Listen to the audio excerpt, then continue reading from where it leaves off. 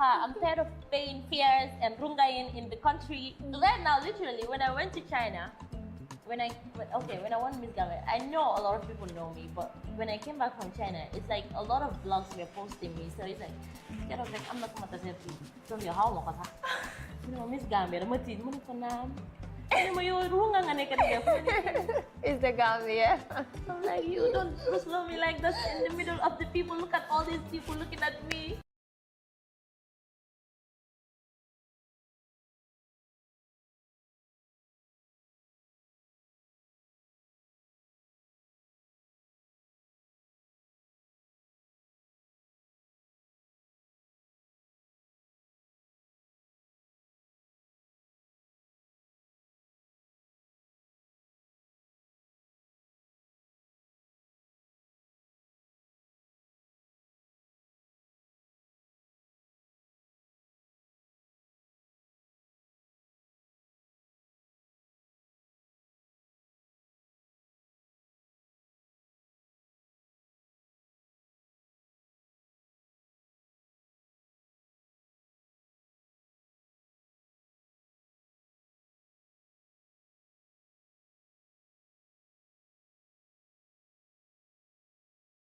Roy Champ doon na soxna bu ñu ràññee fii ci réewi Gambia niki daaw 2024 Miss Gambia moom lañ tànnoon ci jigéen ñu gënoon a rafet te am xam-xam lool teral na réewi Gambia ci Nigeria ak China ren.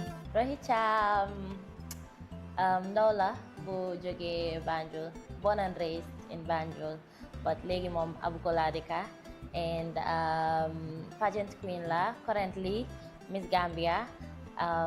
maa ngi doon study journalism divergent dama daw seen course bi and dam dey play basketball, so dam dey def a lot of activities yoo xam ne si arts and culture la nekk. On a normal day, when I come to work from 9 to 5, after work I go straight to the court to train, and I go home like around 9 to 10 p.m. That's like from Monday to Friday. And you wake up early to come to work. Yeah. So the weekends, most of the times I have events. It's either I have a pageant to George or Roy Champ doon na soxna bu ñu ràññee fii ci réewi Gambia niki daaw 2024 Miss Gambia moom lañ tànnoon ci jigéen ñu gënoon a rafet te am xam-xam lool teral na réewi Gambia ci Nigeria ak China ren. Roy Champ ndaw la bu jógee Banjul, born and raised in Banjul, but léegi moom Abukola dëkka and pageant queen la currently Miss Gambia. maa ngi doon study journalism divergent dama daw seen course bi and dam dey play basketball, so dam dey def a lot of activities yoo xam ne si arts and culture la nekk. On a normal day, when I come to work from 9 to 5, after work I go straight to the court to train, and I go home like around 9 to 10 p.m. That's like from Monday to Friday. And you wake up early to come to work. Yeah. So the weekends, most of the times I have events. It's either I have a pageant to George or just to go watch, or I have an event to host, or something else. You know, I'm always looking for money. That's the problem. On a normal day, when I come to work from 9 to 5, after work I go straight to the court to train, and I go home like around 9 to 10 p.m. That's like from Monday to Friday. And you wake up early to come to work. Yeah. So the weekends, most of the times I have events. It's either I have a pageant to George or just to go watch, or I have an event to host, or something else. You know, I'm always looking for money. That's the problem. My plans, there are a lot. I'm planning of launching a brand. Okay. A very beautiful brand, very unique one next year, early next year, before Ramadan actually, inshallah. Saya yung kotoga, Nyaragot. Nala-link, nganyong yung interview. Yung must. Yeah. So I'm trying to launch my brand next year. I'm planning on going for another pageant next year, because right now I need to launch my project also. So I'm planning launching my brand, my project as Miss Gambia, and what else did I say? You are going for another pageant. Yes, that's it. So I think 3 of those right now, for now, yeah. Okay. We can't wait to see Right. what you have for us. I'm saying it here. Yeah. I need a car. Miss Gambia needs a car. I need a car. I'm tired of paying fares and rungayin in the country. Right now, literally, when I went to China, when I won Miss Gambia, I know a lot of people know me, but when I came back from China, it's like a lot of vlogs were posting me. So it's like, I'm not going to say from your house, Miss Gambia, I'm Is the Gambia?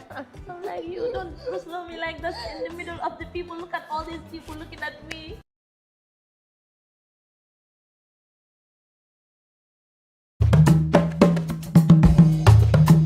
maa leen fi nekkalaat tey si suñ beneen programme bi Baati Askan Bi tey nag dañ ñëw génn si pour waxtaanee li nga xamante ne mooy borom métier yi tey ba si plomberie tey ba ci ñi nga xamante ne mooy mécanique yi ba si ñi nga xamante ne ñooy fii tey ñoom lañ génn pour waxtaan ak ñoom lan ban challenges lañ dee daj si seen kaw si seen liggéey. Kunola ena odiamo na manda do kunola kana e fondo ni kula me anko abetora so machine no so demé outside nga lu sa container bi pour bagage then like yang fait pour siko nga war fay pour guiné ko ci port bi nga war fay tax bi so da nga sene tam lu ko lay jëndé fele xam nga yo da nga ñu fi nga jaay dalasi then from there so ko dem jëna outside da nga nit foreign change so then so demé da nga sa té rédu légui dafa high so bori na ci ñu nga xamné né dañ dé complain ci lool so yo mun lo jëndé dalasi nga ñëw jaay ko dalasi so sometimes so mun a blame am jaakati parts Gambia mbemu kilonti mona da ala bagaso dila ala bagaso marako italo ala bagaso ni ba maranola ya mar ni manta maranola fa ko nyinga asamba dani soma sini mina bula ku kono me an ko manya na kabulaji bi ni ndanga soto soma dota soto nola ay na ala bagaso ata da rabara me an ko ananda kamendi ala family la mana odi family la anata o fenete mana maraku eta reati nya wala ya fili sa so much ni ya tele disturb eta ni la family be balu bolle jide nge luwasi yidi wawatu manade seeda men heba ene kadi ko men naftira be ngure amende haray ko dum me fala business ne kilin na da jani be do soro akame wata de min do mo soro profito ya be dum so ne ya start ko ka struggle ko wala say do ko kolya ban mbokk yi ñoo leen ko déggandoor borom métier nekk na li nga xamante ne ñoo tuux te ñoo amuñ dara li nga xamante ne seen doole rek la ñuy njëriñoo bon nañ leen ne sóoraale ba pare di leen gën a jàppale mbokk yi ñoo leen ko déggandoor lii lañ leen amaloon tey si suñ programme bi Baati Askan Bi di leen dig dajee ba beneen yoon si beneen programme fii si Teledal TV léegi ni ngeen def rek toppale ñu ci suñ kër yu mag yi di Facebook TikTok YouTube ak X jërë ngeen jëf mbokk yi.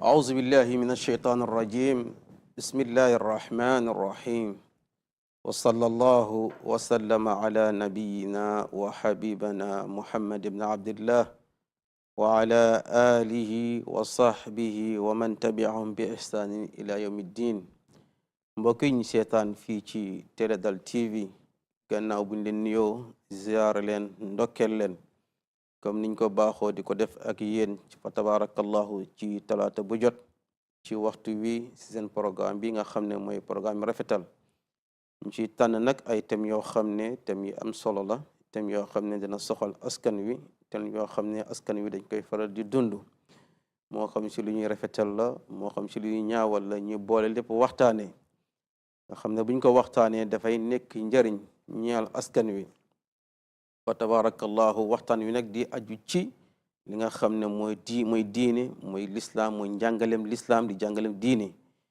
walillahi alhamdu wa shukru ñu ci dalal nag ay boromi xam-xam yi nga xam ne seen xam màcc na ci li nga xam ne moom lañ fas yéene waxtaane ñu ngeen di ko am fii nag Teledal TV programme bi di jëm ak yem live ci Facebook bi ci YouTube bi ci TikTok bi ak ci Instagram bi boo xam ne bu ama am solo la ndax liñ ciy waxtaanee ay njëriñ rek la ñeel doomu aadama yi nga xam ne bu si doomu aadama tënkoo jàpp si loolu mën nañoo wax ni mën na koo njëriñ ndax li yonent bi sallallahu alayhi wa sallam dañuy wax ni ballighu anni walaw aaya nang ma jottale donte benn aaya la sax nang ma ko jot ndax jottali boobu dafay njëriñ te yàlla subhanahu wa taala wax nañ ci alquran fa dhakkir fa in nafaati dhikra dal di fàttali ndax fàttali dafay njëriñ ki nga xam ne fàtte woon waxaat ni tan fa dhakkir fa inna dhikra tanfau almuminin da leen di fàttali ndax fàttali dafay njëriñ ki gëm ndax ki nga xam ne dafa fàtte woon nga fàttali ko loolee da koy njëriñ ki xamutoon itamit nga waxtaan mu dégg loolu bu ko fàttali da koy njëriñ fa tabarakallahu moo taxoon nag tey ñu tànnoon benn thème boo xam ne thème bu am solo la thème la boo xam ne tamit nit ñi dañ koy dund ñii di ci rafetal ñii di ci doxale neneen muy lan muy jokk mbokk nag buñ ko waxee lu am solo la ci askan wi mooy li nga xam ne doomu aadama bi mu juddoo dafa judd ci biiri mbokk gannaaw bi mu juddoo ci biiri mbokk moomu yàlla subhanahu wa taala daf ko digal ne ko mbokk googu nga xam ne danga ñëw fekk ko si na nga fexe rafetal loolu bul fexe ñaawal ko mukk ndax yow sosoo mbokk te mbokk lu mat a bàyyi xel la ndax mbokk saa yi nga xam ne yaa ngi dund rek ñi wi nekk si sa wet ñi sa ëpp ay mbokk lañ kon lu mat a bàyyi xel la moo tax ñu dale si ay boromi xam-xam ñi nga xam ne dinañ waxtaan ci loolu ndax alquran wax nañu ne mbokk gi sax dinaa leen ko laaj ëllëg yawm alqiyama wax ne yaa ayyuha nnaasu ttaqu rabbakum alladi xalaqakum min nafsin waxida wa xalaqa minha zawjaha wa batha minhuma rijalan kathiran wa nisaa pare mu ne wattaqu llaha alladi tasaaluna bihi wal arham na ngeen ragal yàlla ñi nga xam ne ëllëg dana leen laaj mbokk gi ana noo leen ko doxalee woon kon ku siy jëf ci jëflante mbokk na fekk lu rafet yonent bi sallallahu alayhi wa sallam wax nañu nag ne képp koo xam ne bëgg na yàlla guddal say fan yaatal say wërsëg waaye te musul la ci déegu ñaaw yonent bi nee na ngay di jokk mbokk ndax jokk mbokk day yokk fan waaye tamit day yaatal wërsëg waaye loolu yëpp incha allah dinañ si ñëw suñu ki nga xam ne moom la invite ku leen ko de indi seen mbokk Ibrahima Gueye ak ki nga xam ne moom la invite waaye nag dañu dem break rek ñëwaat incha allah bu ñëwaatee ñu daal di présent suñu invite bi ñu doog a dugg ci li nga xam ne mooy waxtaan wi ñu dem break ñëwaat.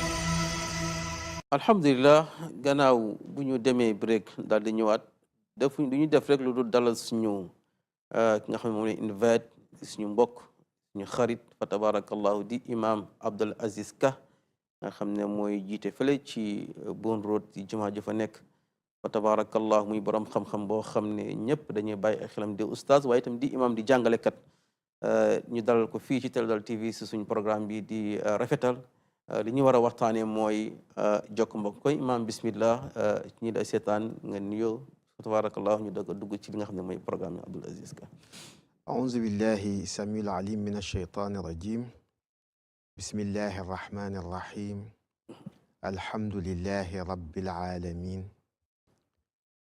حسبنا الله ونعم الوكيل نعم المولى ونعم النصير والصلاة والسلام على أشرف الخلق سيد الوجود وعالم الشهود سيدنا وحبيبنا وشفيعنا ومولانا محمد صلى الله عليه وسلم فضيلة الإمام Cheikh Ibrahim Gueye ñu ngi lay delloo nuyoo di la delloo cant di la delloo ngërmande alhamdulillah di nuyu waa kër gi yëpp alhamdulillah di nuyu itam ñi nga xam ni ñoo ñuy seetaan inshallah fii ci réew mi Gambia ak li ko wër mashallah ci àdduna bi yëpp di leen ñaanal jàmm di ñaan itam li nga xam ni moo ñu fi tax a toog di rafetal mbokk yàlla dimbale ñu bañ mën koo mottali tàmbalee ko ci bismillahi rahmaani rahim waaye àggale ko ci alhamdulillahi rabbil alamin macha allah jërëjëf yaa imam Abdul Aziz Ka fa tabaraka dugg ne am na solo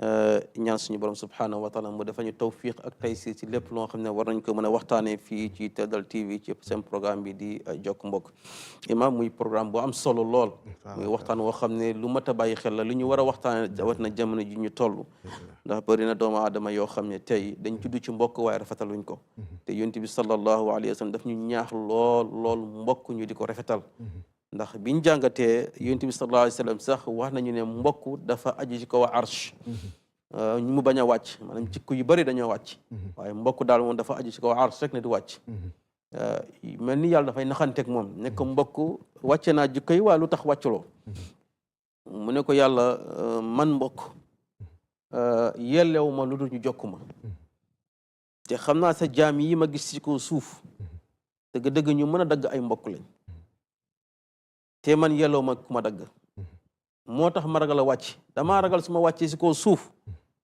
ñu dagg ma te su boobaa dinaa rus sa kanam borom subhanahu wa taala mu mel ni yàlla kon dafa garanti mbokk ne ko wàccal si kaw suuf ma garanti la képp ku la jokk ma jokk ko waaye képp ku la dagg ma dagg ko ba ilaa yawmal qiyaamati kon dëgg-dëgg dañ ciy déggeen dëgg-dëgg ne jokk mbokk képp koy def rek jàppal ne yow yaa ngi ànd ak sa borom subhanahu wa taala jàppal ne yaa ngi ànd ak yàlla foo mën a nekk waaye saa yoo daggee mbokk rek bàyyi xel ne yow ak sa borom subhanahu wa taala def leen nen imam loolu lu mat a waxtaane la jamono ñu toll ndax dagg mbokk gi doy na waar trop ci sa askan wi ak ci nekkin wi ci kër yi ci lépp nag tabarakallahu ya imam ñu war ci waxtaan bu baax a baax tabarakallahu imam macha allah waaw Cheikh Ibrahim ni nga ko waxee noonu la alhamdulillah jokk mbokk dafa nekk loo xam ni yéen nga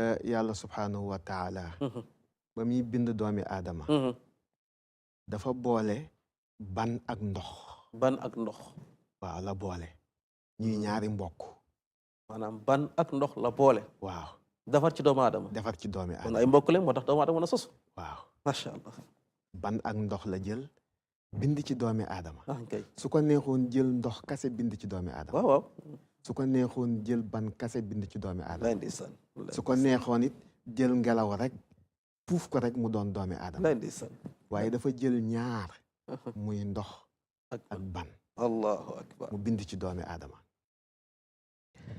kon doomi aadama boobu mu bind ci ñaar jël maam aadama ci boppam gannaaw ba mu bindee doomi aadama muy maam aadama mu jël maam aadama génnewaat ci Hawa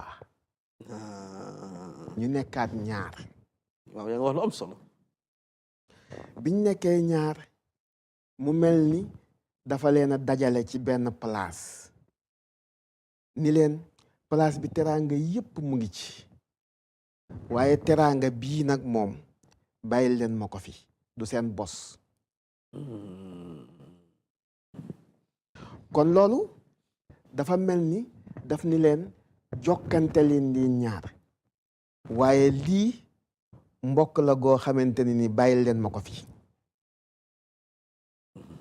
lekk leen lu leen soob waaye garab gi bu leen ko laal dëgg la garab googu mën nga cee jël waxuma ni mooy mbokk de waaw waaye dañuy joxe exemple rek naam garab googu mu jël ko waaw teg ko fële wàcce maam Adama ak maam Hawa naam ci li nga wax léegi ci laay nekk ba tey dëgg la imam ni leen léegi lii garab gi mooy mbokk gi wàcce na lépp waaw bàyyi fa bële ni ko bul ma wàcce garab gi ni ko bul ma wàcce allahu akbar soo ma wàccee dañ may lekk dañ may dog ndeysaan yàlla ni ko ah déedéet foo jaar nag di nga wàcc fekk si leen parce que ñoom ñoo ko laaj maam Awa ak Adama maam Awa ak Adama ñoo laaj jokk mbokk est-ce que yàlla subhanahu wa taala ni ko te nga ma ko fee bàyyi rek ñu ni dañ koo soxla ci kaw suuf est-ce que yàlla daal di wàcce mbokk ci boppam laa ilaha illallah bi mu wàccee mbokk ci boppam ni leen kon mu ngi nii yéena ko laaj ma isil leen ko kon képp koo xam ni dog nga ko man dinaa la dog subhanallah te yàlla ku mu dog pare nga subhanallah yal nañ ci yàlla musal nañ ci yàlla musal imam te yàlla moo la bind indi la ci kaw suuf indi la ci kaw suuf sa lépp moom sa lépp moom la kooku nga dog ak moom waaw imam dog ak waajur sax dafa garaaw waxtuma la dog ak yàlla nag léegi yàlla ni la bul ko dog ndax mbokk googu sa diggante ak yàlla subhanahu wa taala ci la bokk waaw relation la waaw wax nga dëgg sa diggante ak yàlla subhanahu wa taala ci la bokk waaw sa diggante ak sa ndey ak sa baay ci la bokk waaw sa diggante ak say brother ak say sisters ci lañ bokk sa diggante ak doomi aadama yi nga xam ni doomi aadama lañ ngay doomi aadama ci lañ bokk ata sa soxna yi sax sa diggante ak sa soxna yi ci lañ bokk sa diggante ak doom yi nga jur ci lañ bokk ak doom yi nga jurul ci lañ bokk wallaay ndeysaan sa diggante ak wool bi yëpp ci lañ bokk allahu akbar moo tax mu nekk lu diis loo xamante ni nii yàlla subhanahu wa taala buggul ku ko dog ndax relation la boo xam ne dafa yi mu jokk moo bari dafa jokk sa lépp loo xamante ni sa dund la gu nekk fii ci biir yaa ngi nekk environnement bi yëpp waaw képp koo xam ne nit la waaw kooku da nga war a jokkoo ak moom da nga war a jokkoo ak mooy nga rafetal jëme ci moom te bul ñaawal mukk jëme ci moom yaay ñaawal jëme ci rawatina mbokk gi nga xam ne moom la yàlla boole ci mbokk deret waaw macha allah yaay ma moo tax aaya bi nga wax léegi wa aati zil qurba xaqahu wa aati zil qurba xaqahu dëgg la ki nga xamante ni nii mooy sa jegewaan ki nga jegelenteel ci deret naam na nga ko jox xaqam imaam lan muy àq sa ki nga jegenteel ban façon àq la ñu war a jox kooku mooy àq bi nga xamante ni nii yàlla jox na ko nga delloo ko bi maana yow ak sa soxna waaw relation bi nga xam ne moo dox seen diggante da nga koo war a jéem a matal sa kémtalaay kàttan relation bi nga xam ni moo dox sa diggante ak sa njaboot da nga ko war a jéem a mottal sa diggante sa kémtalaay xàqan loolu mooy jokk bi nga leen di jokk kon su boobaa waaw mooy jokk bi nga leen di jokk bu dee sa soxna la li war ci moom ci wàllu dépasse li war ci moom ci wàllu lu mu sol lu war ci moom ci wàllu lu mu lekk li war ci moom ci wàllu fu mu dëkkee li war ci moom ci wàllu yéen ci biir néeg bi yépp daf ko war a matal daf ko war a matal yow mii ku góor gi moom tamit xaq bi dox sa digganteeg moom daf ko war a matal te loolu yëpp day dugg ci jokk mbokk rek loolu lépp dafay jugg ci jokk mbokk ndax xam nga su fekkente ni yaa ngi koy jéem a matal dëgg la loolu relation xam nga yàlla li mu jublu ci loolu lépp mooy la waaw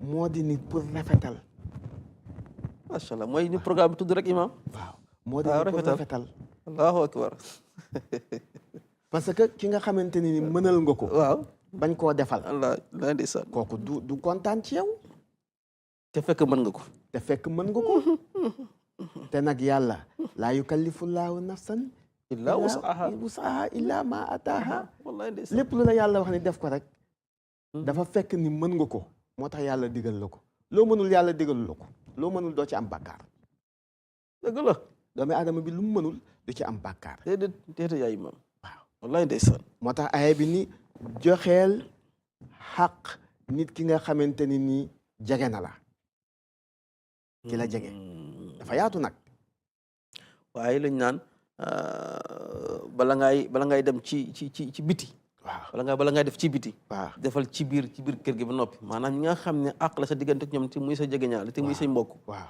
te way jur la waaw sa njaboot ji la sa soxna yi la ñi nga yar nekk ci kër gi ñoom ñëpp da nga war a matal seen àq ñoom waaw ndaata ngay dem matal àq keneen waaw parce que ñoom ñoo la gën a jege comme ni nga war wa aati zil qurba xaqahu mooy ñi la jege ci biir kër gi ñi la jege ci biir tabarakallah soo ci paree nag ci biir kër gi wal miskin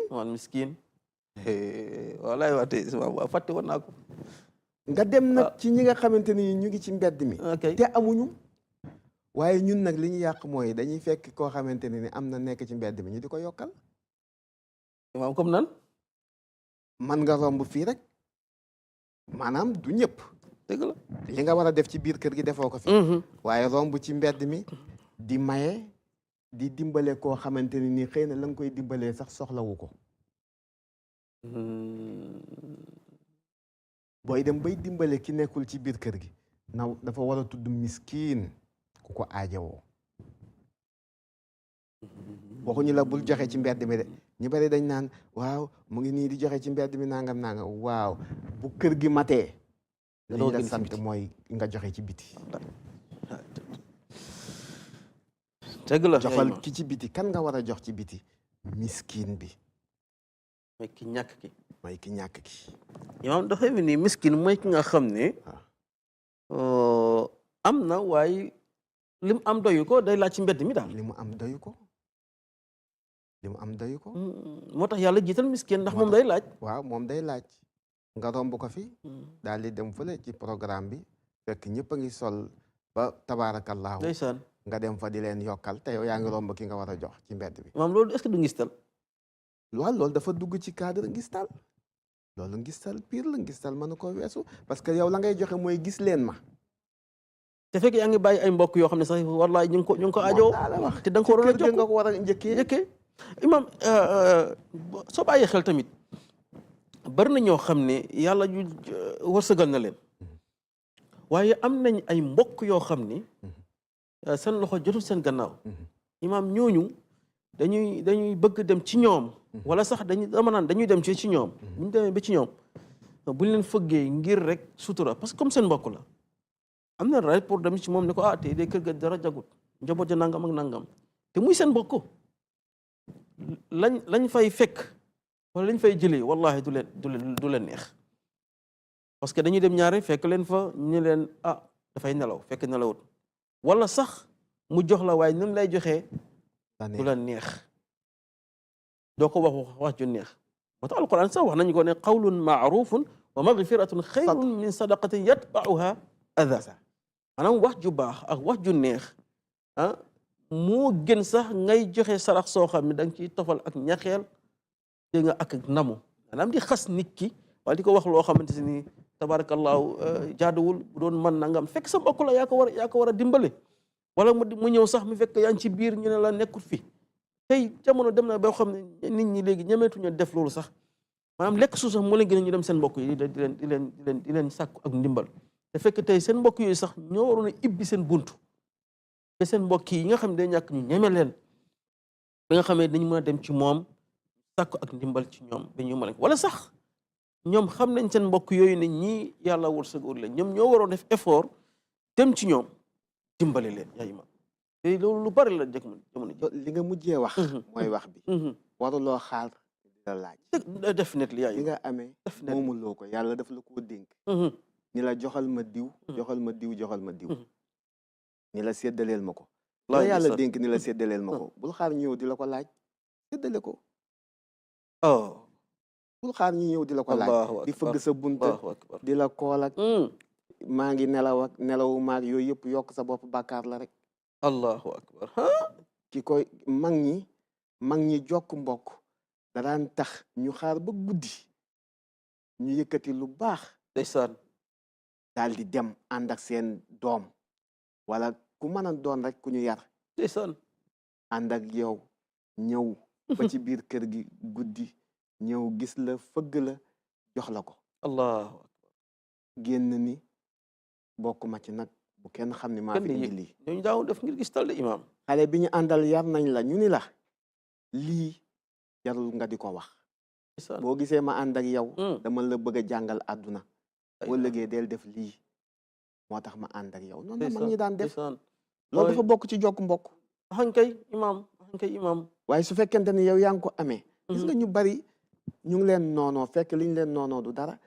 dimbale wuñ seen mbokk yi noonoo leen imaam suñu benn sëriñ dafa mu ne yow da nga bëgg nit ñi bëgg la te yow nga am li ñuy bëgg waaw te te may xaalis waaw te nga ne doo joxe li ñuy bëgg nga bëgg nit ñi bëgg loolu mënta ne loolu mënta nekk mënta ne wallaay di imam ni nga koy fajee nag mooy ngistal dem ci mbooloo rek génne fa ñu ni diw waaw fa la yam loolu nga ci am loolu nga ci am te bu Wallaay ëllëgee bu la yàlla yërëmul mën na la duma parce que yàlla wax na ci ngistal loolu du suñu temu tey duñ ci wax waaw waaye nag loolu bu ëllëgee yàlla da lay duma parce que bëggul koy ngistal ankay parce que bi nga koy def yàlla taxul nga koy def taxut parce que am na ñu bëri ñoo xam ne aajo woon nañ ko te ñu jege la lool sox aajo woo ko lool waaye da nga leen fa ñukk dem di ko jox koo xam ne daanaka boo ko joxee sax du yëg ne sax jox nga ko du yëg ni jox nga ko ndax xëy na yow bul moom bu la ëppale yu ëppaloo ko waaw la tax du ko faale bokk mooy si jokk mbokk yàlla subhanahu wa taala moom xoli jaami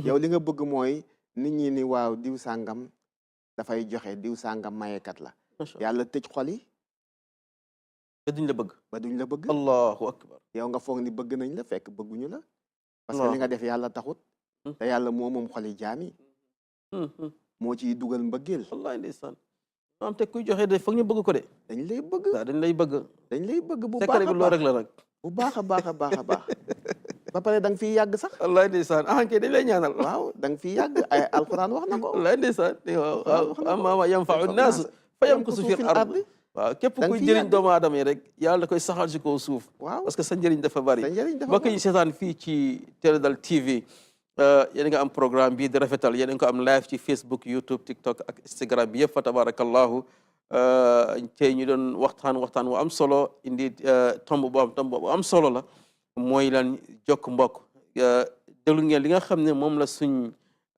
invité bi wax léegi ci jokk mbokk ak nu mu ko indee ci picc maam Adama fa tabarakallahu mu indi si waxtaan yu am solo yoo xam ne doomu aadama foog naa ne boo ko dégloo dana nekk njëriñ pour moom di leen ci bàyyiloo xel ne nañ ko seetaan ci live imam dafa mel ni mbokk ñetti dana ko dox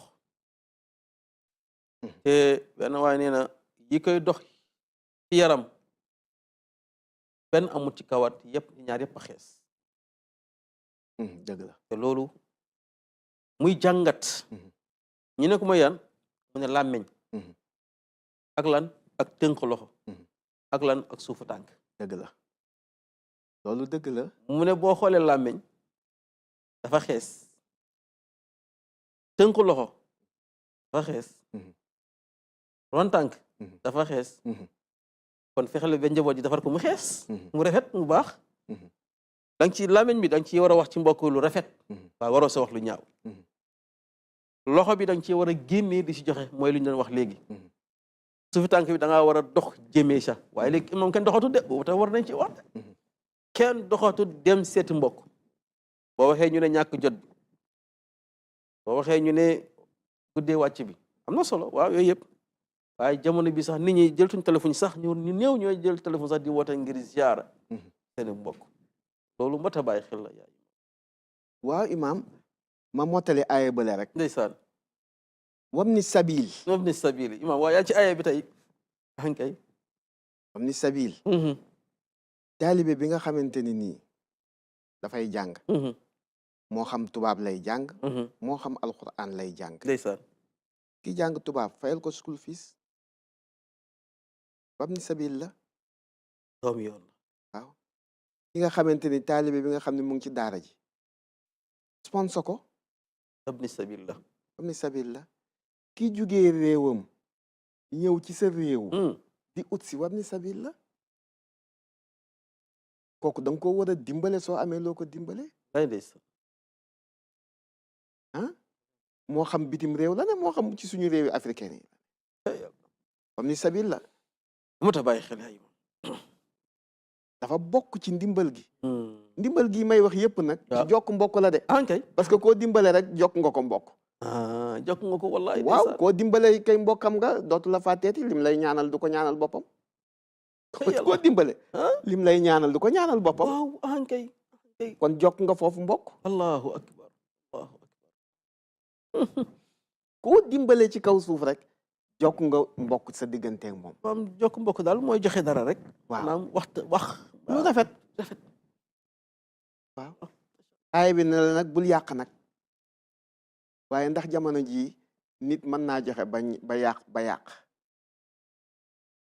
oh benn correction la ñaari ansa la maanaam imam foofu janaa mat naa leeral de su fekkente ni waaw li nga amee yaa ngi ciy joxe farata ñi ngi ci war a jox sa njaboot say mbokk waaw say dëkkandoor waaw say àndandoor ankay jumaa jaag yu mu ne daara jaag yooyu yàqu du fa mën a ne parce que fi nga ko dugal ci yoonu yàlla la yoonu yàlla la laay de boobaa yàq du fa mën a ankay waaye soo ko jëlee nag dugal ko faneen fu yàlla soxla wut boobaa yaa ngi yàq la tufsidu fi l ardi baada islaahiha laay de ngay yàq si suuf si gannaaw bu yàlla rafetalee suuf gannaaw bi yàlla rafetalee suuf yàlla dénk la alal nga di ko dugal foo xam ne fu bon la wala tubazir tabzira tabzira inna al mubadirina kaanu ixwaana shayatin wa kaana shaytaana li rabbihi kafura wallaay ndeysaan kon boo ko dugalee fi la yàlla sant rek bu boobaa nekkatul yàq jokk mbokk lay nekk jokk mbokk lay nekk allahu akbar waaye soo ko dugalee fi la yàlla aye rek bu boobaa yàq lay doon dootul nekkati jokk mbokk dootul nekkati jokk mbokk macha allah ak wax lu am solo te loolu mbiri seytaane la waaw yàlla ne yàqkat yi ñoom mbokkam seytaane lañ ñu yàq ay mbokkam seytaane waaw te seytaane dafa weddi yàlla waaw laa ilaha illallah moo ta bàyyi xel kon bul jël sa bopp mbokkale ko seytaane ndax mooy yàqee noonu alal waaw mooy yàqee noonu alal ca yàlla nga laaj fi nga ni li nga xam ni mooy dox mbokk benn amu ci karaw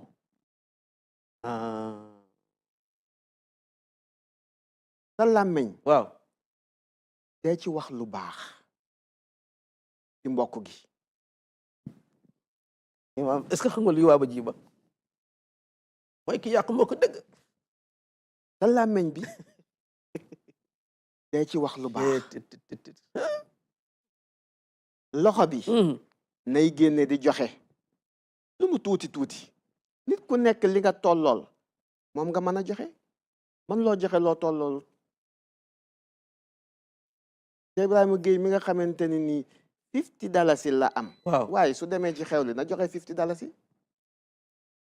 bañ a rëy bañ na ne suma gaay ñu ngi joxe 200 waaw man aw ma déedéet yow li nga am rek joxe ko loolu ma yàlla gërëm ko ki amee 500 na joxe 500 ki amee 50,000 na joxe 50,000 ngir yàlla nag imam waaw def ko ngir yàlla waaye bul jël alal yu bëri di ko joxe ngir ngistal mooy li nga fi wax léegi rek yaa sibillah loolu loxo bee ko moom tànk bi soo jugee di doxi mbokk ga ngay doxi na doon loo xam ne da ngay defar waaye bul jug yëkkati sa tànk di dox loo xam ne da ngay yàq wala am solo léegi nag ci développement u doomi aadama ak seytaane ni la léegi dinaa la utal mobile bi moom mën naa dox mbokk gi mën naa yàq mbokk gi ay ndeysaan advantage la waaw advantage la waaw da ngay jóg tànk yaa ngi dox nga dem ci taabal bi jël sa mobile waaw loxo bee ko jël tànk bi amul loxo de amul karaw de yaa ngi dégg waaw léegi nag nga ñëw làmmiñ bay dox mbokk gi léegi nag làmmiñ bi bu boobaa nag tànk bi jëli na mobile bi loxo bi téye na mobile bi làmmiñ bi di wax imaam jërëjëf imaam waaw léegi nag lan lay wax ndax lu baax lay wax wala lu ñaaw lay wax allah waay macha allah moom foo ko yabal rek mu dem fa waaw moom yónneekaay la rek ndeysaan ba tey léegi sax imaam dem na ba groupe yi yëpp dañ ci am groupe yi mbokk yi yëpp fa tabarakallah lu am solo la lu am solo la waaye nag di nga gis ñoo xam ni bu ñu dégloo groupe bi ba pare dinañ oote waat de moo dégg nga diw li mu wax ci groupe bi waaye diw mi nga foog ne amul problème diw mi lii war na koo waxee te fekk na yàlla xam na ni diw sax boo demee lu baax la ci jublu de waaye xela ma ni toll jubluwu ci li nga ci jublu de yow yaa déggee noonu waaye moom jubluwu ci loolu de wax dafa laaj déggin waaw ifin bu fekkee dafa ñaaw sax yow duggal nga rafetal li am solo. waaw duggal nga rafetal waaw rafetal ko ba mu rafet. rafetal ko ba mu rafet tabarakallah ndax waaw. mën naa juum. waaw wax mën ba naa rafetalal rek. waaw rafetalal rek waaye bul kool kaneen di ko wax wala nga dugg diw ni nga waxee nii naa déedéet yàlla santu la lool de yàlla lim la sant mooy nga rafetal rafetal mooy jokk mbokk wa ahsinu inna allaha yuhibbul muhsinin la ilaha illa allah daa di rafetal yàlla ku bëgg koy rafetal la barakallah rafetal mooy jokk mbokk liñ fiy wax yëpp mooy jokk mbokk gi de parce que liñ fiy wax yëpp su jagee rek mbokk gi jag maanaam te li ñu war a jagal mbokk gi jamono bi waaw mbokk gi nag ñaar fi mu toll nii dañoo taxaw mooy yan mooy seytaan dafa taxaw pour yàq mbokk parce que waxoon na yàlla ni ko dinaa yàq waaw seytaane ci boppam te sallallahu alayhi wa sallam wax ne seytaane dafay daw ci deretu nit ki comme ni deretu nit di dawee ci nit noonu la seytaane di dawee ci biir nit moom seytaane ci boppam kon seytaane mu ngi play game ci biir société bi ci des mooy naf sa bakkan bi waaw nga toog xalaat dara ni kii nu ma koy yàqee loolu du seytaane loolu yow la yaa toog ak sa xel inna nafsa la amaaratun bisu waaw mu lay digal lu ñaaw bon ñaar yi ñu ngi taxaw fi mu toll nii pour yàq mooy sa bakkan bi ak seytaane bi waaw maam nga gis nga ñaar yooyu na lu ñu war a seet noonu leen waxtaanee ba kenn ku ne xam lan mooy bakkan ak lan mooy seytaan ma sa bàyyi xel la bakkan mooy li nga xamante ne nii yow yaa toog decide ni man lii dama koy def ci lu bon lii dama koy def yaa toog xalaat ni diw sàngam dama koy yàq diw sàngam mii waaw dama koy yàq du fi tekkee du fi baaxee du ko fi amee du ko fi te yow binduloo di sàngam moomuloo ko dundaluloo ko ifin soo koy dundal sax waroo koo yàq parce que ki ngay dundal xamoo ni yàlla moo jël wërsëgam jaarale ko ci sa loxo soo ko dundalatul li mu war a dundee ci yow waaw yàlla day téye lool de koo gis nga di ko dundal wërsëgam yàlla moo ko jël jaarale ko ci sa loxo boo téyee sa loxo ci moom yàlla téyee sa loxo ci yow waaw xanaa kay kaneen ngay dundal yàlla jëlaat wërsëgam kooku di ko kii waaye kële moom jeex na pare nga ci moom koy dundal ma jox la exemple waaw koy dundal bu génnee àdduna wërsëgam jeex na waaw wërsëgam jeex na ci yow dogu na waaw noonu la mel wax nga dëgg noonu la mel nga dëgg yaay maam boo ko dundalutul rek yàlla dog ko waaw yàlla daf lay yëgal ni kenn ku nekk man maa amee wërsëgam wa ma min dabbatin fil ardi illa ala allahi rizquha ay wax nga dëgg ay maam waaw te kenn manta xañ kenn wërsëgam kenn manta xañ kenn wërsëgam moo tax na rafet soo ko jéemee rek yaa ngi ñaawal ci sa bopp lay këpp ay waaye nañ rafetal dëkkandoor yi mbokk yi léegoo-léeg nga tëjal mbokk gi nga tëjal kii foog ni créétal nga ko ba fi muy liggéeyee yàq nga ko ba dootul amati salari bi yàlla ubbil ko salari bu ëpp bi mu doon am fii ay la shakka maanaam yàlla lépp lu mu def am na lu tax am na lu tax waa ji waxoon ne bu yàlla rëddee nga effacé mu rëddaat nga effacé mu rëddaat nga effacé daf lay effacé rëdd daf lay effacé rëdd lay effacé rëdd mënoo ci dara lay effacé rëdd moo tax bul jéem a xañ kenn wërsëgam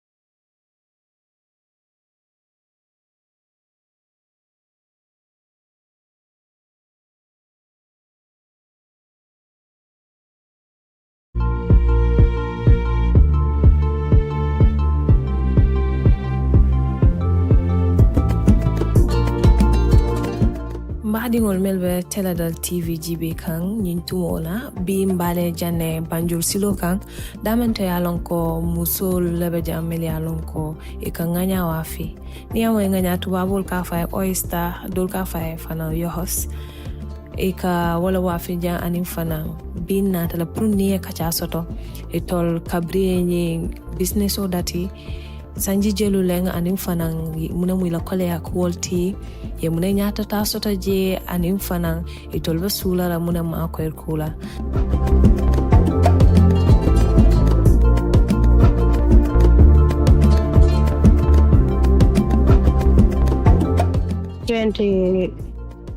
years months ligéey loolu moom yàgg na léegi nga dooree depuis ba léegi 24 years lan mooy woon sa jafe-jafe si liggéey bi liggéey bi suñu jafe-jafe mooy fu mu nekk nii ñun gaal lañ bugga ak fi ñuy dencee yoxos parce que ñu amoon benn usine boo xamante mun nañ ko am place bi soo jaayee ba mu des nga dugal ko fa parce que ñun fu mu nekk nii ji nga suma fridge bi nii sàcce ñoo ko yaxa dañ doon def suñu jaayee bu desee yenn fii si factory bi jënd glace ñoo glacé yoxos léegi dangay jënd nga ñëw glace nga ñëw fekk ni nga muur yëpp fekk gaa yi ñëw ubbi ko jël yëpp ba pare ñi dem léegi mujj bi fële la ñuy ñaan si magasin bu nekk fële ñu yóbbu suñu fridge soo jaayee ba mu des nga dem jënd glace si factory bi nga dem glacé sa yoxos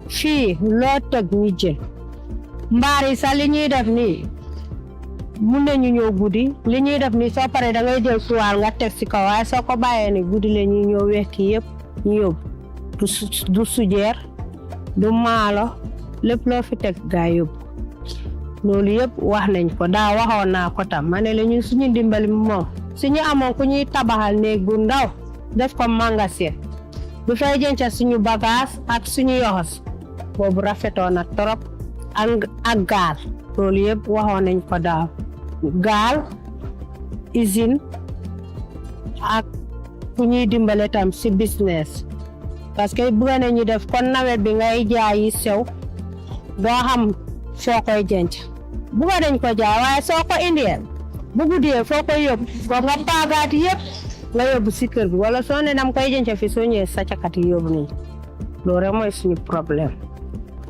waaw business bi am na changement parce que fu mu nekk ni ñu ngi toppatoo suñu yoxos lu mu waree wala ngay jaay da ngay sol glove da ngay kooba sa yoxos bi loolu yëpp dañ ko dee def te doo tilim te yaa ngay jaay wala nga raxas client bi da nga war a raxas sa loxo ba pare nga use glove nga jël sànke muuru yoxos bi pour dara bu ko topp waaye benn tey ñu ngi ñàkk a dimbal ba léegi dañu lay ne nga wax dina baax daa wax na ci suñu daati géej wax na ci suñu moo tax ma ne woon du ma wax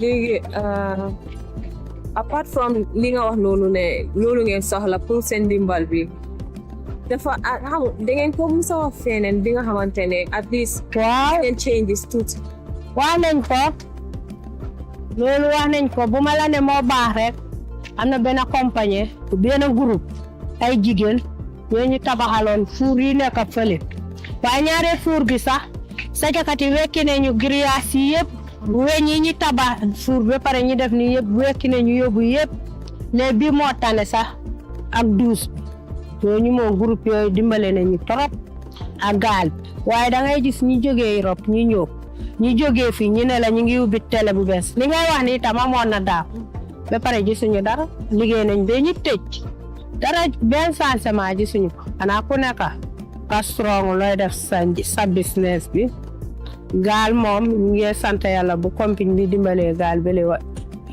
yemuñu de parce que gaal yi ñu ñoo ëpp gaal yi waaye dañ dee mane ñi liggéey ak gaal da ngay gis te da ngay dem fële nga toog sa morom mu mun a dem nga loolu ta business bi du la mën a may nga dem kanam yaa ngi war a dugatee ne nga dugg waaye fa nga toog soo toogte sa morom ta du dem uti lu muy jox njabootaan moo tax ñu dañ ko dee awalante yéen yoxos fan ngeen ko dee jëlee ñu yoxos dañ dee dem fii jóobe si géej bu mag bi suñu gaal yi xam nga banta la ko dee use dañ dee dem fii ba comme sooy génn géej bu mag yëpp dañ fa dee dem uti yoxos. léegi mbaa am ngeen tools yi nga xamante ne yooyu ngeen di use soo leen a dem uti yoxos comme ça li ngeen a use pour génne nga gis ne da ngeen a mun a protect seen loxo yi. loolu noonu ñoo ko dee jënda da ngay dem marché nga jënda glove nga jënda looy liggéey nga jënda paaka jënda glove pour salo ya kawaas sa tànk yi yooyu yëpp dañ ko dee jënda ku nekk balaa ñuy commencé nga dem jënd sa bos noonu leen dee def. léegi bi nga dooree ba léegi business bi ban njëriñ la la asil. business bi maa ngi koy sant yàlla di koy gërëm moo gën nga dem liggéey sa morom jigéen nga xaar ba weer bu dee mu fee la léeg-léeg doo ci am baat bu neex waaye liggéey sa boppa moo daaxa parce que tey boo sonee nga tëdd nelaw sa njaboot suuf si bureau di nga tëdd ba bés bu mu wéree te kenn du la ne kaay liggéey suma liggéey bi nga bàyyi dinaa ko tiire moom bu ma doon liggéey mooy bu ma wësne suma doom bi balaa may commencé fii sax dama suma doom bi dafa feebar ma toog waaye bu weer bi dee daf ko tiire te jamono boobu maa ngi doon liggéey 350 daf ko tiire ku jox ma 250 léegi ci la suma maam indi ma fii may liggéey moo tax ma ne bii sant na yàlla parce que tey soo amee tolof di nga toog bés boo pare soo amee dëj tam di nga dem ba say la neex nga ñëw nga liggéey pour sa njaboot waaw kii de moo gën parce que man mii suma jëkkër bu mu gaañoo ba léegi foofu laa dee fay xale school foofu laa dee du ma luwaas de waaye foofu laa fay xale school foofu laa jënd suñu dunda yëpp te taxaw ma kenn moo tax ma ne am na njëriñ waaw. léegi yow ban dimbal nga soxla pour nguur bi wala képp koo xamante ne mu ngi seetaan programme bi mu jàppale leen. man kay ndimbal bu ma bugg ren maa ngi ne sa weer koor ganaa jaay sipa jën moo tax ma defar mbaar bale bugg naa fa jaay sipa jaay jën jaay carotte jaay green pepper jaay nawel yëpp te jum yoo xamante ne lu doomi aadama xalaat bugg naa ko jaay ren waaw loolu yëpp maa ngi ci naan dimbal di sulo dama ñaan ci lañ ma may projet yele ma def waaye benn tey jeexul dama war a def si suuf yëpp pare ma wut ku may defar foofu ay box léegi si waxtu buñ nekk nii yow dafa mel ni yoxos kese nga nekk di jaay waangu waaye yaa ngi déedéet jaayaguma yoxos sax ñu xam nga time bi duñ dee jaay ñu weer ko lañ de commencé fii ñun de time bi da ngay dem jënda nga ñëw jaayaat waaw noonu lañ dee def ñun time bi paañi lañ dee ut yoxos sam si barki démb la dooga door waaye ñun liñ fi nekkee yëpp yeneen i karaab ñun paañ ñoo leen dee ut di ñooy foraatu ba bu yoxos commencé ñu liggéey. kon dafa mel ni time bii nii yoxos amagul. waaye yéen a ngi jàpp si crab ak paañ waaw. si parce que sax dooraguma ko parce que amaguma xaalis ma koy jënd sax. waaw léegi yéen fii da ngeen fi dee nekk depuis ban waxtu ba ban waxtu. yoxos moo su ubbiyee dañ fi dee nekk di nga ñëw 7 wala 6 sax. si suba. bu doon da nga war a jaay di nga war a ñëw 6 nga mun a lakka yoxos bi balaa nga fay pare xam nga ñu fi jaay time la soo guddee doo am njarte moo tax doon dee teel a ñëw ñun time yoxos 6 da ngay jóg 6 nga ñëw di fi egg si 7 waaw paañ bi tam bi ñuy foraatu ni moom lay soo bés boo ko war a ñëw baxal nga jaay da ngay ñëw 7 nga ñëw baxal ko nga jaay noonu lañ dee def. léegi yéen naka ngeen dee defee seen jaay bi da ngeen ko dee def si la mooy highest price bi ak lowest price bi.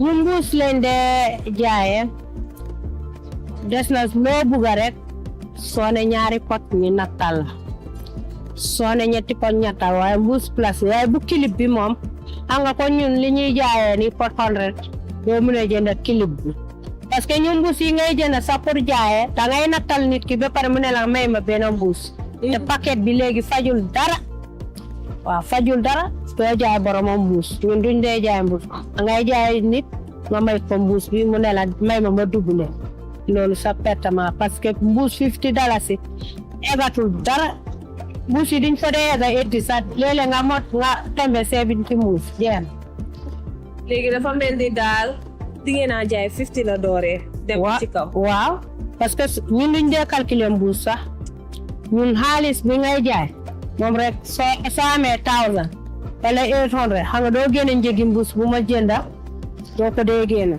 saabu bi ngay fóot sagar yi ngay jaayee ak eau de Javel bi pour affaire jàngoro yëpp doo ko dee kii photo bi ngay use pour suñu loxo yëpp yooyu doo ko dee bind foofu maanaam ñun daal mun naa ne ñun ñi ngay jaayee sa pot $60 parce que liñ koy jaayee 100 yaa ngi jënd ay mbuus te nga jënd ñaari paquet $100 sooy jaayee nga jënd ñaari paquet loolu soo ko naree génne mu ngi mel ko yow am loo fi dara mu ngi mel comme pot 60 nga koy jaayee waaye soo ñëwee ñu ne la yoxos dafa seer pot $100 lan la faj ma dem jënd ndawal moo ma gënal te yoxos ni ngay gis nii da ngay dem uti mata ba pare mata boobu soo mënutee gor da ngay jënd mata bi te soo jëndee mata 3000 wala 4000 boobu du la yóbbu ñaari weer benn weer bi sax léeg-léeg du doy waaye soo paree yaa ngi ko lakka soo paree nga xolli ko boromam nga defal ko ba mu baax waaye su ñëwee mu ne la lii dafa seer gis nga yoxos daal lu tax de fa fekk liggéey boo xam ne danga ko miin ba pare bugguloo nga dem liggéeyal sa morom jigéen di la ci xeeb loolu rek moo tax ñu jàppal waaw. léegi wax ñu process bi naka la dee demee soo leen demee si géej bi ngeen asi ko soo leen ñëwee naka ngeen ko dee defee process bi naka la. su ñu demee si géej soo ñëwee léegi sax dañu dem ba mu yàgga mun a ñu jàll parce que ñu fii lañ dee teer léegi su ñu tombee gars yi di wàcce liggéey ba moto du taxaw mu may la nga jàlla sa saaku yoxos bi nga yenn dañ dee daw même sa nga def nii duñu taxaw mu jëbbi ñu wax benn góor mu ngi tudda Moussa kooku moo dee ñëw suñu teeree mu roñ suñu yoxos ñu fee ko waaw parce que fii moo gis naa ne respect ñu jigéen bu yenu dara daal parce que soo ko yëkkatiyee nii loxo sax pour mu may la nga jàlla du la dee may loo leen dee daw ba groupe bi jee léeg-léeg da ngay yenu ba sona nga sànni ko fi nga delluwaat. waaw comme ça lu moo doon laajte mooy soo leen demee si géej bi ngeen jël ko after soo leen ñëwee fii yoxos bi da ngeen ko dee xooli wala. comme soo demee tey si géej nga ut ko ëllëg nga ñëw nga defar ko.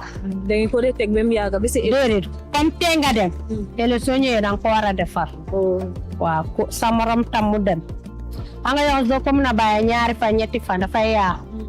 waaw te yoxos moom comme time seddaay sa waaye tàngaay dafa gaaw mun nga ko indi te mu toog fa ñaari fan rek am na problème doo ko mën a jaay.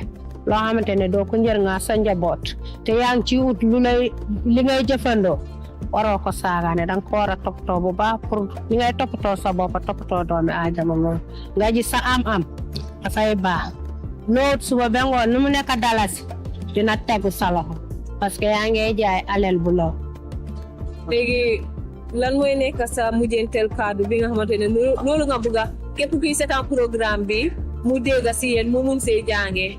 man kay lu ma bëgg a mooy suñu ma mujjante kaddu ana ñi dimbale ñi tabaxal ñu usine bu ndaw rek pour képp koo xam ne mbooloo njaaykati yoxos bu nekk fi nga jënca fa sa yoxos bu bés boo war a jaay bu jotee parce que ñun duñ day jaay dañ def groupe ñii si njaayee te ñuy jaay ëllëg nga dem génne ko nga jaay ñaam fi ñuy jënca suñu sujeer ak suñu yére yaa mun a ñëw tey nga ñëw yére yi nga dee use fii nga liggéey nga fekk yóbbu nañ fu mu nekk nii ni nga toog nii ana samaro soo amee ñaar moo abal la noonu lañ dee def.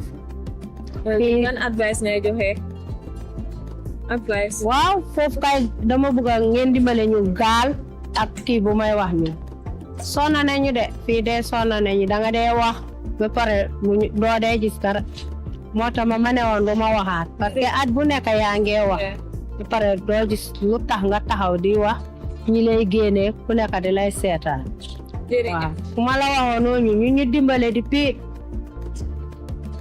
boobu laa bureau suma doom bu ndaw bi am na ren 12 fii ñoo ñu sampal kii bi fuur bi ak duusi ak gaal yi tam yooyu moom ñooñu laa ne seen kii bi dimbal bi ex na waaye yi ñuy wax yëpp doo gis dara wax nañu daaw am na ku ñu newoon daaw sax nañ dimbale ñooñu Banjul lañ jóge ñu wax leen ñu ne gaal ñu ne bu soobee yàlla dinañu gis gaal am na ñaari at gisatuñu keneen ki moom mi rob la jógee mu ngi tudd Ascenso yóbbu suñu nataali ba pare gisuñu dara man foofu la suma mag gisee sax foofu la suma mag gis ma mu ne ma gis naa la ñu ngi leen di génne télé dama taal télé bi ma gis seen photo tam si suñu marché bi noo leen day ñëw ñu photo ñu ba pare doo gis dara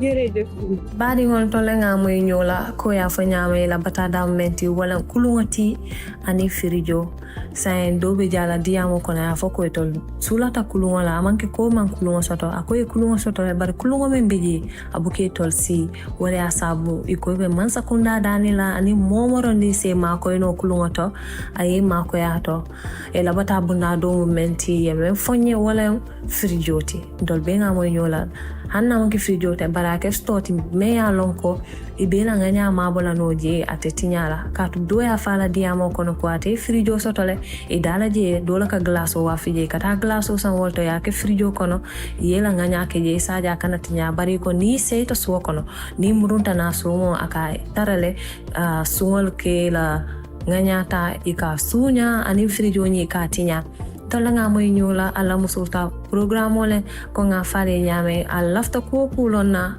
programme to asadu non social media platform to memu Facebook ti TikTok ani YouTube musulta programme le musul ba ko to be duna jele nieta nga kacha suto nga natale anal badima awasane bi na cameraman muse ko ba ki jaralti ani na editor be tentulambe jayla fo sila koteng ala barka baki.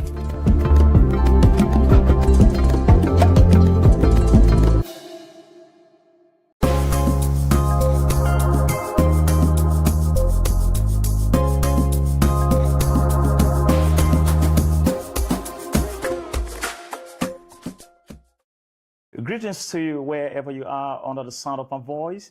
This is the Pan-African Drive, a platform that is meant to inspire and motivate the current generation of young Africans in the actualization of their respective dreams, preaching the message of peace and national unity, as well as revitalizing the Africanization policy that speaks about good governance, social justice, democracy, human rights, and most importantly, the African unity. You've heard about the African solution to the African problem. That is the essence of the Pan-African Drives, and it comes away weekly on Teledal TV, the best online outlet, not just in the Gambia, but by extension the rest of the African continent. With me, Tony Michael Howell, your host. And for today's edition of the Pan-African Drive, we are super honored and privileged to be in a very close conversation with a politician by practical action with a taste of Pan-Africanism. She is Madam Mary Sok Jabi, and she's going to be sharing her expertise on the national and the continental cohesion when it comes to the ideas of Pan-Africanism by the pioneers of Pan-Africanism. So should I say to you, welcome to this platform. We're very super honored to have you here today. Wow. Thank you so much, Mr. Howard, for really having me on your platform, the Teledal TV. Okay.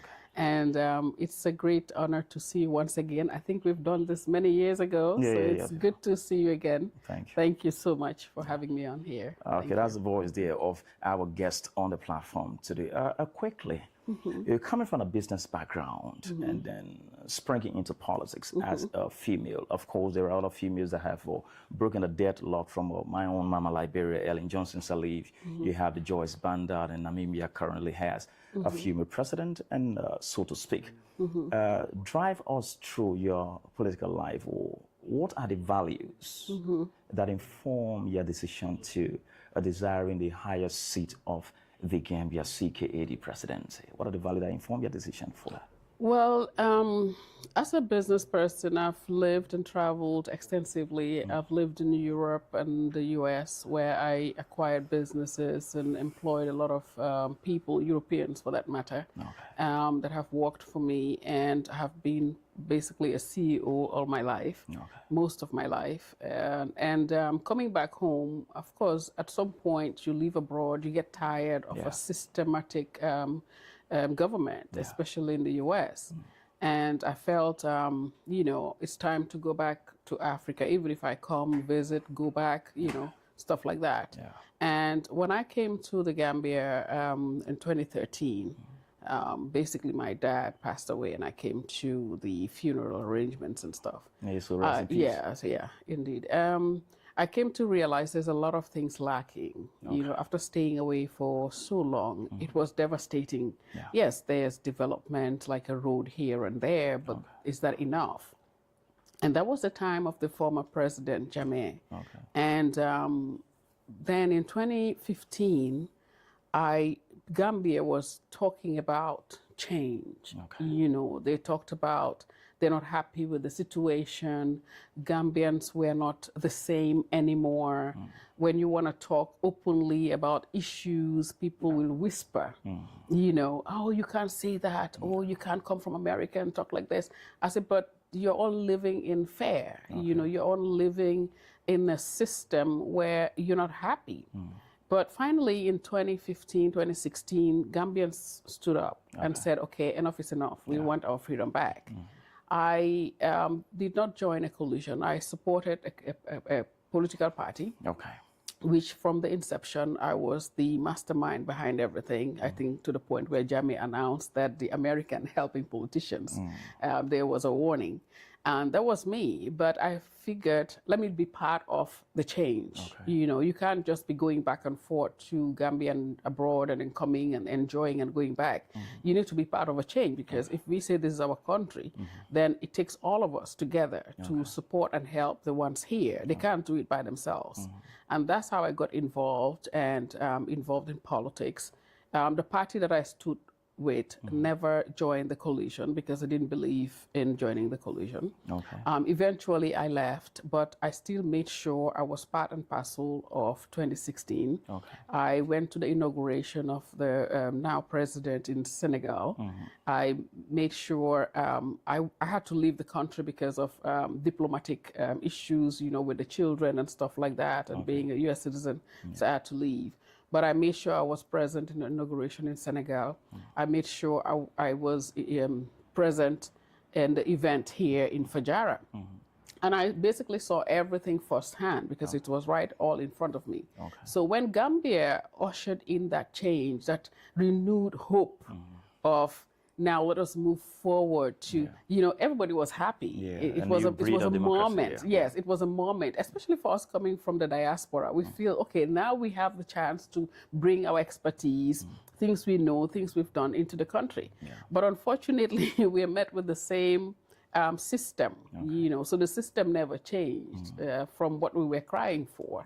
And I then dive deeper into other political parties that invited me actually to set up their parties just like I did previously, because they've seen how I work. They've seen my intensity. Because where I come from, it's not about you sit back and allow people to do things for you. You fight for what you want. You know, in America, you have people like Rosa Parks that had to fight to sit in front of the bus, you know, as a woman. So these are things that Gambians have to understand, that when you want something and you want it so bad, you need to fight for it. You can't just sit back and let people just slide with whatever it is that they're feeding you. So that is how I went again into politics. Then I stopped again because the same values were not there. Most of these guys that want to be president, they just want to be kings. You know, some of them don't even want to read their own manifesto. You will write a manifesto or you do the document for them. They're not interested to read it. They're interested to be that guy that's just sitting there and become a king. And then people come and worship them. I didn't come here to make you a king. Just for the title. That's ridiculous. You know, I come here to serve. And if we are to serve the country together, I'm risking more than you're risking, because I'm risking my citizenship, I'm risking my kids, I'm risking everything and giving my 100% to help us to change a status quo. You know, but if you feel that I should help you to be a king, I'm sorry, that's not for me. So I stopped, you know, and people that were seeing me in the political arena never saw me again. I did the peace deal between the 3 years Jotna and the 5 year for peace. Single-handedly, and basically created peace in the Gambia. which today no one talks about it, which I think was a very crucial moment for the Gambia at the time when people were sleeping. I was running up and down between the two parties to make sure that peace reigned. And from there, the youth saw me and said, you know, that they're very happy to see me again, and why am I not in politics? I said, because the politics you have here is it's a foolery, you know. It's a politics of, how do you call it? They're just misleading, you know, the people, divide and rule through tribe and religion. You know, that's not what I stand for. I'm a socialist. I'm somebody who believes in the social fabric of the Gambia, the people, which is the people, taking care of the people. Exactly, you know, how we can have them to be part and parcel of decision making. I believe in a democratic system, but not the democratic system of the West. You know, we had democracy in Africa, and the democracy we have was equal opportunity. We grew up like that in our society, in our home, where the parent will make sure that all the children have the same share. So that's how we grew up, you know, and that's the democratic way, actually. So if you put that in the context of a country, that's how it's supposed to be. So that's what I believe in. And they did come to my office. A lot of people came to my office to bring me back into the political arena. It took over 3 months of back and forth, but finally I agreed on a condition that we will form a movement. I believe in a revolutionary movement. I don't believe in the political party system of the Gambia, for the simple reason that the political party system of the Gambia is being used as a manipulative system. I believe the political party system of the Gambia is marginalizing people. In the political party system that was basically here since the colonial time is meant for one person. And that one person is a man, because then you have the woman mobilizer. The women are put in a box, which is the woman mobilizer. And then you have the youth mobilizer or youth president. When you put woman as the woman king or the woman president and woman mobilizer, youth president, youth mobilizer, it tells a lot, because that means they are there to mobilize for the party, right? But then we've seen in the government, it doesn't transcend to the government. It doesn't transfer to the government. You understand? You don't see the amount of women. There's no replication. There's no, exactly. Thank you. So at some point, you're using these people, you know, you're marginalizing them already in the party system. They have no voice. Their voice is what? To clap, to dance. So they call them the Yai Kompins. You know, the youths are clappers and t-shirt wearers, you know, and they don't share the same values or voice. You use them, you use the name, the youths, the women, we stand for you. But then we have seen time and time again that it never was, how do you call it, replicated or represented in government. The only president that really had that representation in government was the president, Yahya Jammeh. You know, with all that we can say about him, he made sure that he had the first female vice president, which was a big thing, especially for Africa, you know. And he had women representation in the government as well. And he had a lot of women backing him. And he did empower a lot of them, you know, as far as business and stuff like that, which that is kudos to him. But then after that time, it's over.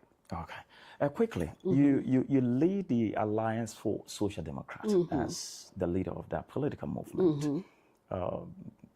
We headed to 2026. Just before delving into crucial regional and continental issues, because it's a Pan-African drive. But we want to know Marisol in depth in terms of her leadership expertise, so to speak. In one of the writings of Chinua Achebe, one of the greatest writers of our time, it says that a chick, that is a baby chicken, that will grow into a cock, can be known at the very day it hatches from egg. it begs the question, what are the tangibles or variables that Gambians can point at as evidence of your work to entrust with the mantle of authority to steer the affairs of this nation for the next 5 years, come 2026? What can they point at you feel?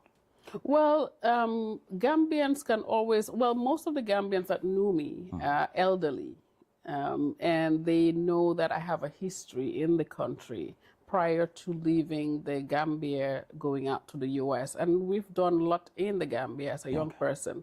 I always tell people, Europe and America did not make me. I was made in Gambia. I was born, raised, educated, and worked in the Gambia. I've done a lot of support in the Gambia prior to leaving. I did my businesses here in the Gambia prior to leaving. And then coming back, I engaged in a lot of charity work. You know, I've worked with the rural area, people from the rural area, the village.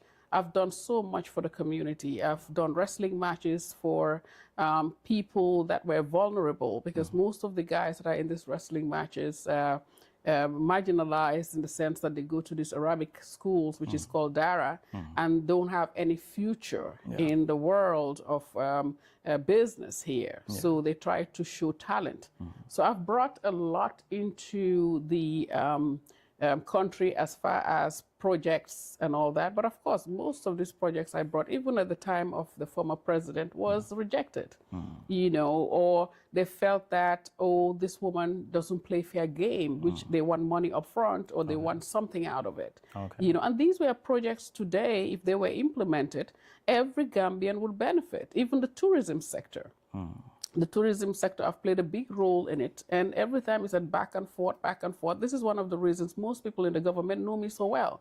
Because I've been going back and forth to those government offices since 2011, when I came here for a major project. Today, Ghana is celebrating that project.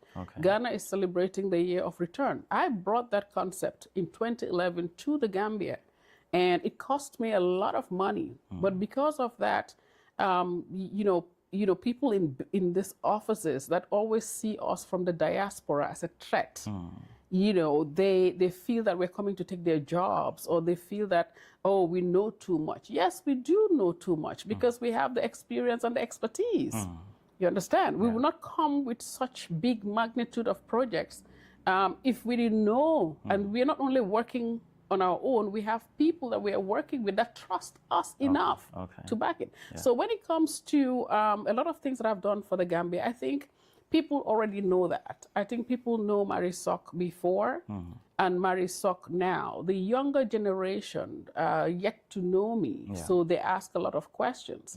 But what I do tell them is, when you see, when Marisok came out in 2021 or 2019, I think it came out 2019, 2020, most of the elderly people never asked, who is she? They were quiet. The ones that were talking are the young people. Who is she? Where is she from? She's not Gambian. She doesn't look Gambian. Why is she like this? What's the look of a Gambian? I was going to ask, why do you think such a description was given? Thank you.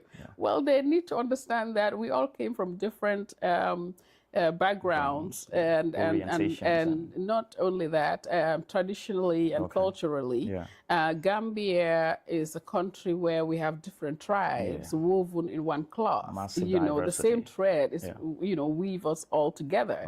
And I'm coming from, I'm an Aku. Aku has no tribe. And basically, I left a long time ago. And of course, coming back, and people, oh, she looks foreign. She doesn't look, you know, which is funny, because in America, people will look at me like, African Americans will look at me like, you're not from Africa. You don't look African. You're from America. And I'm like, I'm 100% African. So, well, going back to, you know, vying for the highest office, I did not just come out and say, I want to be the president. People came to me and felt that they've seen what I've done in other political parties. They see what I stand for, what I'm fighting for. Therefore, and they've basically researched about me and find that, yes, this woman, we want her to lead us. And it's because of those people that I'm finding it difficult to even say, I don't want to run for the president.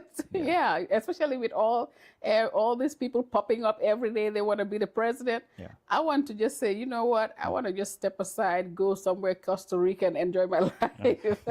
I hold you right here. Those that are watching us on our social media platform, on Facebook and YouTube, I want to say massive salute to you, especially the diaspora population of the Gambia, not forgetting the rest of Africa too. French-speaking nations who say to you, merci de nous supporter too. Swahili-speaking nations that comprises Tanzania and Nairobi, Kenya will say to you, Jumbo, Asante Sana. To my own Liberian people in Pela will say Kasai Adama, to the Sierra Leone people in Akua, if you like, Korea will say Wanakushio. To the Mendes people will say Bieluve. On the other hand, I say to you, Kai Gorman to you. To Nigerians or south western part of the country that comprises Ekiti State, Ondo, Lagos, Ekiti, Kwara. The rest of our Yoruba-speaking nation will say to you, Eshe, Baoni, Otuto, Jomenta. To the southeastern part of the country that dominate the Igbos will say to you one name, the number, Ikaraka, Ijia, Michuku Abiyama, Amama Amasi Amasi, Oshimiri Atata, Ikue, Mechuko Kike, Oduku Akataka, strengthening all of you wherever you are, under the sound of my voice, to the northern part of the country that is dominantly Islamic will say to you, Assalamu alaikum. So the Gambian people will say, to the Fulas will say, Meedima Moja, to the Madinka will say, Abarakabaka, to the Wolof will say, Jerejef. This is a Pan-African drive where we use the African solution for the African problems. Like Paul Kagame says, until Africans learn to own their own problems, find their own solutions, they won't be able to write their own stories. Let's delve deeper now into the theories of Pan-Africanism, the ideas of Pan-Africanism. Back in 1963 in Addis Ababa, Ethiopia, African leaders, 32 of them, sat in that hall and spoke about the liberty, the independence, the economic stability, political stability, food sufficiency, the liberty of the continent, freedom. And 62 years after that, 1963, 62 years after that, the continent is still divided. The message they spoke about continental cohesion, the liberty, the independence of our continent, was still divided on several devices, like the tribe, the religion, the culture, and so to speak. Coming back to the Gambia, one of the first presidents of the late Sir Dawda Karabajawara, he was very instrumental in regional and continental cohesion. He served as the first prime minister and then ascended to the position of a presidency. He was one of the masterminds behind the International Tribunal Tolerance Center that took care of livestock in West Africa. Not only that, it also fought harder in bringing about the African Charter on Humans and People's Rights. And he also had the African Commission on Humans and People's Rights. And even after he left power, he led a mission in Nigeria 2007 as an observer, just about continental cohesion between amongst Africans. He fought for parliamentary procedures in Gambian politics, which later became a model for Africa. Fast forward to Yahya Jammeh, he was very pragmatic. He was very, most of his proclamations about Gambia growing what you eat and eating what you grow. And he spoke in Abuja, where he spoke Nigerian law. You cannot be exporting raw materials and then, challenging yourself as a nation. 2013, removing the Gambia from the Commonwealth, even though those values of Pan-Africanism and ideals of Yahya Jammeh were undermined by the brutal human rights violations, so to speak, for 22 years. Now we come to President Adama Barrow. Most of his speeches, most of his travels is about national, regional, and continental cohesion between and amongst the rest of Africa. It begs the question, do you think the Gambia has done enough in enhancing the message of a pioneers of Pan-Africanism? But do you still think, on the other hand, that there are rooms for improvement from the Gambia, small or mighty Gambia, in terms of adding value to the message of regional and continental cohesion on the continent? Yes, there's still a lot of room for improvement. Just like you mentioned, Sir Dawda did a lot on that. And you see, Gambia was basically known as one of the most peaceful countries in the world. And it reflected on all the visitors and guests we were having in the Gambia.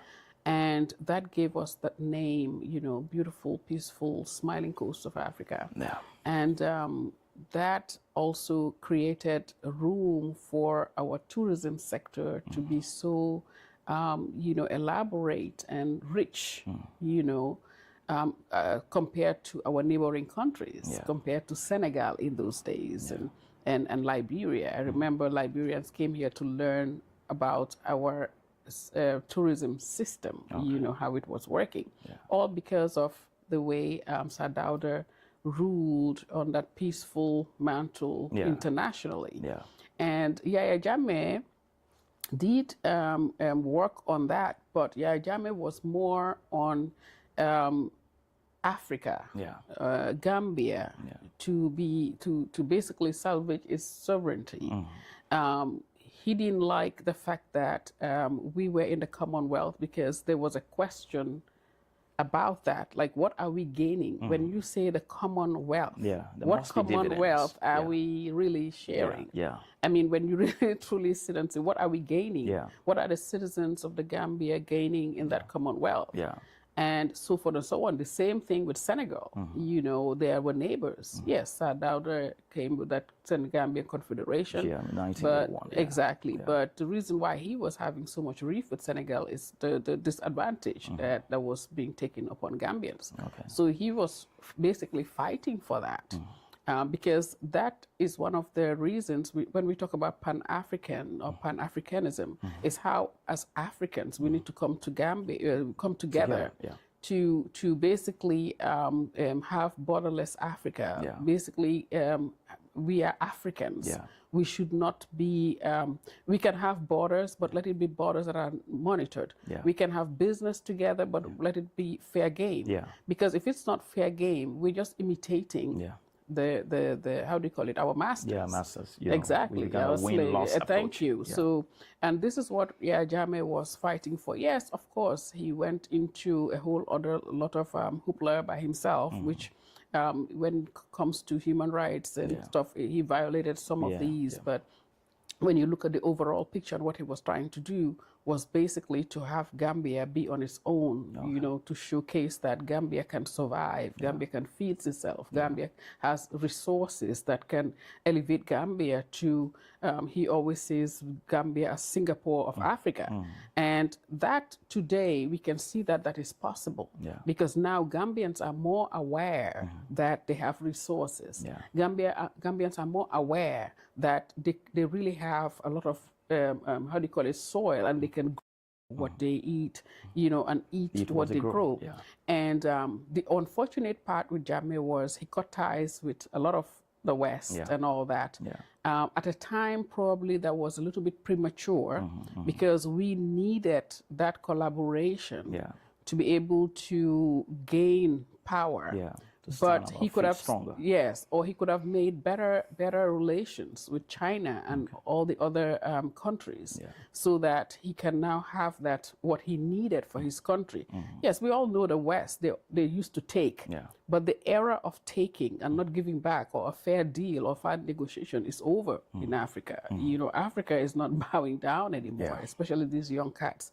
They're not bowing down anymore. They're like, no, this is ours, and we want a piece of the pie, and we want a fair deal. So all across Africa today is being echoed. Now with Adama Barrow, it's a different scenario. He as a person is a peaceful guy. But being a peaceful guy is not what takes a country. The country has to be peaceful. Yes, you have to advocate for peace, so peace will reign. But as a person, just to showcase that you are a peaceful guy. At the end of the day, what is peace? Peace is not, you will have peace if your next door neighbor is not taking advantage of you. You will have peace if you're not answering yes to your neighbors. We have a big problem right now with Senegal, which is basically from our borders to how they did with the port before they basically sold it out to the Turkish, you know, our seas and stuff like that. And there was advantage being taken against the Gambia, the oil zaga. No one knows what's with the oil zaga. So there's a lot of things that he's doing, and he's doing it based on when they just took over, they didn't understand, they didn't know. And because of that, Senegal took advantage of that. You understand? And that is what we are seeing as Gambians. Senegal took advantage of that. Until we, for example, I am in that seat, I will not know what really transpired, because everything is kept under the carpet. It's kept under the hush-hush. Okay. Yes, he's seen as a peaceful president. He's tolerant. But Gambians ushered in the change. Gambian ushered in that democratic system. Okay. Because the way things were going, it was not the Gambian way of doing things. Because Gambians are normally very peaceful, tolerable people, naturally. Yeah. So, but what he's doing is he's showcasing himself as a peaceful man. But are your people living in peace? Because if you're a peaceful man, why do we have foreign soldiers in your state house? Okay. You understand? So that doesn't depict peace. Why do you have peacekeeping forces in the country? One will argue that the manner in which the transition took place that was how many years ago? Raised question. But how many years ago was that? Regional body wanting to ensure that the Gambia remains But as how peaceful many as years she's been. ago was that? That's not depicting peace. When you bring foreigners here or you bring people here and you're driving from here to Koina or here to Bansang, it's full of military stops with guns. Does that depict peace? You mentioned foreign. We're talking about the Pan-African Drive and the body that is here ensuring that the Gambia remains stabilized. That's a regional body, ECOWAS. Should we actually be termed as foreigners in our own region? We're not terming them as foreigners, but we're talking about when we talk about soldiers, you know, regional soldiers on ground holding guns. Does that depict peace, a peaceful country? You can travel the length and breadth of Europe and you won't see that. Okay. You won't see that. That happened in 2016. You took over 2021. There should have been some reforms. That way we have our own, even if you have military, let it be our own military police or whatever, but it's just too much on the borders, not only on the borders, on the highways, on the streets. It leaves a big question. And you will not understand that, or Gambians will not understand that until we that are coming from outside bring friends or bring people into the country. Listen, my daughter was here. My daughter was military. She's in the U.S. Navy. She came and we went to borders and she was like, not borders, we're just driving. And she was like, Mom, how many stops are there? He said, it's been so many years since I stopped with somebody with a gun. It makes you scared. It makes you feel like, you want to save around? should I get prepared? Like, and then some of these soldiers were acting. There was one point where they stopped us and we didn't see them stop us, so we drove past and they were yelling and screaming and one of the soldiers was jumping with the guns. In essence, are you saying... Is that correct? In essence, are you saying that the ECOWAS team here protecting the peace and stability of this country is not necessarily expected to leave? Is that what you're saying? Well... Back to 1963 in Addis Ababa, when those leaders spoke about the essence of all Africa coming together under one umbrella, becoming one in terms of our independence, economically, politically, and otherwise. And the Liberian president at the time, William Vakanara Shadrach Tubman, he says something, look, he told the rest of all the 31 leaders that, look, we cannot be discussing the independence or the unison of the entire continent when we haven't cleaned up our closet. Clean up our closet as in we cannot be divided in our respective nations and we expect to have a unified continent. There is a need that we go back in our respective homes and build bridges. Like in my country as a president, the American Liberians and the indigenous Liberians are divided. You go to Nigeria, you still have the Igbos, the Hausas, and the Yorubas. You come to Sierra Leone, the Mendes and the Timinins, they are divided. Till today, the gap is still there. In the conversations of the Hausa, the Igbos are not found. In the conversations of the Yorubas, the Igbos are alien to that.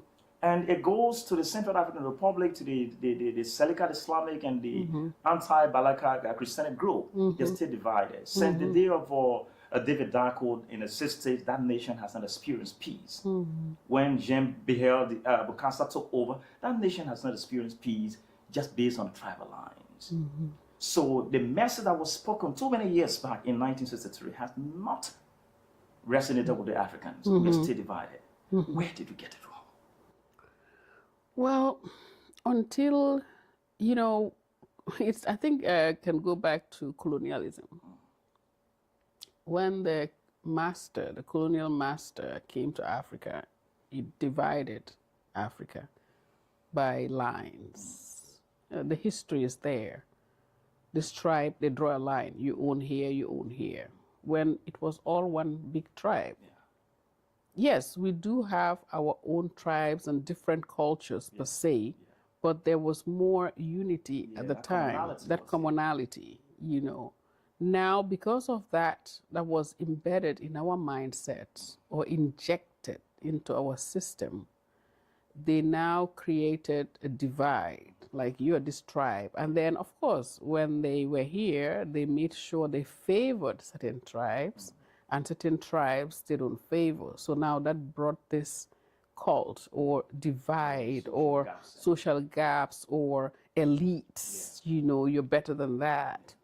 And that has not left our system or our shores. And until we bridge that gap and see ourselves as Africans, it will be very difficult for Africa to move forward. And this is one of the reasons when the African Union was formed, people were very excited. People thought the African Union will be the home of, you know, bringing Africa together under one. We all have to respect our tribes. You know, we all come from different tribes, different cultures. It's beautiful. That is what makes Africa beautiful. Our diversity. Thank you. But the moment we now use that politically, then you're creating a manipulative divide and rule. And most leaders use that.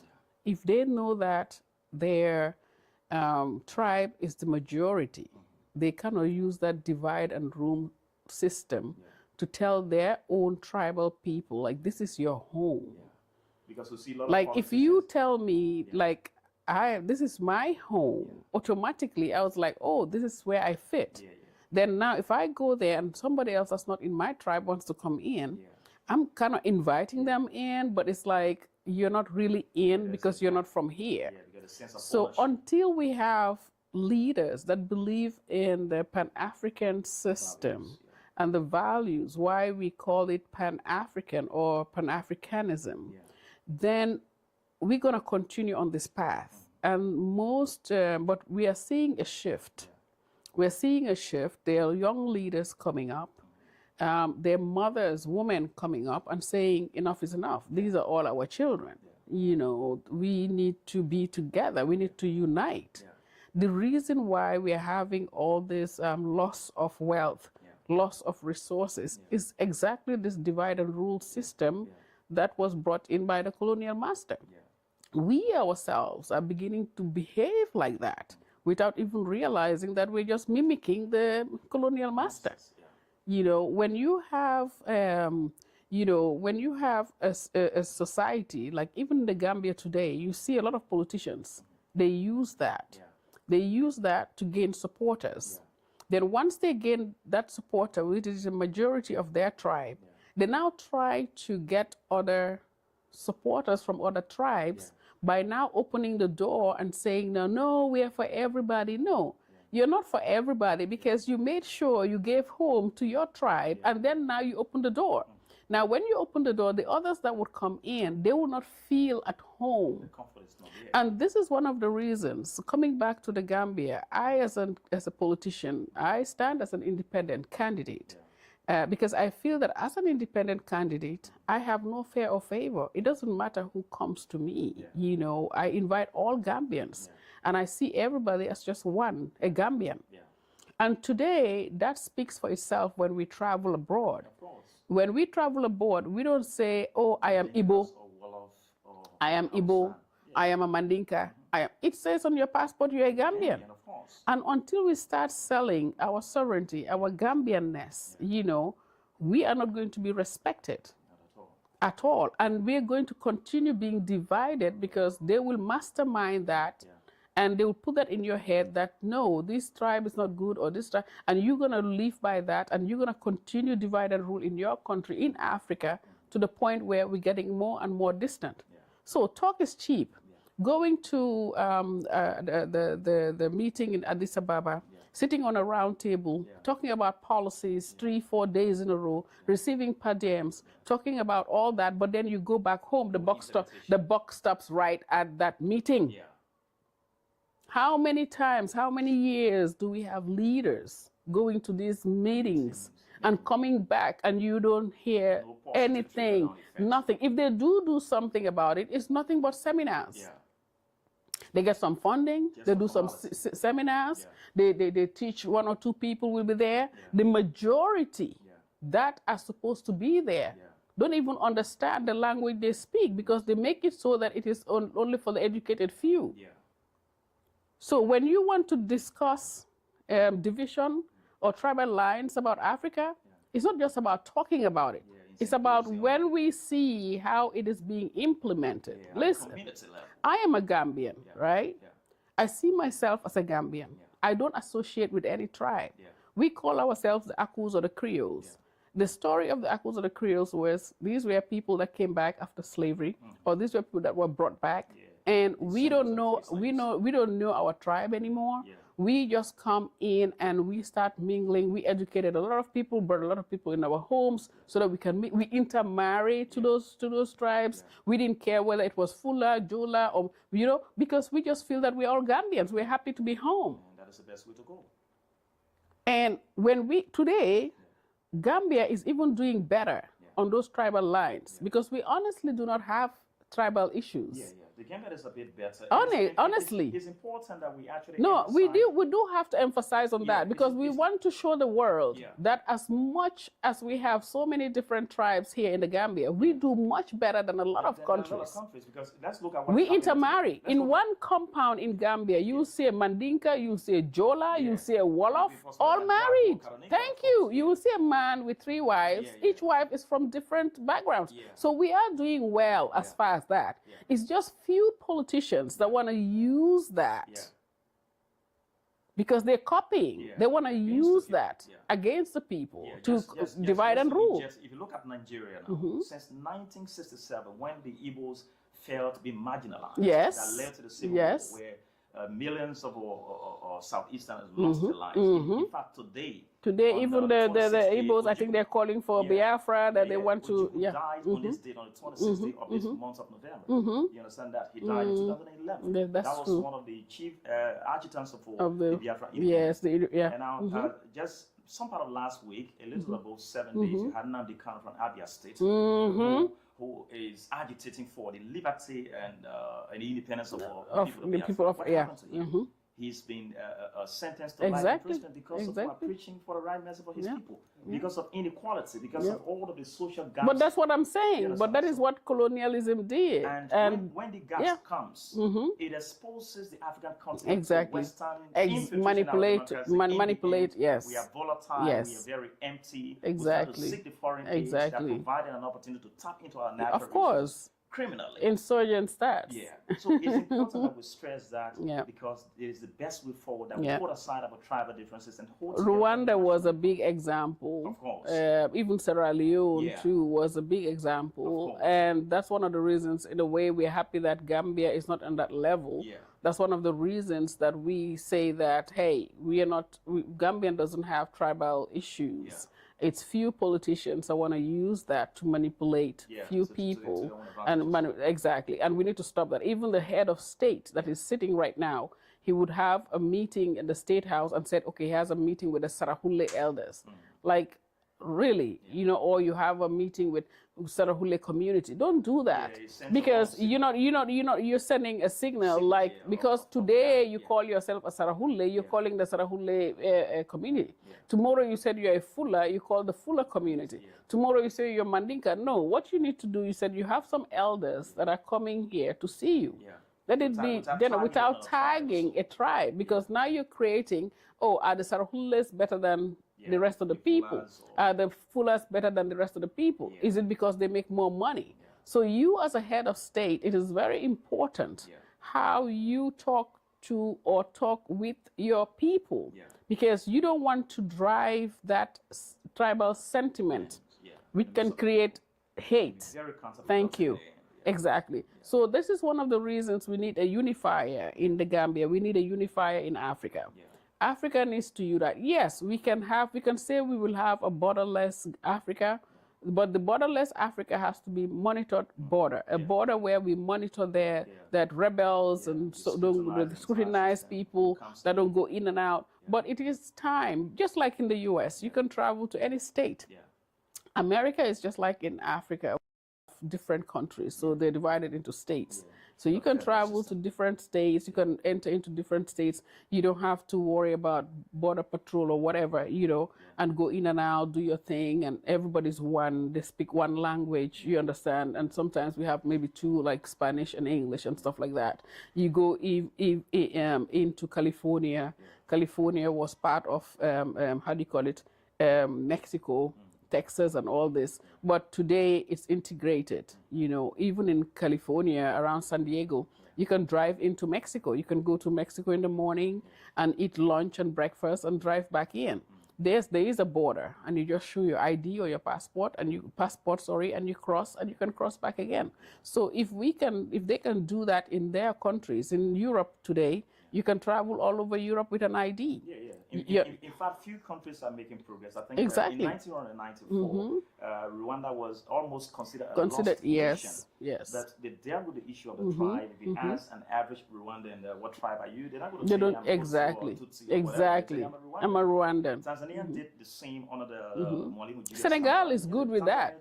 Yeah. And they invested in the human resource capacity of the nation, putting aside tribal differences, so to speak. So we've got to do more. Yes. We've got to do more across the continent if we expect to change the next paradigm. In Senegal, it's the same thing. Most Senegalese, when you ask, I don't even know what tribe I'm from. I think my grandmother is this, and they don't. All they do is just with Senegalese. I am Senegalese, and I think Gambians need to start embracing that I am a Gambian. And if all African countries begin to embrace their countries instead of their tribe, I think that will help us to move forward. The young people today that are traveling all over should not be divided by tribe. Okay, yes, we are Gambians, or we are Gambian, you are Senegalese, but at the end of the day, we are one Africa. And the only time Africa comes together as one is when we play football. That's when the tribe is healing. All of those Thank you. Yeah. So I think when we promote that, and as leaders of Africa, we need to make sure it starts from our own home. You can't stand on a global stage and talk about it when back home, you as a leader, you're not doing that. That's a great one there from you. It remains the Pan-African Drive, where we use the African solutions for the African problem. Our system has been infiltrated. There are lots of hindrances, barriers here and there. The tribal distractions, disturbing our continent so dearly much, escalating into religious violence.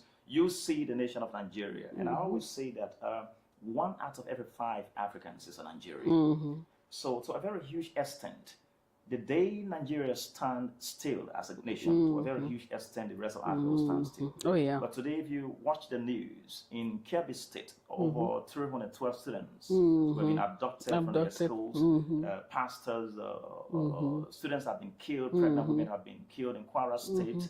There are a lot of banditry, harassment, kidnapping, and weapons over the place. All of and they're being supplied the weapons from where? We need to ask where is it coming from? And you ask yourself a question, where are all of these things come from? Inequality. Leadership failing to have a judicial distribution of the natural peak. So as a politician, if you had an opportunity to have sat before the various heads of state and governments of Africa in headquarters in Addis Ababa, so to speak, or Abuja, or wherever that podium would be. What would be your message to the rest of all the African leaders when it comes to creating a stabilized Africa that will be void of all the tribal distractions, religious discrimination, so to speak, so that we are a force to reckon with? Well, what would be your message? Well, my message might not be something that they would like to hear, especially as a woman in politics, and seeing that most of these countries are led by men. It's basically to put their egos aside and really work for the people. Because if they really do care about their people, then there should not be the system of insurgents or divide and rule, because it all comes about power.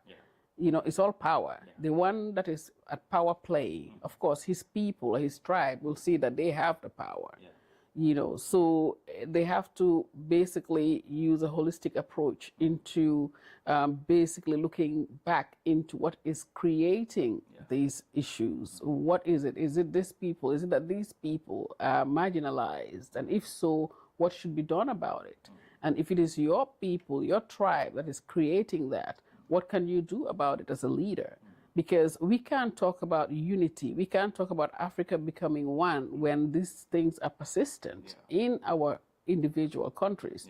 So, and most of the time, men have this ego, to let things go, and it might not be a good speech because it might be delving direct into the problem, probably insulting all of them for sitting there and seeing the children of Africa perish, seeing the countries of Africa being basically derailed, and marginalized to the point where it allows outsiders, the West, to infiltrate, because you have to ask yourself, where do they get this guns, or where do they get this grenades and all that? Where is it coming from? Somebody's making business out of it. So when something like this happens, somebody's behind that. These people are not just picking it on the street.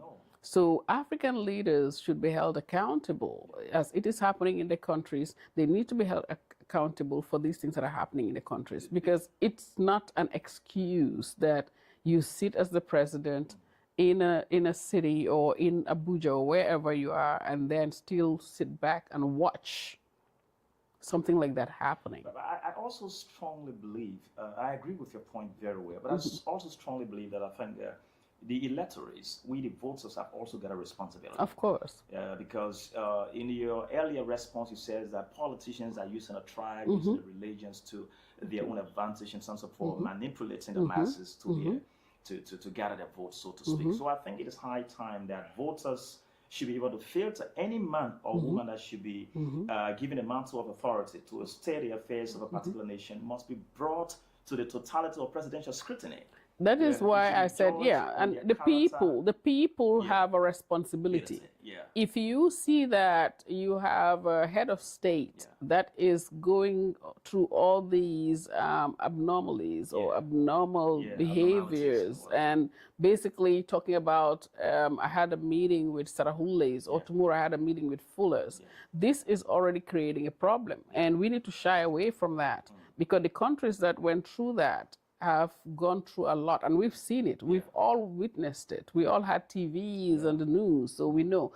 And we can't encourage that. So it's the voters as well that have the responsibility, or the citizens that have the responsibility to say, this is we need to stop that. We need to take the country back. We need to take our country back. We need sanity. Because even today in countries where you say the Hutsi, the Tutsi, there are people who intermarry, and it's like a taboo, to marry. Like, why would that be a taboo? At the end of the day, we're all human beings. When you die, you're not dying and going to heaven in a Hutsi, palace, or a Tutsi palace, or a Mandingo palace, You die, and your body becomes a carcass, and your soul goes wherever it goes, and it all goes there, from what we understand from biblical teachings and Quranic teachings. So we need to save humanity. That is the most important thing. We need to save humanity. We need to look at humanity in a holistic manner.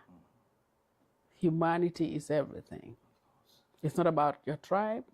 It's not about your country. You are in Africa. You're an African first. Then you are a citizen of a place in Africa, whether it's in Gambia, in Nigeria, in Sierra Leone. You are a human. That is why we need to salvage. We need to salvage humanity. Humanity is first amongst anything else. That's a very strong word. She says we need to service humanity. That is putting aside your tribal differences, your religious differences, and hold together for national and continental growth. Considering all of these gaps, social gaps, economic gaps, and religious gaps, so to speak, which are serious departure from the ideals of Pan-Africanism that was agitated by our forefathers like the Julius Nyerere, the Nkrumah, the William Tubman, the Jawara, and Nnamdi Azikiwe of Nigeria, and so to speak. What's your hope and conviction about this continent in terms of its stability and growth in the next 5, 10, 15 years? Do you think we're headed somewhere positive? Well, we're heading. I mean, we see few I leaders. This question, I ask the question because we are bleeding. You go to Niger Republic, they are bleeding 5 lines. You go to South African Republic, they're bleeding. But we have this is one of the reasons Africa has to start scrutinizing what kind of leaders they want to lead them. Because in Burkina Faso, we take Burkina today as a big example, and Burkina is leading by that example. He's young, he's fierce, he's doing it the way it's supposed to be. Yes, a lot of people might not like it because whatever it is that you're doing right, it's difficult to like by some that are not. Thank you. So he's doing what every African leader is supposed to do. Ghana was trying by doing, especially when it comes to their resources, by having now their cocoa processed in Ghana for the people. They're using their human resources, localizing everything. And when you localize, you're also using your human capital. The youths, less and less will go to back way. So these are things that I think the future is bright for Africa. And that is one of the reasons the fair is growing in the West, because they don't want Africa to industrialize. They don't want Africa to grow. They don't want Africa to become one. Now Africa has to fight. And we are looking through the youths, the young people, our human capital, to stand up and to look around them and be that future, because we have to breathe young, dynamic young people like Ibrahim Traore to save the nation. And that is why we need to fight now, so we can produce sons and daughters that are not being manipulated or be influenced with drugs. You understand? We need to have children that are ready to take over. Today we are in Gambia, where children, young people are dying of kush, taking into this drug, this nonsense drugs that they bring from the West. They're killing out the children of Africa that they know are the leaders of tomorrow. And we need to fight that. That is one of the reasons I call on also women to stand on the round table in Africa, to start to lead as women, as mothers. Because most time our young men, they need their mothers to talk to them. Because there's no man that is not born from a mother. There is no man that is powerful without a woman at the back or standing behind him or beside him. Yeah, madam, considering all of these deficiencies on the part of Africa and African leadership that has led our system to be very volatile in terms of infiltration in our democracy, the dependency syndrome, lack of opportunities for young people, that is a total departure from the message of the pioneers of Pan-Africanism. There are still elements of positive across the continent in few nations. So as a politician and a potential candidate for the forthcoming general presidential elections, and considering your own survey across the continent in terms of research and experience, at face value experience, what model across Africa in terms of leadership do you think, if you had a chance for being the president of the Gambia, you would like to borrow or import in the Gambia, by extension the rest of the African continent, in the midst of all of the struggles in terms of our leadership deficit? There should be some element of positive you might want to bring to the Gambia, by extension the rest of the continent. Indeed. If you look at our policy, we're adopting a system where we want our children to be educated. We want also food sustainability and all that, health as well. So when you look at the system that Mauritius adapted, and they made sure that their citizens are educated.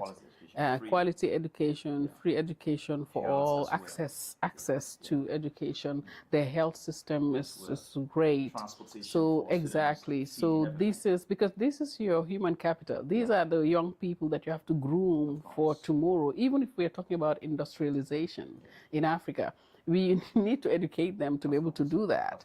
So you can't be industrializing, but then bringing foreigners or other people across the region to do that.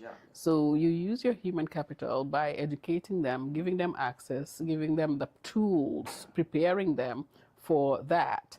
And the other one that I would love really to also implement or take from is the way Ibrahim Traore is industrializing everything, Burkina Faso, you know. And I've been talking about it a long time. I have even a module, you know, a production module for rice, because Gambians eat rice all day, every day. And I already developed that module. I developed it for West Africa. This is something that I've been talking about. I've been talking about making little tomato factories, pepper factories, and stuff like that. Listen, this is the way to go. Just imagine a Gambia where now the people are educated, and not only educated as in the books, educated as in skills, educated as in gardening, farms, teaching them all this technology, you know, in schools, because now we're talking about mechanized agriculture. Gone are the old days of agriculture. So they need to learn that, and it can start already from the school system.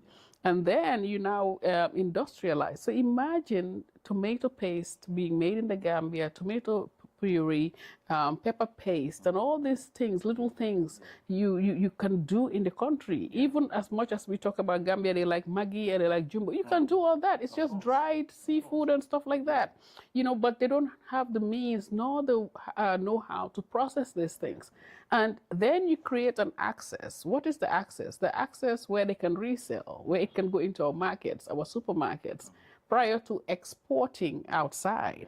You know, so these are things that people can do without a government can create this access to all these things for the people, and the nation can grow. When you look at today's economy in the Gambia, for example, I was just breaking it down for some women in the market. I said, our money is depreciating in value. I said, but I have to talk in layman terms for her to understand. I said, today you are going to the market, you're selling your tomatoes, your jahatu, your kanja, okra, and stuff like that. After you sell those things that you got from your garden in your backyard, you taking that money, you going now to the store and you're buying Maggi Jumbo. Jumbo is from Senegal. You're buying tomato paste, it's from Senegal. You're buying oil, it's from Senegal. You're buying rice, it's imported. At the end of the day, the money that you worked, the seeds that you grew in your backyard, and you sell those vegetables, you're now taking that money and paying for foreign items that are now going there out of your country. So how can you ever make money? How can you ever, why wouldn't the money depreciate? You know, because everything is, and not only that is going out, our currency is our own. So whatever goes out, you're changing to dollars or CFA. That's right. So we all the time at the losing end. So when I break it down like this to the local person, because that is the kind of language they understand. They don't understand that, you know, the economical market value that me talk, So you have to break it down on that level so that they see that, you're saying the right thing, because honestly, when I sell everything, I have to, everything I buy to put in that pot. So instead of her buying those things that are going out, we can produce all of that. And these are small industrial, very small machines. A pepper paste machine is a small, you can have the small machine even if you don't buy the big one. You know, it's available, you can even look at it online. So many things that we can create for ourselves that we don't have to import. And I think this is where the leaders are getting it wrong. But of course, we choose leaders that tell us that they didn't know anything. They're learning as they go. They're learning on the job. I'm afraid that's all we've got time for. But just before I take leave of you, what are your final words for the leadership, the population of the continent going forward, becoming stabilized as in line with the ideas of Pan-Africanism, going back to the root, Mhm. finding our missing roots and becoming the kind of continent that we've always envisaged. I think Africa, just like you said, Africa has to go back. We need to go back. We need to look back and remember our ancestors, remember what they have done, what they left here, our values, and our togetherness as humans, and our spirituality. You know, because once you embark on those, then you now come into humanity. You understand? Because it grounds you, it humbles you. And I think African leaders should be humbled and understand that they're here to serve, not to be served. They're here to serve. It comes with a lot of humility. It comes with a lot of humility. So, my message to all African leaders is to think humanity. Once you think humanity, then you tie that to I have to serve my people. Follows all of your actions. Then I have to go back to my roots. What is your root? Your ancestral root. Then you now go into your spirituality, which is a very humbling path. And once you arrive at that humbling path, then you can serve. Thank you so dearly much. That's a very great one, dear. Wherever you are, under the sound of my voice, this remains the Pan-African Drive that comes your way on Teledal TV with me, Tony Michael Howard, your host. We were in a close conversation before Madam Marisol Jabi. It's a beautiful experience having on the platform on the official launching of the Pan-African Drive. We're very humble to you. She stressed very important points about unifying spirit between and amongst Africans as a catalyst for national and continental unionism. We've got to put aside our tribal differences, our religious differences, and then hold together for national and continental development. She also spoke about the need to invest in the human resource capacity of our population as a continent, because St. Thomas Aquinas in philosophy, he says that the original height of a man is not from the head to the toe. The natural height of a man is from the neck to the head, which means how high you reason or think makes you a taller man, and how limited you think makes you a shorter man. So if we can be able as a continent and people, in terms of investing in the human resource base of our population, that will serve as a standing, should I say, a preventive measure from the Western infiltration in our democracy, which has filtered our system in a manner that we are being compromised. This is a Pan-African Drive, and remember that we must hold together, like the Wolof says, nit point garabam. That is the medication of one human is another human. In other words, we are complement of one another. We are not meant to live through the means of competition. The Mandingas will say, well, Nanyu Muta. You know, yet Ben Alan, you Japan say. And the quote for the day, just before I take leave of you, it says that we are in a dire need for the skin of a leopard does not mean that we should settle for that which has been destroyed by maggot. I repeat, that we are in a dire need for the skin of a leopard does not mean that we should settle for that which has been destroyed by maggot. In other words, that we are so hungry and desirous of decent leaders does not mean that we should just choose anybody. Anybody who should be given a mantle of authority to steer the affairs of our nation, be it Gambia, Senegal, Liberia, Congo, Seychelles, Mauritius, and all parts of Africa, that person, he or she must be brought to the totality of presidential scrutiny. They should be judged on their character, their competence and capacity, and not sentiment like the tribe or religions or session or region or what have you. That is the best way forward. In the absence of that, we are going nowhere. To my Southern African people, I say to you, Sanibunane Zanzi, Geya Nimbingela. To Bosona, I say to you, Readable Helabo, Lenting Jahao, French speaking nations, Merci de nouveau, supporter. This is Tony Michael Howard with a Pan-African Drive. And to our followers in the diaspora, so thank you. Without you, there's no Teledal TV. And it comes weekly on Teledal TV, nowhere else. Follow us on our social media platform on Facebook and YouTube, as well as TikTok. See you some other time. If you like, follow us. Bye-bye.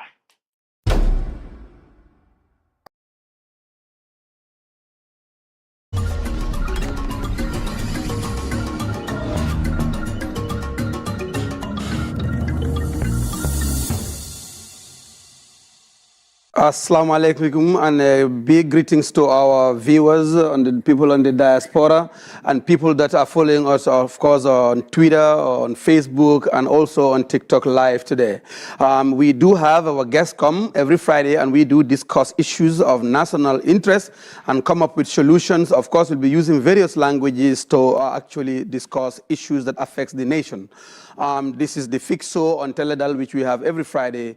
And then today we have, of course, we're expecting another guest. For now, we have one of the guests that's in the building, and we'll be discussing issues of national interest that has to range from politics, economic development, and also national development. Today, we will also dwell into, of course, the national budget that has just been presented to the National Assembly by the Honorable Minister of Finance, Honorable Sidi Keita. And we do welcome our viewers all around the world, and also people that follow us on our social media handles in the Gambia, and we do actually welcome them on another episode of The Fix. So we'll be right back after this short break.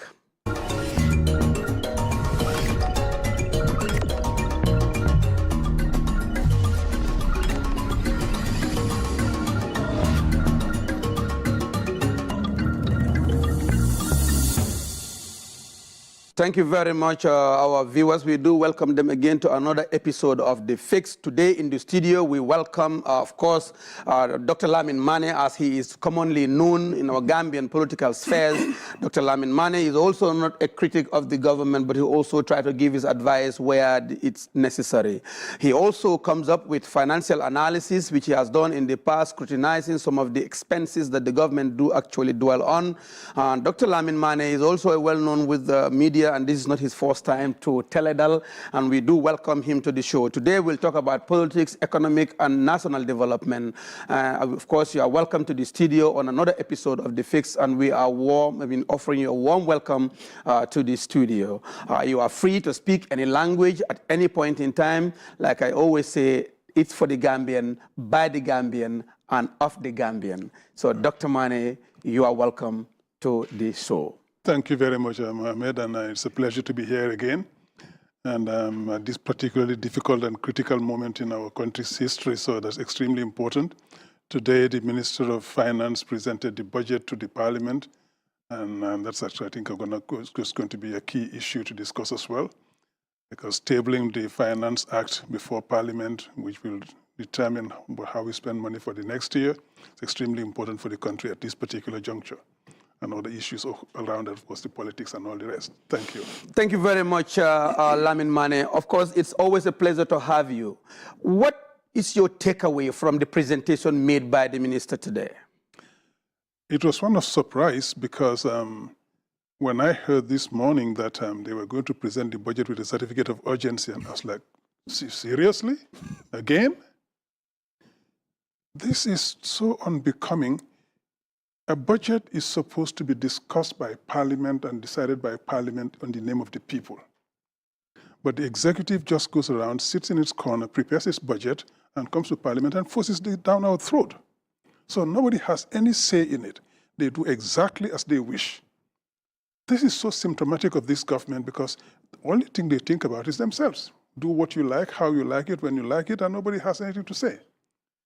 A budget is supposed to be scrutinized by the people because there is no financing, no budget without representation. That is the principle. The budget is approved by the people through their representatives in Parliament because it's our money that's being spent. We are going to be taxed to pay for that budget, etc. The loans they would take and grants, if they do get them, it's going to be in our name as well. So we're supposed to approve that budget. It's not just an executive to sit and do what they like. But what do we see in this budget?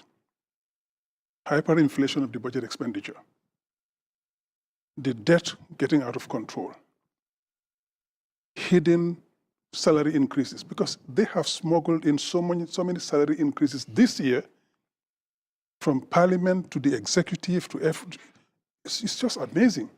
They don't even announce it, so they just smuggle it in there, and now you have a certificate of urgency. Of course, nobody scrutinizes that, and it goes unnoticed. But the salary increases are for the top echelons of the different departments and ministries, not for the people at the bottom of the scale who are the ones who need the money. but it's at the top echelons of the... Dr. Mane, don't you think the laws that we use are still so much of a detriment to the development of the country?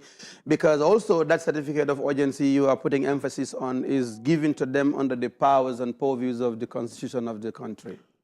Yes, that can be changed, but more importantly is Parliament being derelict in duty. It's Parliament's responsibility. Parliament could have said, no, we don't accept the certificate of urgency, and they would have had to discuss the budget.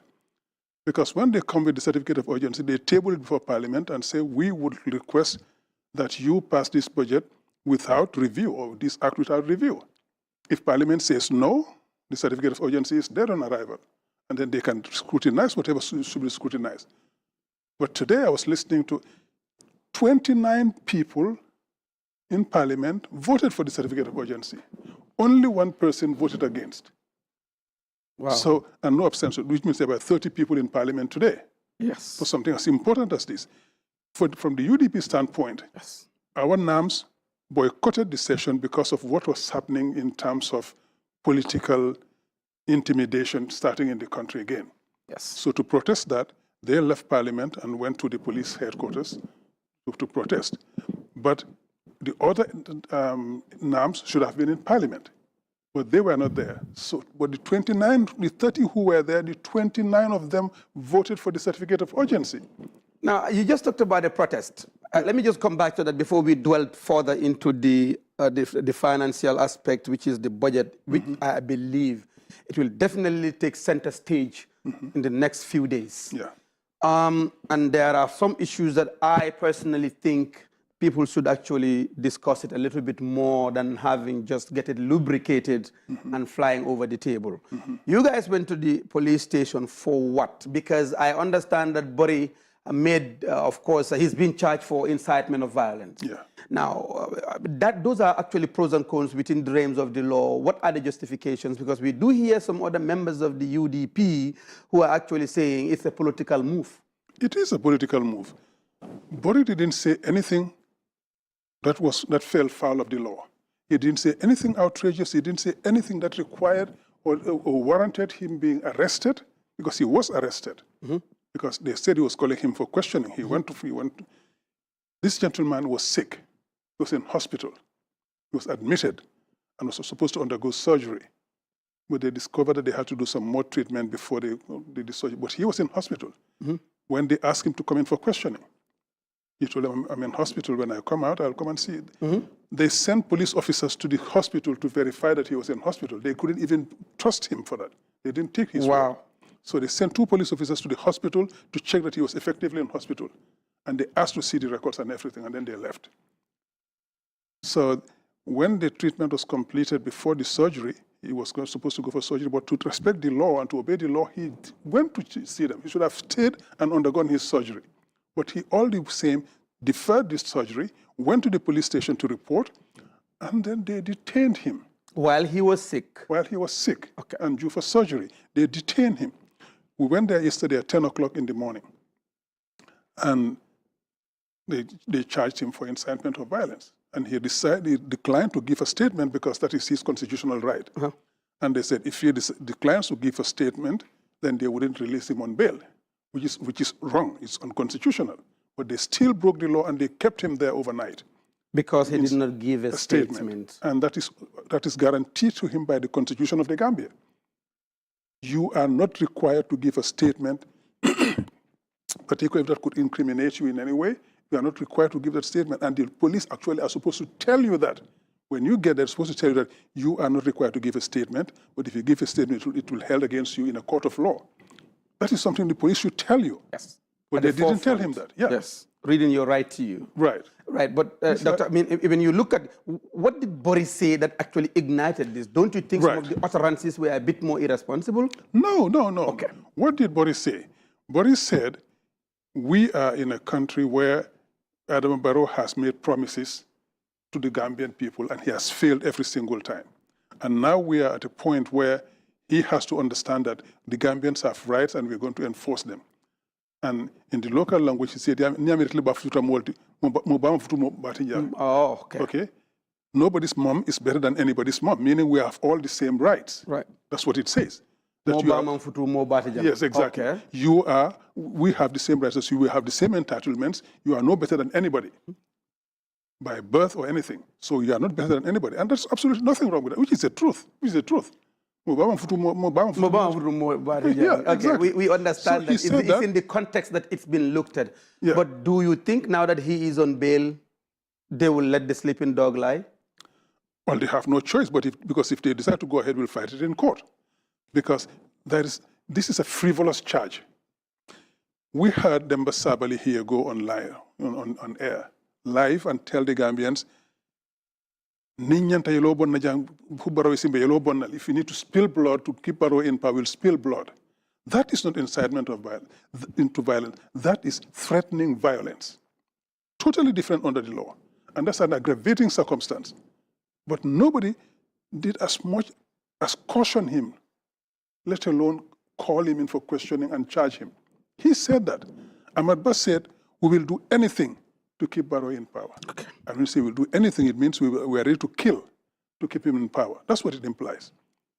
And again it's within the context. Nothing, yeah. But doctor, do you think it's always a common saying, two wrongs can never be right? Yeah, no. But what I'm saying, even more seriously, Adam Barrow himself went on live television at a rally. He said, I have put out a contract to have Hussein Dabo killed. No contract will put Hussein Dabo far.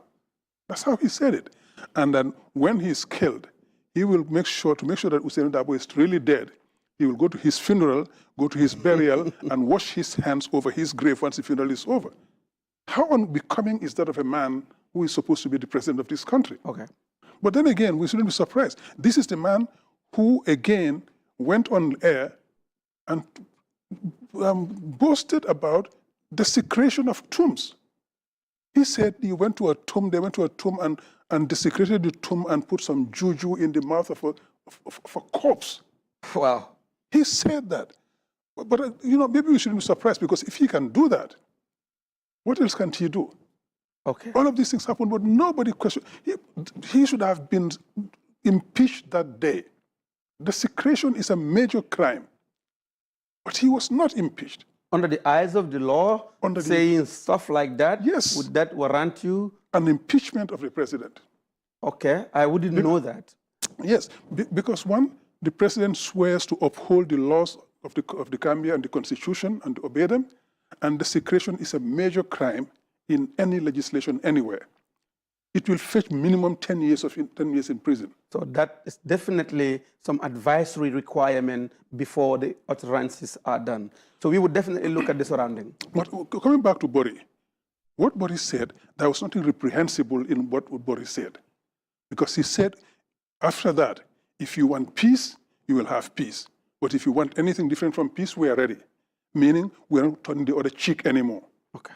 There have been times where the people in this country have been brutalized, people have suffered, and that is what led to the 22 years of a dictatorship in this country. Because people were brutalized and people say, oh, I'm not concerned, maybe I should keep quiet to avoid trouble. So people keep quiet. And they beat one person up, they arrest another one, they disappear another one, they kill another. But Italians are very quick at saying, alala ninolom. Exactly, and that is what is wrong. And that's why we need to stand up and count and fight. We said in this country in 2017, never again. Yes. That we're not going back to the dictatorship again. We have to mean it. We have to fight. The Italian dictator Benito Mussolini said, if you want to pluck a chicken bare without anybody realizing it, you pluck it one feather at a time. By the time people realize that the chicken is bald, the whole thing is done. Mm-hmm. So it's the same thing here. You arrest one person on a frivolous charge, you take him to jail, you hold him in custody for a couple of days, usually it's 4 or 5 days. They will usually call you for questioning on a Thursday or a Friday. They can keep you over the weekend. And as if that is legal, because the Constitution does not say 72 hours excluding the weekend. If they hold you over the weekend, it counts. So if they take you on Friday, they're supposed to leave you latest on Sunday evening, the 72 hours. But they still take you Thursday, keep you Thursday, Friday, Saturday, Sunday, on Monday. These are the things that are going wrong. So they arrest somebody, Keep him there for a couple of days and then, detain him for a couple of days, charge him, and he'll be going in and out of court for a year because they will stall.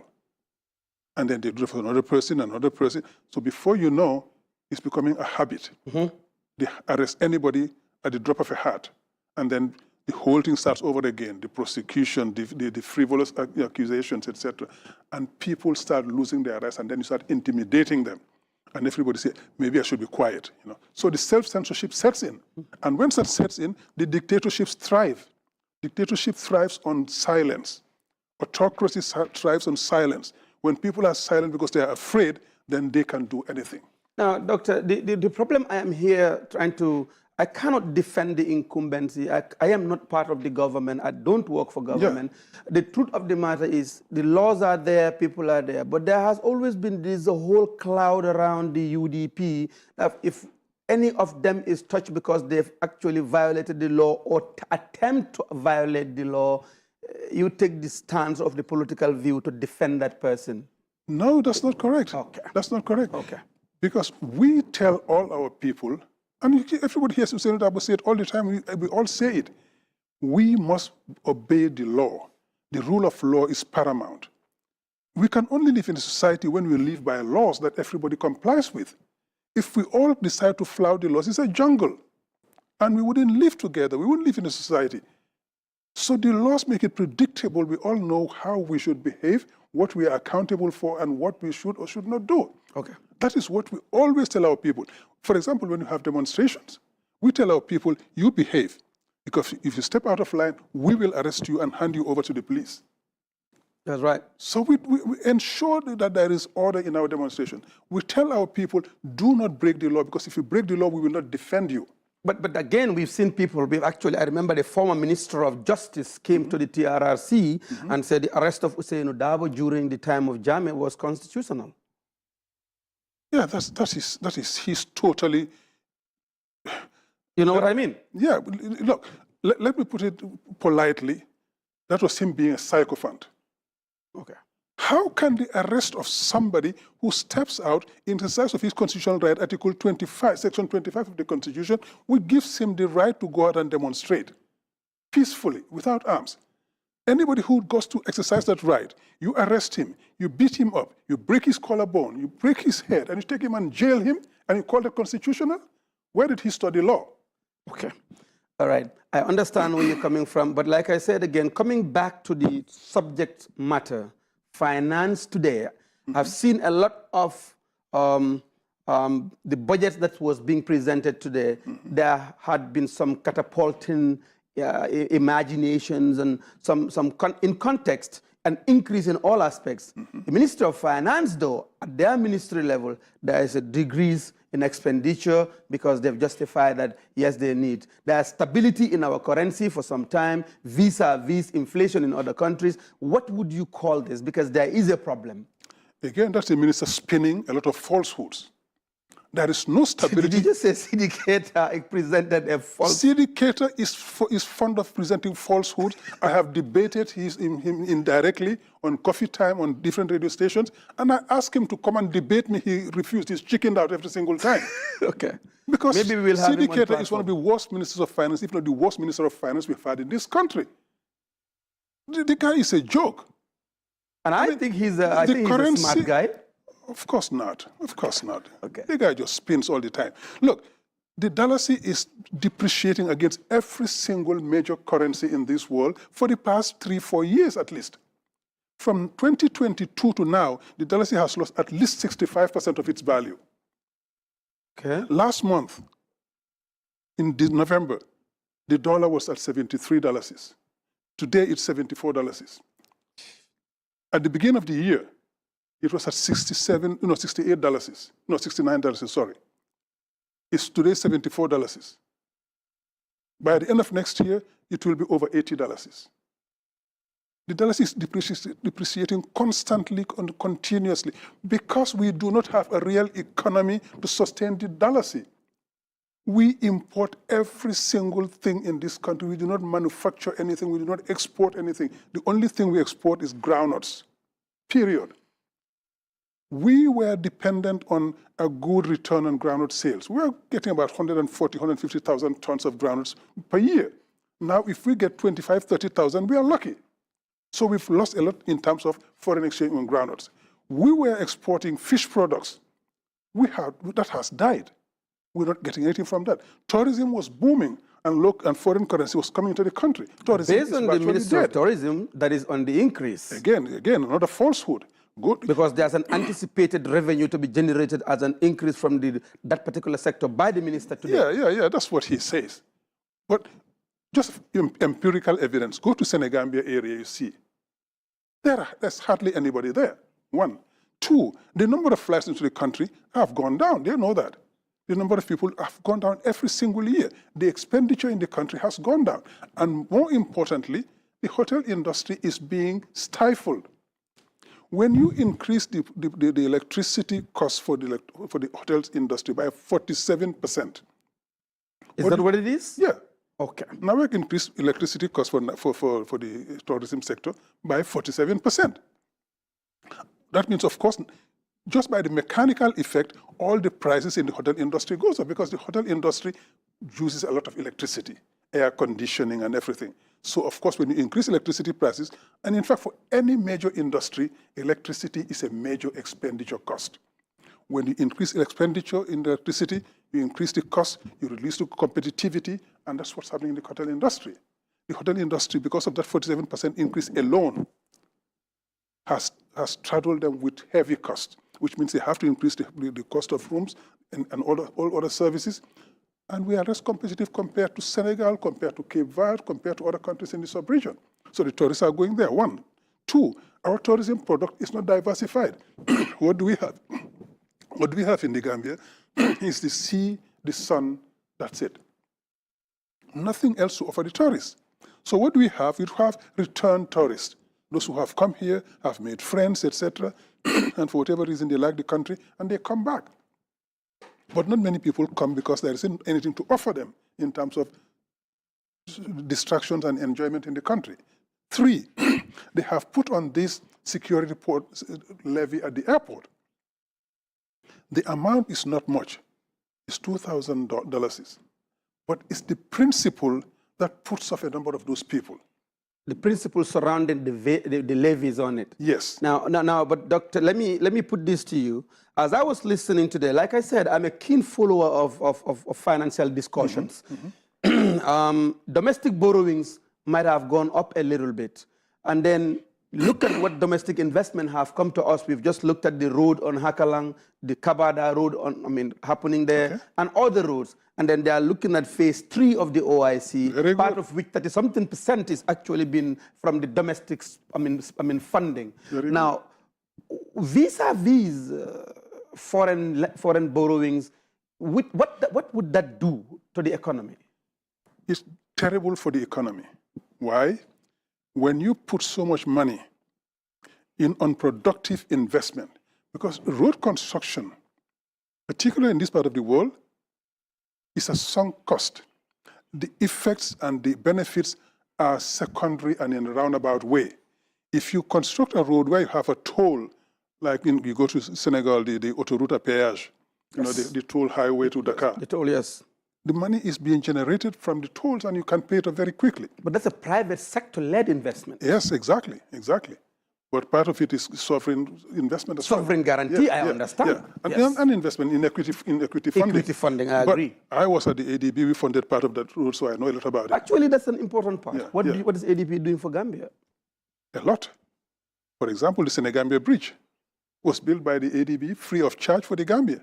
$97 million was what we put in it. And the Gambia government was supposed to have built the access roads from Bambatenda to Ker Aib, and from Yilitenda to Senoba. They didn't do it. So the bridge was done, the roads were poor, traffic was slow, etc. And so we went again to raise additional funding. We got what we call a pagoda loan from the European Union. We brought in 14 million euros extra, this time it's euros, not dollars, 14 million euros to build those roads and complete the roads to the bridge. That is one thing. The Jahali Pachar Bridge, Jahali Pachar Rice Project. We put in so much rice money. Production has grown by 4%. I've seen that as well. That is not Jahal Pachar. Okay, we'll come to that, but again, there's a lot of misconceptions there. Jahale Pachar failed completely. We put a lot of money in road infrastructure in the country, failed in education, everywhere. ADB has been funding this country. Just drive around this way, you see ADB cars all along. Yes. Project cars. Yes. So when it comes, we buy cars because they're supposed to be used for those projects, but the projects do not take off normally. Or when they take off, as soon as we pull out from it ADB because the funding and the work's completed, they die because the government does not do anything to sustain the projects. But don't you think that's from the preliminary when the project gets started? Because I have worked under the Global Fund Fight Against Malaria. Okay. And I know that the LFAs will come and do some sort of, they go too far in supervision to the point that the sense of ownership is lost by the host country. Don't you think that's one of the problems? No. The supervision is because there has been a lot of misappropriation, and that continues to date. When we put in money, we know that it is going to be paid back by the country, by the people. So you make sure that the money goes where it's supposed to go. Like ADB, until 1995, we had some of those projects where people didn't use the money the way it's supposed to be used. And the loans were there, and we had to write off a number of those loans because the countries were so badly indebted and hopeful to show that they could not pay them back. We had to write them off. And the ADB, the money we lend to African countries, most of it are concessional loans. Okay. Which means when you give a loan, that's only a service fee of about 2 to 3%. That's all you pay. And normally, when we give $1 million, 600,000 would be a loan with a 2-3% interest, and 400,000, 40% is a grant. All right. So anytime we finance projects, 40% of the money we give the country is a grant. So we didn't even pay it back because that's what we do to develop Africa. Okay? But when those monies come, we make sure that they go to where they're supposed to go. So we check the procurement, the implementation, etc. So what we do, for example, a road construction project, we don't pay the money to the governments anymore because then they bring in their cronies, they do the wrong procurement and all sorts of things, and the money is lost, like we see in Battle Harding. What we do, we are part of the procurement process. We make sure that you do proper bidding and we supervise. When it's done properly, we give a no objection. Then you can move ahead. And then we pay to the developer. The supplier himself, the person delivering the service. Yes, exactly. So we do not give the money to the government to make sure that to avoid them embezzling the money. And when we give it to the government, usually it's in a revolving fund. You use the fund, you do your project. When you finish, that for the first tranche, first part, you have to supply us evidence to show that you've used the money properly. And now people come and check supervision. When it's done properly, then we disburse the second tranche and the third tranche, etc. So because there has to be accountability. I understand. Yeah. But Doctor, like, looking at today, like our topic is governance and economic stability, of course, the future of the multi-party democracy in the Gambia. Doctor, coming from the UDP, what would a UDP government do different from what the NPP government is doing today? Because we've always heard from people saying, even if they are the ones that are here, they cannot do what we are doing. And that's total falsehood again. Okay? One, we will be spending much less on all of these prestige projects. What do you call prestige project? Because I think every project is relevant to the lives of Gambians. Good. The relevance is not what makes it prestige or not. Take Battle Harding, right? Battle Harding, Ibrahim Silla, the Minister of Infrastructure, works on infrastructure, in a debate I had with him on Coffee Time, said he spent $150 million to do the first phase of that project. And that he was going to spend another $50 million, and he actually borrowed another $54 million to spend on that project. Now, $150 million to build a road, a highway, is $6.8 million per kilometer. I repeat that, $6.8 million per kilometer. When he borrowed the additional 54... Looking at the length of Battle Harding... It's 22 kilometers. Now, 22 kilometers divided by the figure, which is about almost 200 million, because give or take, when it got to 150. when it got to 204 million, because it borrowed for the second phase. Right. You got 204 million. 204 million, that takes you to $9.27 million per kilometer. Is that realistic? Of course not. the cost of building a kilometer of highway is $1 million. Per kilometer. Per kilometer, 1 million. And you tell me you put $9.27 million per kilometer. Okay. I told him, you are stiffing the Gambian people. That should not be. And he went on long stories, etc. I said, I was involved in road construction all over Africa. And you telling me that you spent $9.2 million, $27 million to construct a kilometer of road. A UDP government with $204 million will construct a 4-lane dual carriageway from Sting Corner to Basse. You know how? We already had a 2-lane highway that was perfectly functional and in very good state. You build another 2-lane road alongside that with a dividing strip, and you will take it all the way to Basse and still have some change. That will be a lot of infrastructural damage. Why infrastructural damage? No. Right. Because you do not need to break that road. What they did, Batil Harding, they broke all that road. Wow. Right? An extremely well-done road. They broke it, and they prepared something worse than what was there.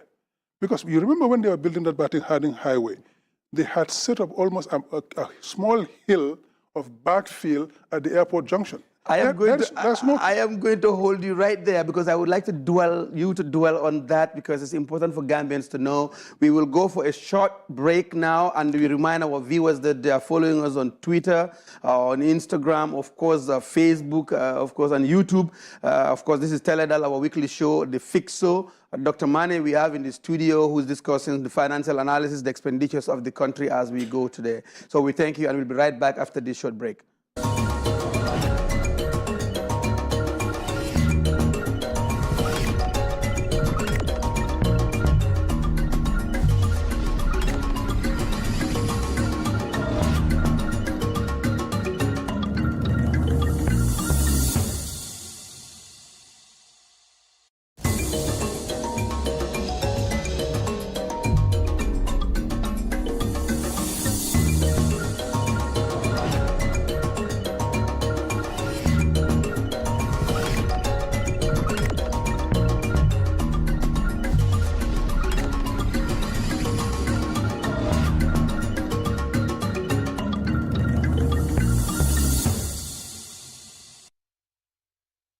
Our viewers on Teledal, every week show that we have here every Friday evening on The Fix, and we discuss issues of national interest, issues that really takes the country forward, and we're looking at also ways and means of scrutinizing the budget today as we have governance, economic stability, and the future of multi-party democracy in the Gambia. And we have Dr. Lamin Mane in our studios today. Dr. Mane, you ended up where they actually spend 9.4 million on a kilometer, 9.27 million dollars on a kilometer. On a kilometer, when they could have spent 1 million. They should have spent $1 million per kilometer. So, with UDP coming, do you think you will be able to change that narrative? Absolutely, absolutely, because we are going to make sure that the expenditure is done properly and the procurements are done properly, and the costing is not something that people just do the way they like it. The procurement is supposed to follow certain rules, and everybody's going to follow those rules. We are going to bring back, for example, the major and minor tender boards in this country, so that we check tendering, we know that it's done properly, we know that the cost there for those projects are the actual cost, not fantasy costs. When you take that sort of expenditure to a tender board, of course they will throw it out. Say, what are you talking? And that's one of the reasons why ADB pays direct to the people who Don't you think we import the raw material? That's one of the problems, like basalt, tar, and others? No, there is no basalt and Batil Harding. That's what I'm saying. Not even gravel. It's just backfill. Just backfill. That's what they put. What they did when they broke the road that Jammeh built, that had some gravel in it. and they just dispersed that over the road surface, and then they just added more backfill. It's just, you know. What could have been the contrary to make it better? Because for us, we, as a layman, we see tar, we see basalt, we see a black road, we see, okay, all these signs and all of that. That is what's on the surface. Okay. And that looks beautiful. You look at Battle Harding, it looks beautiful. That's what's on the surface. It's what is beneath. That is what sustains the road. When you don't have the base of the road base, you don't have those layers done properly with the right materials. What will happen with Basil Harding invariably? I kept saying, give it 2-3 years, you will see it start sagging. The road starts sagging because the amount of gravel that's supposed to sustain the weight and distribute the weight of vehicles and the right on the road, it's not there.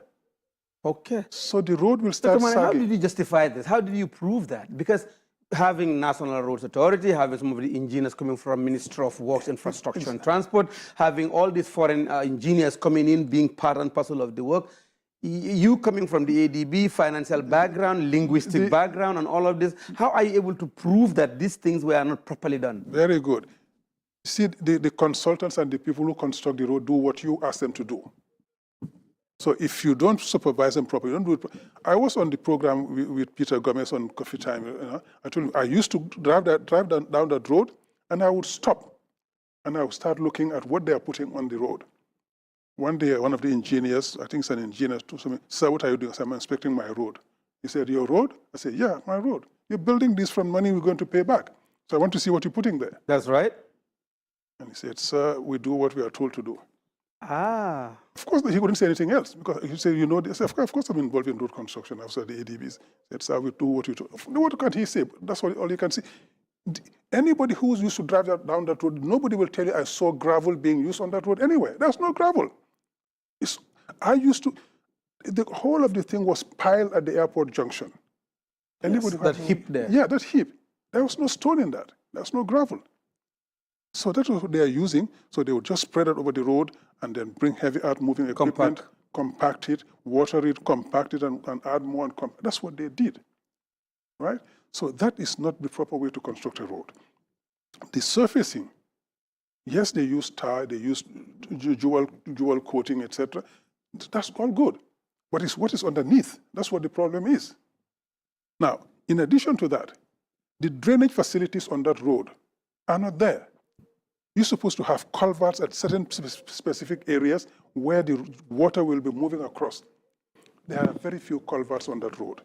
So the water just runs down the road, along the road, and it's going to people's compounds, etc., and it's going to seep under the road as well, and it's going to make the road base wet, and it's going to end up sagging. That's another point. The third point, when they were building this road, it was like they were having afterthoughts. In the debate I had with him, I said, "You guys should have been building flyovers at particular points," and I mentioned the Sukuta Highway. Is that part of phase 3 or what? Because I asked the same question before. No. These are afterthoughts because they didn't do it. They didn't plan for those things. And when they realized the mistakes that they couldn't get away with it, now they are going to break again and add other things. And that adds to the cost. So now they are going to do it for Sukuta Junction. Yeah, exactly. So again, the traffic is being disrupted. They're going to break other things, and they're going to start all over again when they could have done that at the beginning together. They didn't, right? So those things are there. The flyovers, so the pedestrian crossings. Those should have been there. None of those things are there. If you look at what's happening, we are having so many thoughts coming in. But the question I also want to ask, as I remind our viewers, they are following us on Teledal, and this is our weekly show, The Fix. Dr. Mane, majority of the people running this government today were part and parcel of the UDP, including the current president came from the UDP. So there's not much of a difference when it comes to mindset, infrastructural development, policy implementations, and things like this. We are talking finance. The current president was a treasurer or a financial controller when it comes at the UDP level. Yes, at the UDP level, for the party structures, he was deputy treasurer. Absolutely. Yeah. But that doesn't make him a finance guy. That is just when you collect money in the different organizations or different structures of the ADB, and you know what we get, the grants, or not the grants, the donations from the people. They collect that money, they take it to the bank. That is what they do. So he was the custodian of finance. Yes, yes. Wouldn't you still call him a trustworthy person?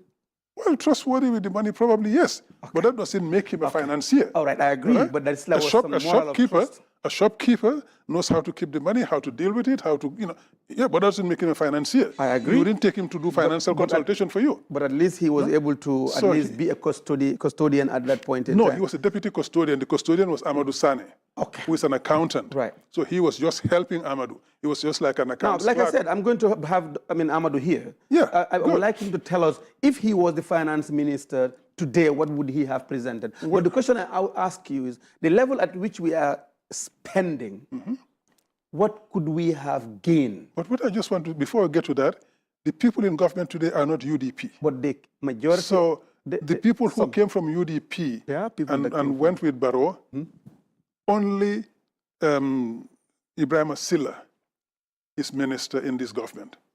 So the rest are not UDP. And Ibrahim Silla has no construction background, no works background. He's a journalist. And that doesn't prevent him from doing that job, because if you're an intellectual, you should be able to adapt and move to different areas quite easily. No, but he's got technocrats around him. No, that's what I'm saying. That's why I say if you're an intellectual, you should be able to adapt and move to any area that's quite easily. So that's not the issue. Being a journalist, being a translator, being an interpreter, doesn't matter. An intellectual, you are trained to be able to be versatile and to move from one area to another and to be able to adapt. Take our permanent secretaries here before. Right. They became experts in all of the areas and the ministries because they were moving around, they were learning on the job. So that's okay. So Ibrahima is the only one from UDP, right? And if he did his job the way UDP would have done it, we would have spent 9.27 million on Batil Harding. Okay, so that is a question of personal integrity. That's what's at stake here. It becomes moral. Yeah. So now, Barrow was never any reference in UDP. Well, he was a deputy treasurer. He was a deputy treasurer. Member of the executive. Exactly. So he was like an accounts clerk to the treasurer Amadou Sane. That was what he did. The guy was selling houses and the rest, that's fine. With the proper... You see, if Barrow really was somebody who really sought to improve himself, after 9 years as a president, he would have been on top of his game by now. But the money, like I said, my question is, with what we've been expending, what we've been putting into the national, of course, coffers. National kitty and how we spend that money. Where would we have been? Where are you comparing us? Good. For example, Ministry of Agriculture. Let's start with that. Go ahead, please, because today he went on all the ministries. Yes, and I will do the same. Please. Ministry of Agriculture. We signed the Maputo Agreement, right, as the African Union. And that Maputo Agreement, all of us who ratified it says we will spend at least 10% of our national budget on agriculture to show the importance of agriculture. Because agriculture is the basis of the development of this country. Industrialization should be based on agriculture, processing, value chain, and then we are there. And we will export processed products, and we will enhance the economy of this country. We'll build a real economy, which will sustain the dalasi, which will make the economy much more buoyant, et cetera, and we will spend less money on buying things from outside. We spend more than $200 million, not dollars, it's dollars, so more than $200 million a year to buy rice, oil, and sugar. Import. If we produce that locally, we'll be doing what is called import substitution. That those $200 million will be spent on other things in the country. Would that give us spending power? Very much. $200 million, that's a huge firepower for the government, if we were to get that, one. But today, the agricultural sector, this year, for example, they are planning to give it a slight increase this year, 1.7 billion. It has never had that. Yeah. It's always been having... unprecedented. Yeah, it's always been having about $1 billion. 900 and something, 800 and something million. This year, they said 1.7 billion. Yeah, okay? Because also the reason why he said that, because I've heard him say this, there is some sort of provision to actually leverage cost of fertilizer, cost of seeds. They're actually trying to subsidize for the people. I heard him about that. I didn't listen to the whole speech, but I heard that part. And he said they spent $900 million on fertilizers and seeds. which is not believable. That's not believable. He's again spinning. He has to stop taking Gambians for a ride and give us the facts. Bring those figures out, put them on your website, and let's see the figures, and let's go there and check them. And let the auditors have access to those figures. Where did you buy those figures? How much did you spend? It's not true. But they keep spinning because they know that people will not go to check. Some of us do check. Right, there is fact check. Yes, some of us do check, and that's the point. But they would never put out the figures for that, for us to be able to go check. It's not true. Now, if they spend that, where did they get money from? Because every year they're giving agriculture department under $1 billion. And that's not enough to even run the ministry itself. So they rely on what? Foreign assistance, grants and loans. When they come, they are targeted. So they're going to lose. They haven't had any for fertilizers in the recent past. So when that comes, they would be able to buy that. But again, the amounts are exaggerated, they are inflated. So let them put out the figures for us to all go out and check. Every single audit in this country has shown how much pilferage of the resources have been taking place. And they will speak, no, the audit is not anybody's opinion, it's a fact. Okay. It's based on fact. So they should stop, again, telling us that it's based on people's opinion. It's not. That's an insult to the audit institutions and the good people who run those institutions. Audits are based on fact. They check everything, they bring it to you, say, this is what we've got. If we are wrong, tell us where we are wrong. Now, Dr. Mane, I actually, because this, again, like I said, today the topic is what interests me. We're talking about the economy. There has been a major increment in revenue generation domestically with the use of GRA. There are new pros and cons using the Asikuda wall, the Asikuda 1, 2, 3, all of that Asikuda they are bringing. Of course, it's actually bringing new platforms with the concessions that are going to be flouted within the country during the next next year, 2026. I mean, we've seen that they've actually gained revenue. The target that they were given, they had surpassed it in September this year. Yes. So don't you think some of these control measures is actually helping in shaping the financial structure of the country? GRA has digitized a lot of its work, and that has helped a lot to plug some of the leakages, okay? But if you implement that properly... Well, that just gives me an opportunity to say, of course, congratulations to the head. Yankuba has been there, and we've been pushing, we've been watching. Yeah. But I think he's been consistent in getting the revenue that he's been tasked the revenue has been increasing. Yes. And with the proper controls, it can be even more than that. Oh, thank you. Okay? But you see, because funnily, where you have to mitigate that praise a bit is that when the auditors went there to audit them, they refuse to give them their books to audit. Again, like I said, I think that is still an assumption. That's a red flag. Audit didn't come out at the time. Because audit also has some time frame to say when we went there today, when we went there yesterday. Some of these things came out after when the audit became an issue.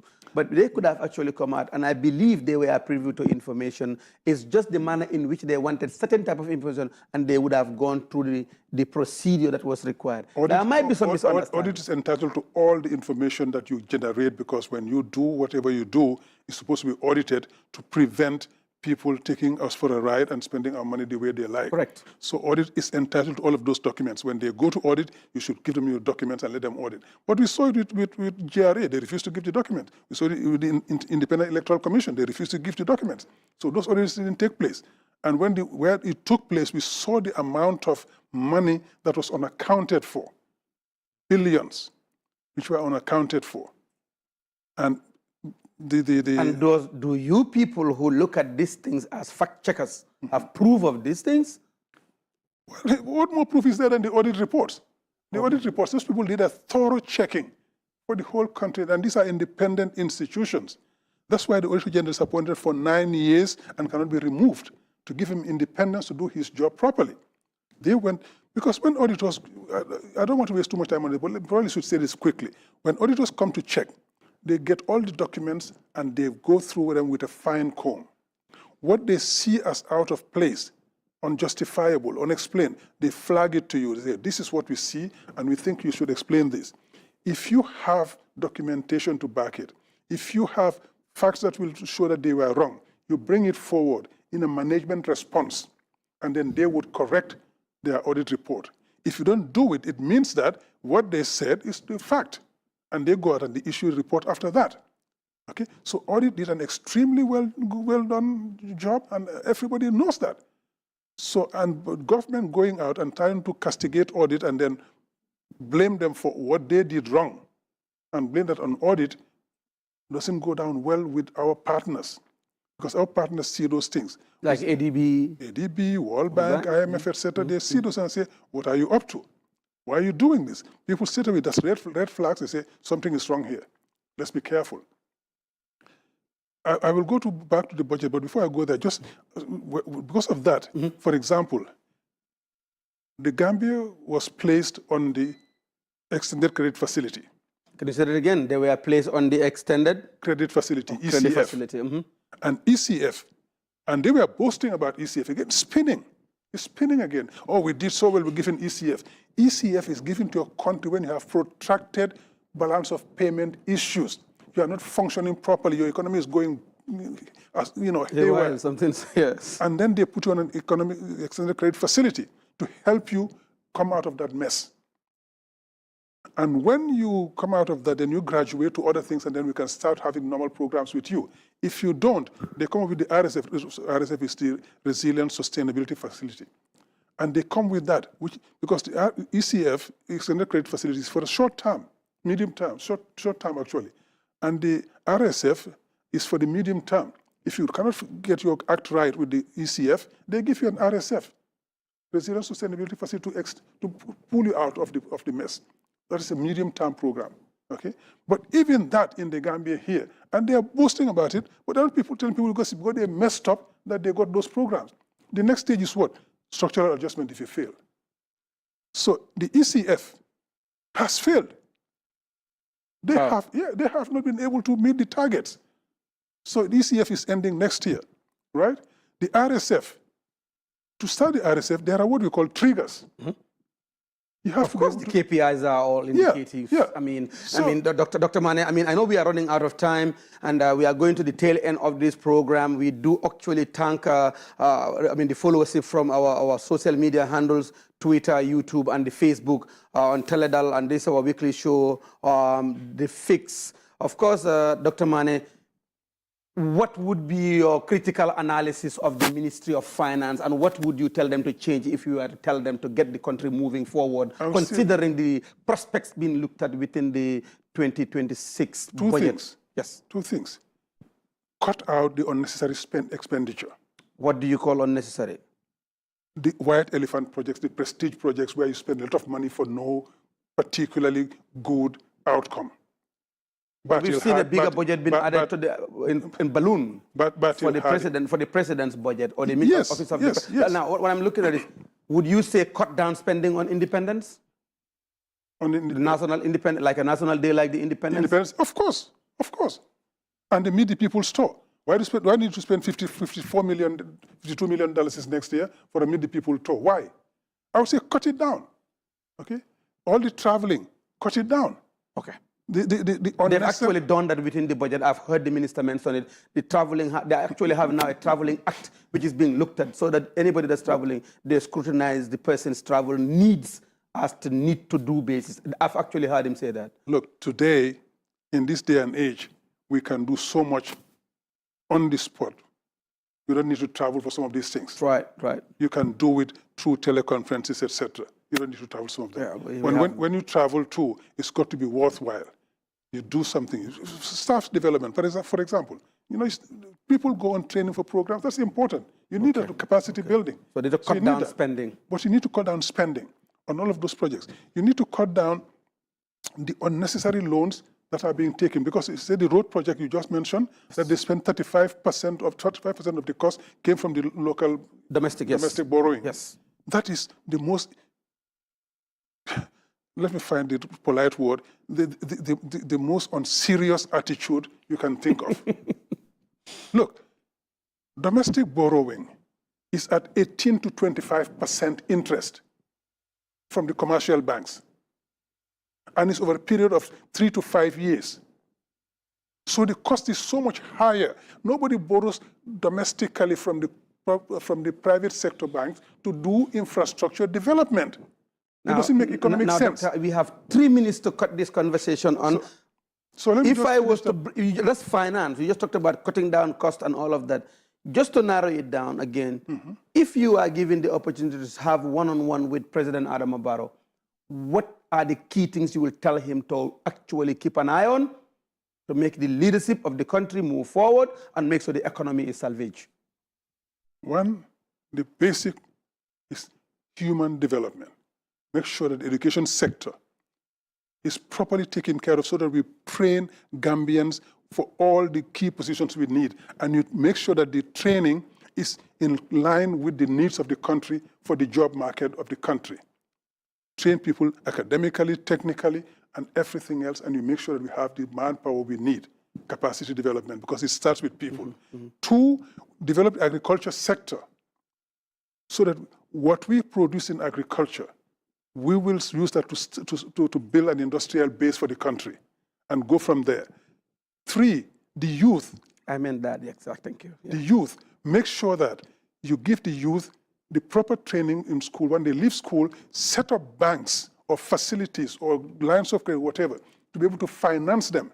Because you cannot give a job to everybody, but you finance them, you give them credit, lines of credit, loans, interest-free loans or very low interest loans to be able to do their work. If you come to Teledal, you say to Teledal, you see you're doing a good job, you've got a wonderful studio here, we want to help you to expand or you want to expand. You go to the government and they give you an assistance or a loan which is 0 interest rate or maybe 2-3% interest rate. You can develop this place much and do much more with it. And employ more people. You will, exactly. You will employ, you will create more jobs for the country. Right. You will pay more revenue to the government. You will pay more taxes to the government. And you widen the tax base. Okay? So you can develop that and you develop different sectors. And that will unleash the entrepreneurial capacity of our youth to be able to do things. Whoever set this up was a private sector person.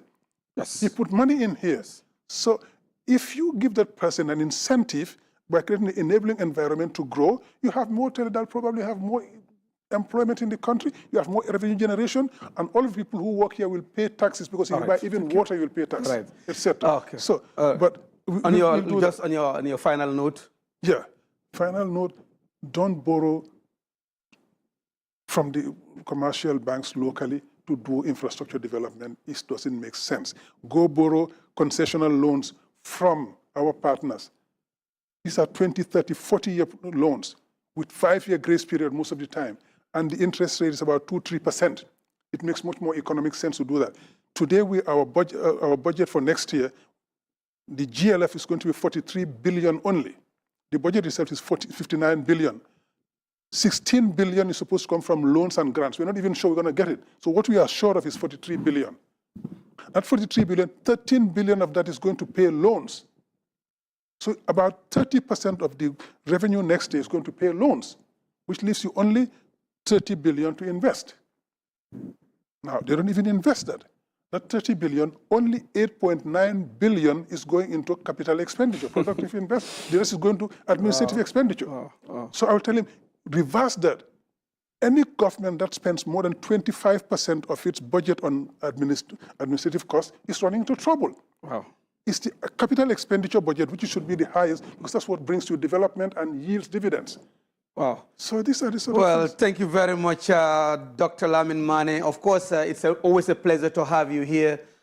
We thank you for coming to Teledal, and we thank you for having, having you on the Fix Show. This is Teledal. Every Friday we come here, we discuss issues. Today we had to talk about governance, economic stability, and the future of multi-party democracy in the Gambia, which we did not really dwell much of. We look forward to having more people to come here to discuss about our national progress. And we do thank you so much. And we thank our followers on, of course, on our social media handles, Facebook, Instagram, Twitter, of course, and YouTube. Of course, today we had our viewers also following us on TikTok. We thank you so much for coming, and we look forward to having you another time. We give you another appointment on next Friday, which we will have another guest to discuss pertinent issues and very much of development agendas of this country. We thank you very much.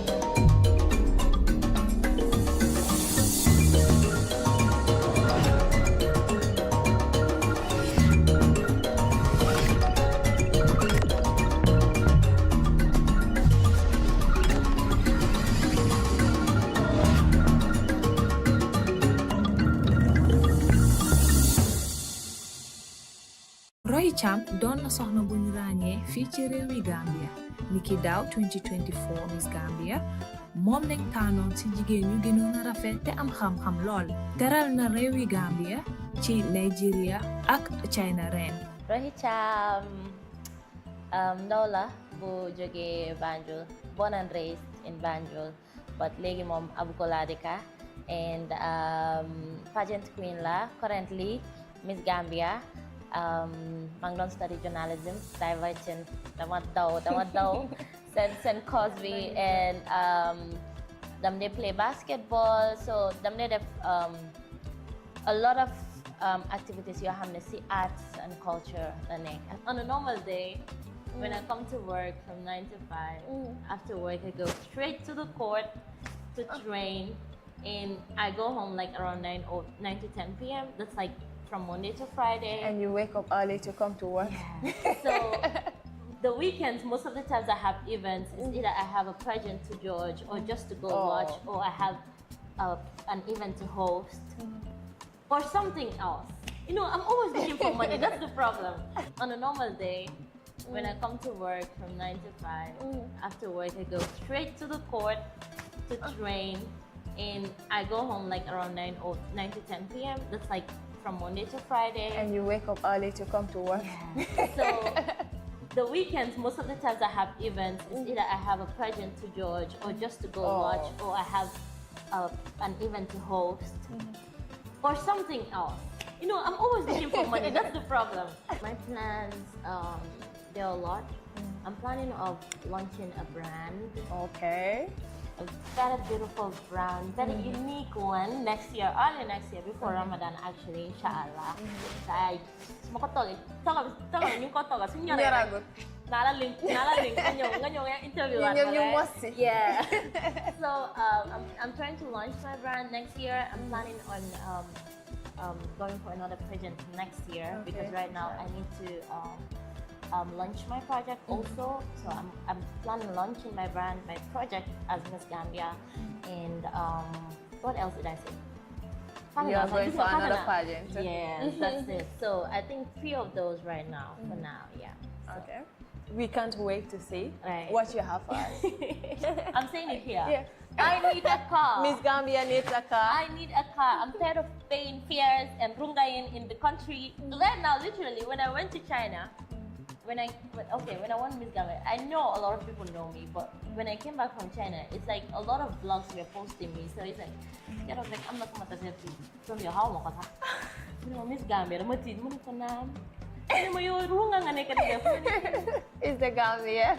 I'm like, you don't love me like this in the middle of the people. Look at all these people looking at me.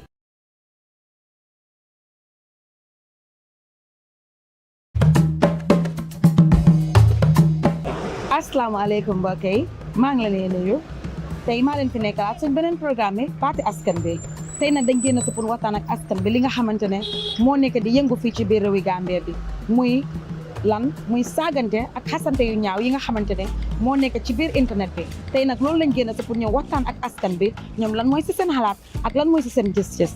Social media very dangerous ni te kuma kelin fo comment ba indi amum de dunia bele ban jubega nin dinga di ben ko he ñoo hetri banteni te man ko a te batenti ni ma jiko man be de man nte jilto kuma kan la baro dunia bele bo kuma kan jela so dunia bele bo kuma kan jela sa tan ngom ko fo am be so dunia be de jibilo mo ko jiko kelon la social media nyanta control la bake paratul karana la tul min karanta social media ya katal ya control bake ni nga so mo sakunda fa luwa lo ndiji momi yan ko ya bis kuma kon fo mo yemi yan ko na kamfala ki ngeta step ta la ko ton wodo na say bono ndinge de jibe rek nge ko ngakuma ngata media rek ngakuma fo kar bate na ka bate nge ila character di form je kuma jawo fo ya tara man jara because of hatred si le bantema so mune yo be sabu e ni social media lom ni ibete ya tale barin ka tamani nyame wala man bete ya social media is good ko mbo dami fa karang ne man jawya de karang Kenya la ka jawya hikamin tamandi karang ni ko wala ka jawya e ni kada tiba karang di kada mo ko di sa e may non to kewal malaf tiba karang kandi ka tiba karang di non kuriyadal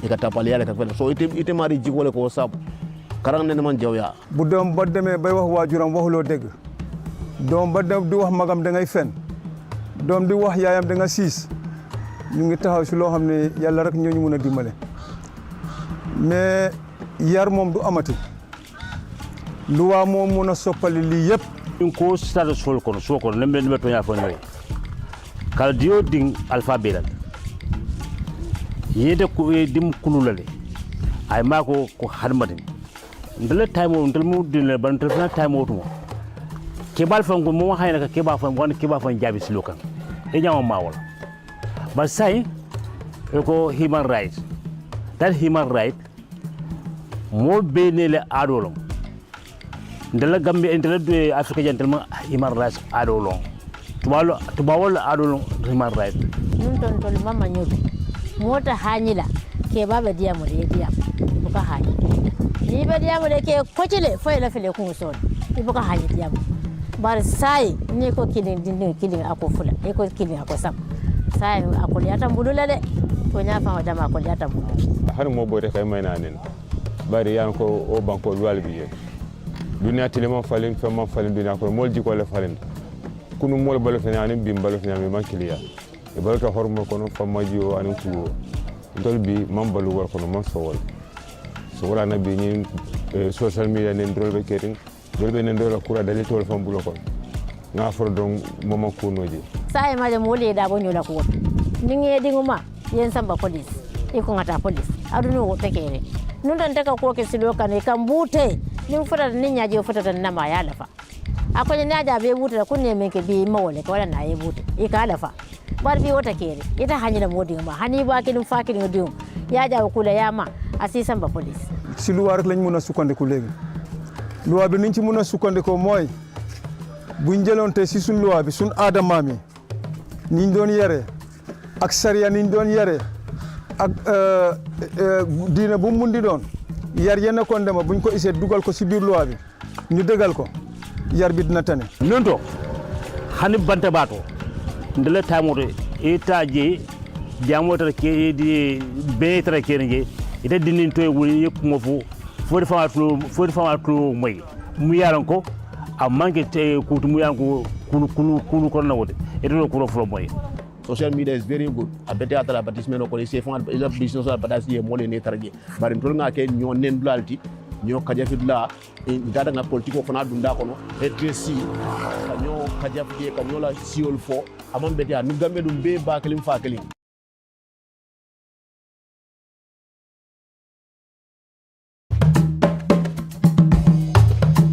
maa leen fi nekk la tey si suñ beneen programme bi baati askan bi tey nag dañ ñëw génn si pour waxtaanee li nga xamante ne mooy borom métier yi tey ba si plomberie tey ba ci ñi nga xamante ne mooy mécanique yi ba si ñi nga xamante ne ñooy fii tey ñoom lañ génn pour waxtaan ak ñoom lan ban challenges lañ dee daj si seen kaw si seen liggéey.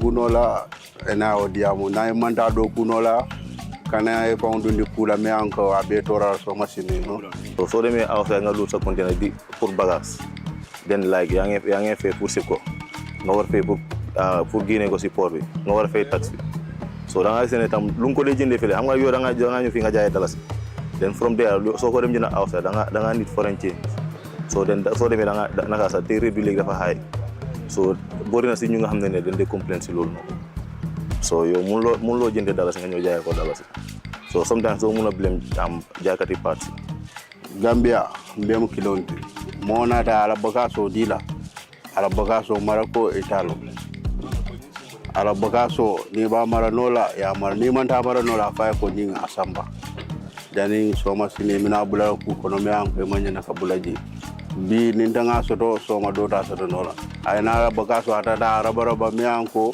ananda kamendi ala family la manna o di family la anata o fenete manna maraku eta de yati nyawol ya fili sa so much ni yatale disturb eta ni la family be balu bolle jide nge luwasi yidi wawata manade seeda men heba enen kadi ko men naftira be ngure amende haray ko dum me fala business ne kilinnaade jani be do sodo akame wata de min do mo sodo profito ya be dum so ne ya start ko ka struggle ko wala say do ko kolya ban mbokay ñoo leen ko déggandoor borom métier nekk na li nga xamante ne ñoo tuux te ñoo amuñ dara li nga xamante ne seen doole rek la ñuy njëriñoo bon nañ leen ne sóoraale ba pare di leen gën a jàppale mbokk yi ñoo leen ko déggandoor lii lañ leen amaloon tey si suñ programme bi baati askan bi di leen dig dajee ba beneen yoon si beneen programme fii si Teledal TV léegi ni ngeen def rek toppale ñu ci suñ kër yu mag yi di Facebook TikTok YouTube ak X jërë ngeen jëf mbokk yi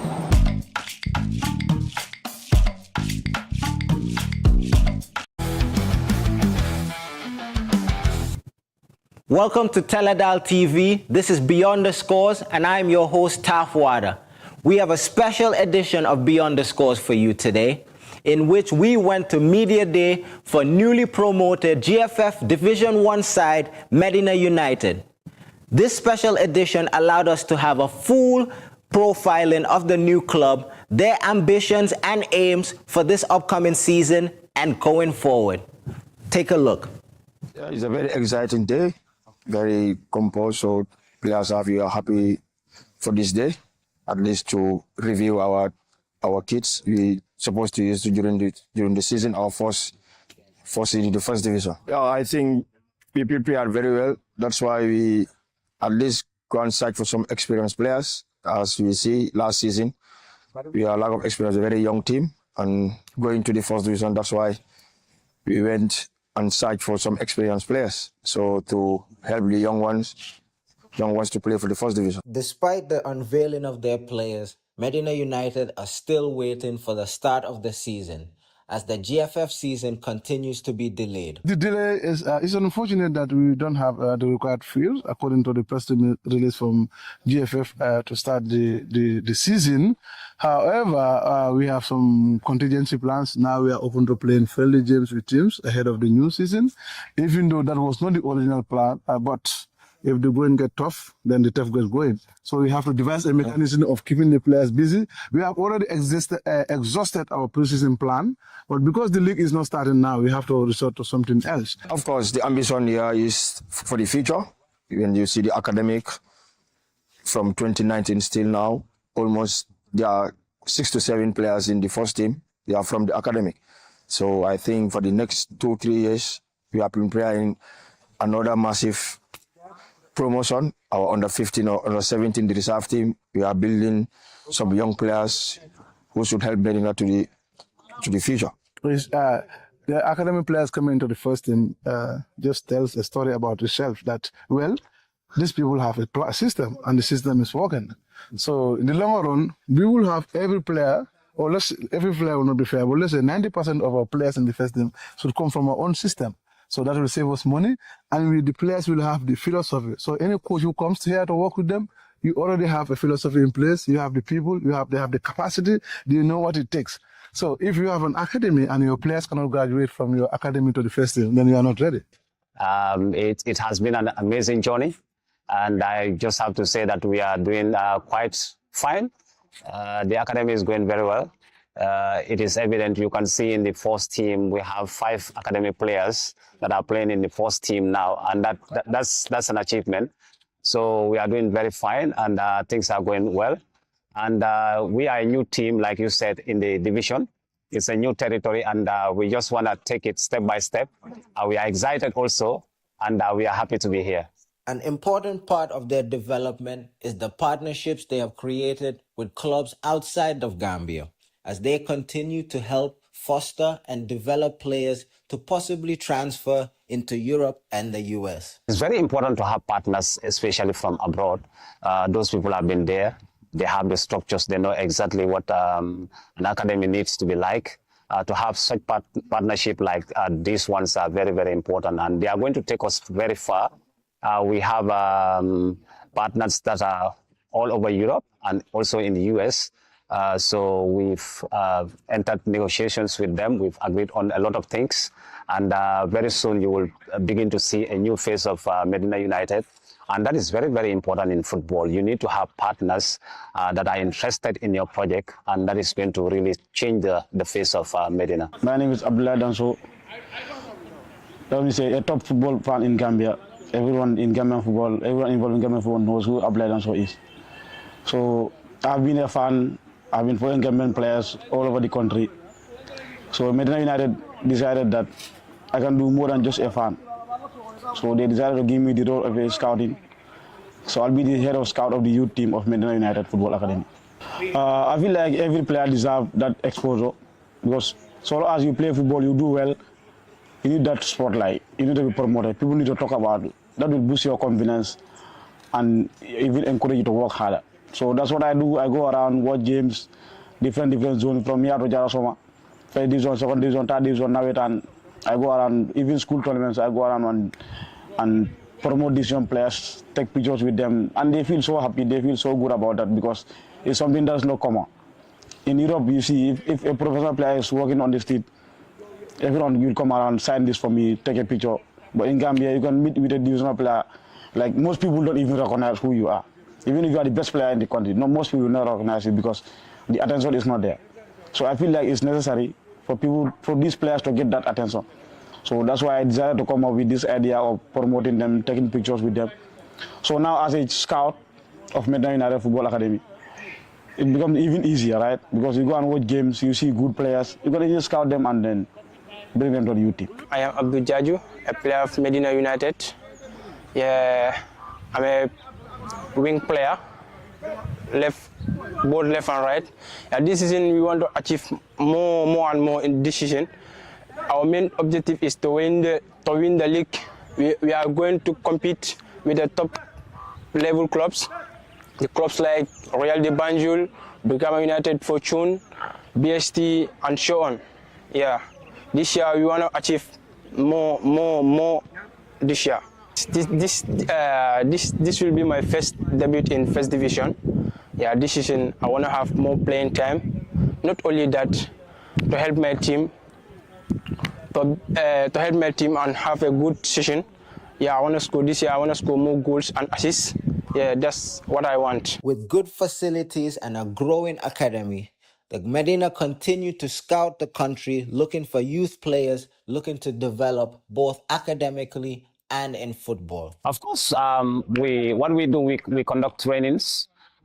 We also conduct trials. We also take part in competitions. We also organize our own tournaments. We invite academies to come. And most of the time when they come, they don't like to leave.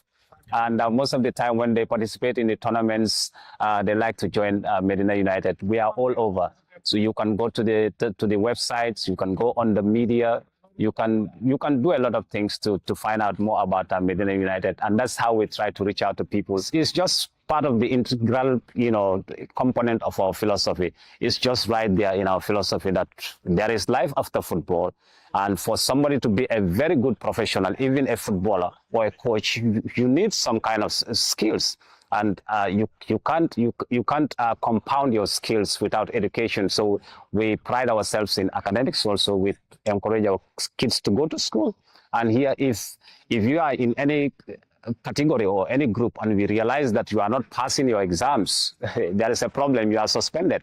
So that tells you that we pride education is just one of the priorities that we have here, that you have to be educated, you have to have skills, you have to have knowledge. That's a complete tool set that a footballer needs, because whether you want to be in football later, after your football career, if you want to be a football manager, you want to be a technical director, you want to be a coach, you want to be a journalist, you need education, you need a background, you need a skill to be able to perform these duties. So that is exactly what we are doing. It's not only football, but we try to teach them it's diverse, it's open. As they look to get settled in the First Division, they look to champions Real de Banjul as an inspiration for what is possible for a growing club with high aspirations. Yes, Real is the standard bearer in this country in terms of football, as far as I know. So we are trying to, our yardstick for now, we want to get to their level, and if possible to explore Africa, because Africa is the ultimate goal. We want to be part of Africa football. We want our history to be part of CAF. So we want to represent the Gambia in CAF football in the future. That by the time I'm sure our project will have mature in terms of infrastructure. We get all the fields we need, all the requirements, all the indicators, all the parameters that CAF will have asked us will have been in place, and everything GFA will have asked us will have been in place. So at that time, we will feel that we are ready to go to the next level. But until then, we stay humble, doing it step by step, and gradually we get in there. What an exciting time for Medina United and Gambian football. Every week we'll profile different clubs as they gear up for the start of the new season. That's all we have for you on today's show, but make sure to tune in next time on Beyond the Scores. See you soon.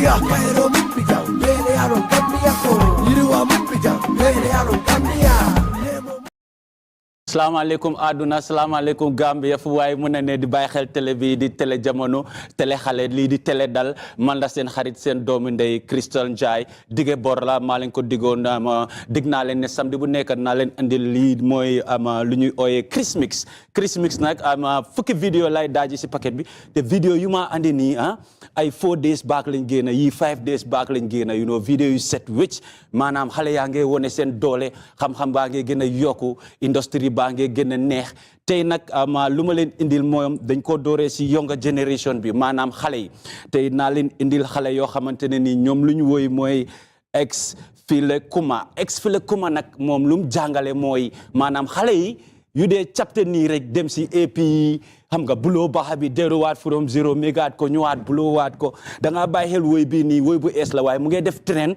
woy bi nag S-Boy ak Superstar S-Boy featuring Superstar ñoo ko woy te woy bi mooy number 10 on my playlist den ñu ànd ak ex fila kuma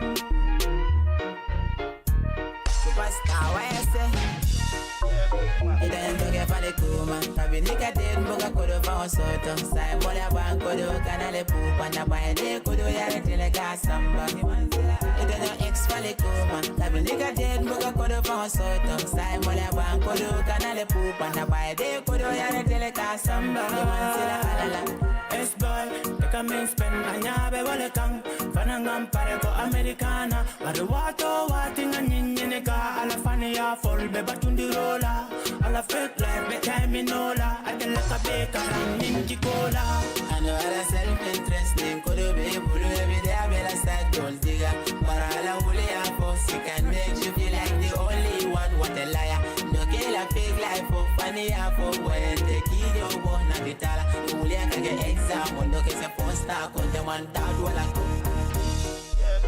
ida yam doge fale kuma kabi nika dead boga kodo fa soto sai mola ban kodo kanale pupa na bae de kodo yare tele kasamba ida no ex fale kuma kabi nika dead boga kodo fa soto sai mola ban kodo kanale pupa na bae de kodo yare tele kasamba do be de cheap money le atina kodo yatina ile life otina if de ba ep ko mi magorda so do you come on and fale me kama go asao so araga ela daji go fale ega mata jeko ado idin dimere ibe ela daji go fale nemi so bina ado awara baba sirina nuka na nyamo saba ndoge enkol kana mai notinya ago right now asula ta wuli sabalela pati minga na fana ngampare wara ticket umba sana imo sabale boy lafta na poso yo ja mune mane business la so ma jere ma jola ko ni tactics la mune good bulu am ko kuta petla life exam la mo mune game regla de du mane game regla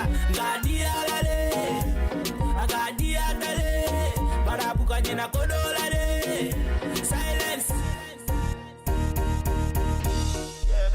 ida yam doge fale kuma kabi nika den boga kodo fa soto sai mola ban kodo kanale pupa na bae de kodo yare tele kasamba ida no ex fale kuma kabi nika den boga kodo fa soto sai mola ban kodo kanale pupa na bae de kodo yare tele kasamba imansela alala the game empire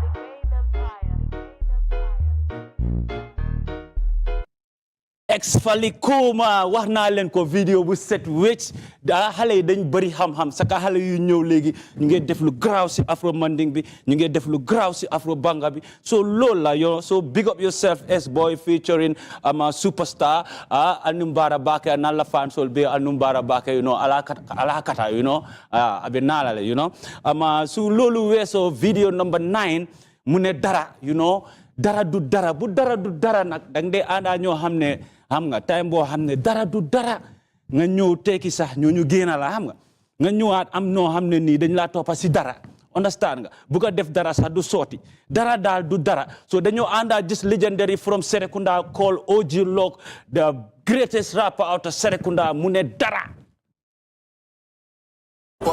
Xam nga ñaata des nga hustle yow sa life nigga naa pussy wuñ dara maa ngi ci yoon bi maa ngi ci yoon bi man gis nañ ñi ma waroon a jàppale di ma fay te man mënuma ci dara DJ si di ma xeex sang si di gën a neex ñi luñ mun ci man dara musul la dégg dama chain moo fokk nigga di ba boobu dara du dara ñaata mag rek dugg baak we te ba léegi ñu dégg ci ñoom dara yére saay di nga dugg kër gis Mercedes fekk yow mi doo ci mun dara ba ma julli ma ne loo bëgg dina jee duna ni bakkaaram yéene saay di nga gis lu la nagari di fekk doo ci musa mun dara xam nga ñaata des nga hustle yow sa life nigga naa pussy wuñ dara maa ngi ci yoon bi maa ngi ci yoon bi ñaata nit ñoo fa toogoon sànni coalition te li nañ yaakaaram gars yi di politique jox ñu apollo bi ko sam na kartam namu man de ndekete yoo bi ma dem bool courant bi génn bool people bi yaakaaram fi mu ci kanam tuuti suñu réew mi ku liggéeyal ma ne yaa ngi ci faro réew mi kuy presse bi balaa ñu tëj xiif ka ne dogal dawa wala baro yenn saa yi nga gis loolu nagari di fekk doo ci musa mën dara xam nga ñaata des nga hustle yow sa life nigga naa pussy wuñ dara maa ngi ci yoon bi maa ngi ci yoon bi yenn gaay duñ sa waay ma ne boñ dafa weex waaye dara ta ko lalu because sa ronga leen ji tamatul donga leen na tax ñu mere la ba faaw I keep my head up du ma gëstuwaat ne du ma ne maa fi daxa raab waaye xanaa nag lu des ñu waat su ma yi xayb la mës a nax ko ci dem bi mën a gëndoo leen mës a dax su des su ñit du mës a baax yenn saa yi nga gis loolu nagari di fekk doo ci mës a mën dara xam nga ñaata des nga hustle yow sa life nigga naa pussy wuñ dara maa ngi ci yoon bi maa ngi ci yoon bi yenn saa yi nga gis loolu nagari di fekk doo ci mës a mën dara xam nga ñaata des nga hustle yow sa life nigga naa pussy wuñ dara maa ngi ci yoon bi maa ngi ci yoon bi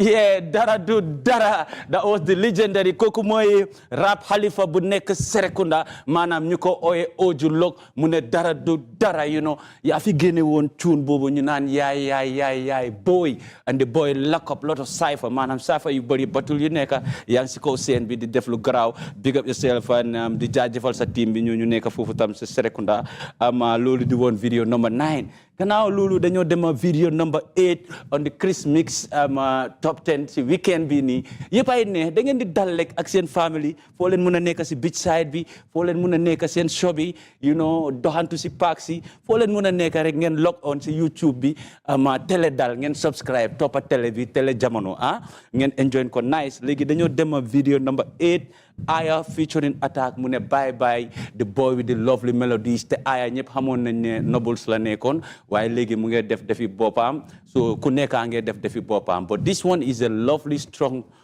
message bye bye Aya Attack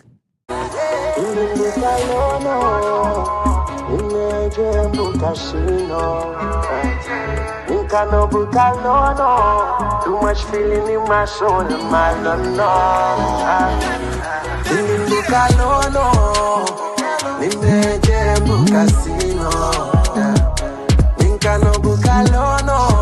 too much feeling in my soul and my we are tama bye bye bye bye bye. We are tama bye bye bye bye bye. We are tama bye bye bye bye bye. We are tama bye bye bye bye bye. Andi mi fala, inda mi dai na tama. Upa mi pasa mi defa mi rota mi jonne nyiri nyama. Chiwa kwanti mi fala, inda mi tampin tama. Arien kanenam kababam, umengal do deugal. Fatima Nadina kana sila no no. Amina Nadina kana sila no no. My baby Nadina kana sila no no. Ni one time Ni kalo no. Ni meje mukasino. Ni kano bukalo no. Tu mas feeling my soul, my love, no. We are my bye, bye, bye, bye, bye. We are my bye, bye, bye, bye, bye. We are my bye, bye, bye, bye, bye. We are my bye, bye, bye, bye, bye. Iko toppandoo mu di ma toppatoo te suma feebaree mu di ma faj ma ne waxal booy dama duma fisting suma mbaal bi am na lu mu kaj suma baby dafa sexy am mentam taxi nu ko neex la di mën a mel suma Coca-Cola suma Pepsi bobo wimi ardo odogaay walo do ang wada jeganaay xaalis baa ngi bari amul ragal bébé jëlal def ko obokaay gisi waxa ñi ne xale yaa ñu bëgg a wimi yóbbi fa Casino, Nincano Bucalono, too much feeling in my soul, my love, no. We are my bye, bye, bye, bye, bye. We are my bye, bye, bye, bye, bye. We are my bye, bye, bye, bye, bye. We are my bye, bye, bye, bye, bye.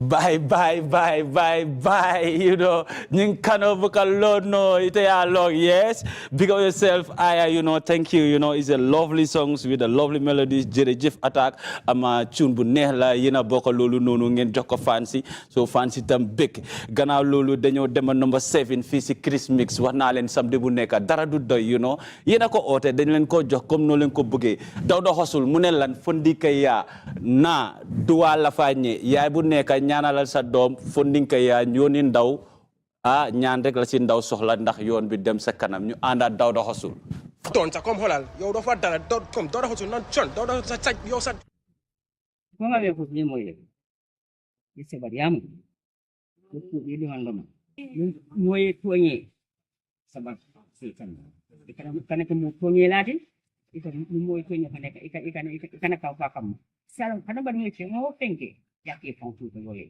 so bariam male abe sono ya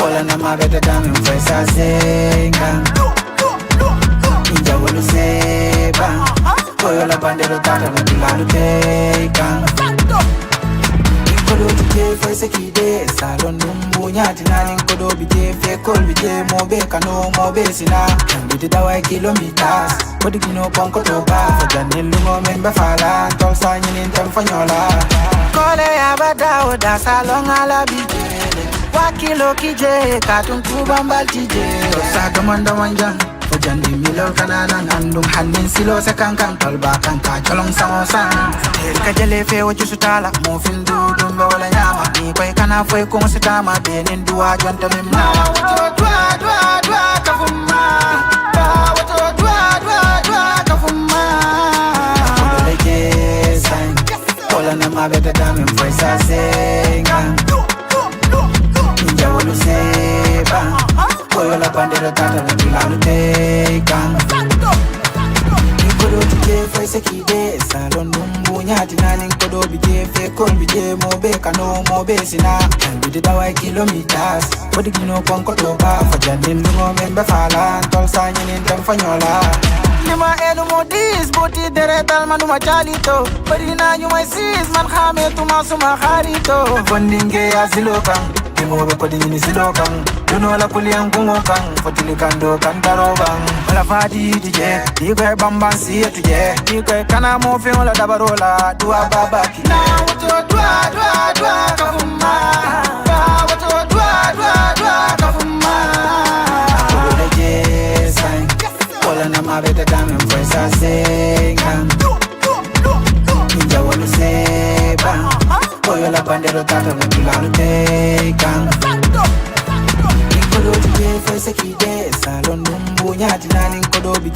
call me je mo be kano mo be sina we did our kilometers what do you know ponko to ba fa janil mo men ba fala tol sanyin tol fanyola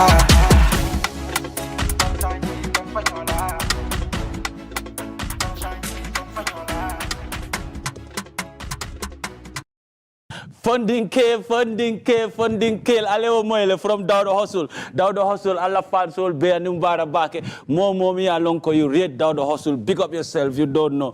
Dawda Hustle doing great in the industry right now. We appreciate you a lot, 100, big up yourself, and big up your fans. Right. From Dawda Hustle, number 7, the new Demak, number 6, new under Malls, featuring Jizzle, Nyom Nyenelan X. Affaire bu graw boy afro banga bi ñu ngi sé bolé Spanish guitar gi toga ba ngey gëna graw video ya ngey gëna leer ñu sétane lolu nonu extenuat Teledal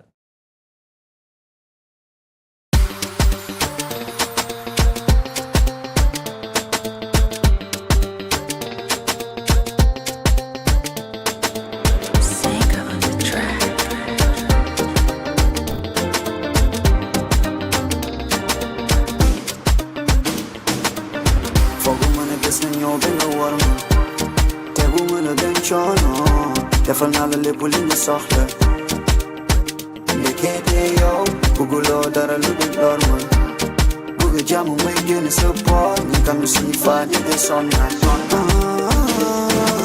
bato dem bato paase boy dem ke ñu ñëw te xam nga ne bëggeel du lu ñuy forcé boy dem ke ñu ñëw yow dëkk yow musul na ma bëgg man dëkk yow man ne mën a man dëkk yow musul na ma bëgg man dëkk yow man ne mën a I love when I let you go, I'm in love again. I love when I let you go, I don't fall again. Definitely move one time and I'm not going back again. Back again to you. But don't them but don't cost it. So they may somewhat don't cost it. Can no book a force and me I cannot kill myself. My love in a heart to break it up. My love in a heart to break it up. And if you ever wanna leave me, I would open up the next door. Boy, you didn't get in yo.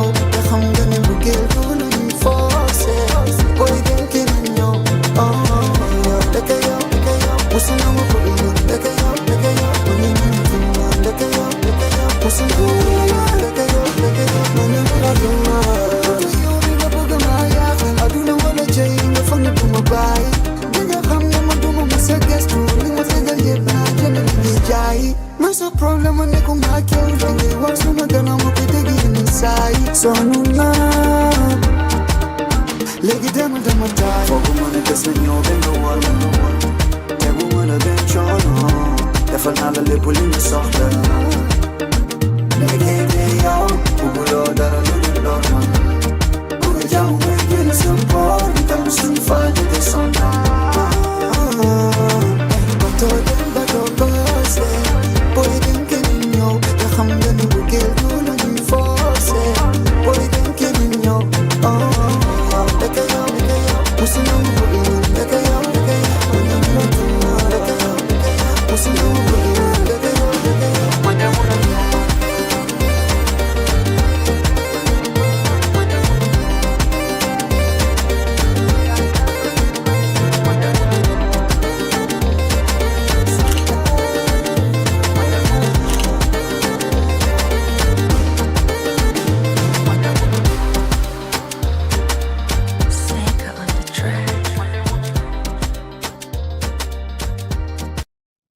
Yeah, X, boom shot. Yo, y'all gonna have boy yagi fast, boy yagi go.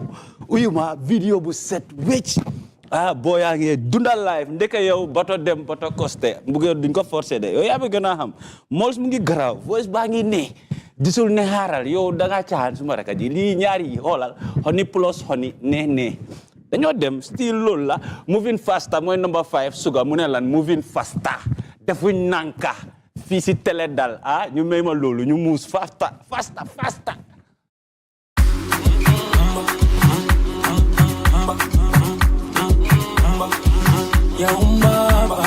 Sega on the track.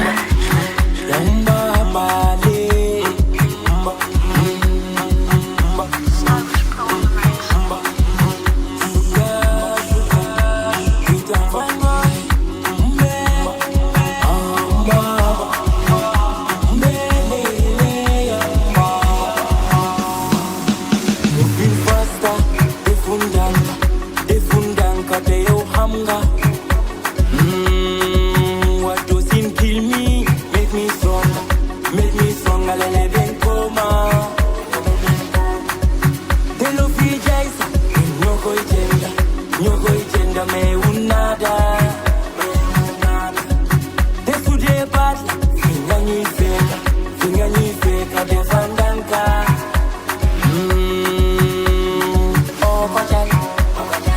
Okachali, nunko defi, dafa uti, bulko cheli, nunko defi, dafa uti. Holy Ghost fire, fire, fire, Holy Ghost fire, fire, fire, Holy Ghost fire, fire, fire, Holy Ghost fire, fire, fire.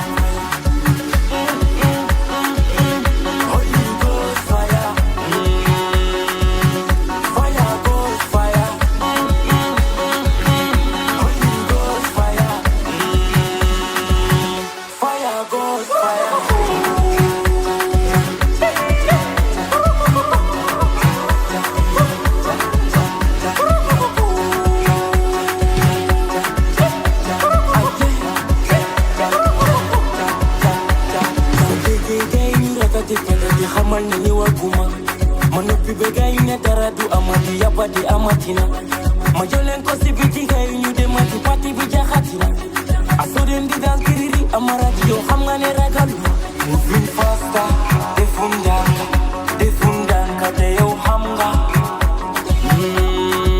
what doesn't kill me make me strong lele ben koma.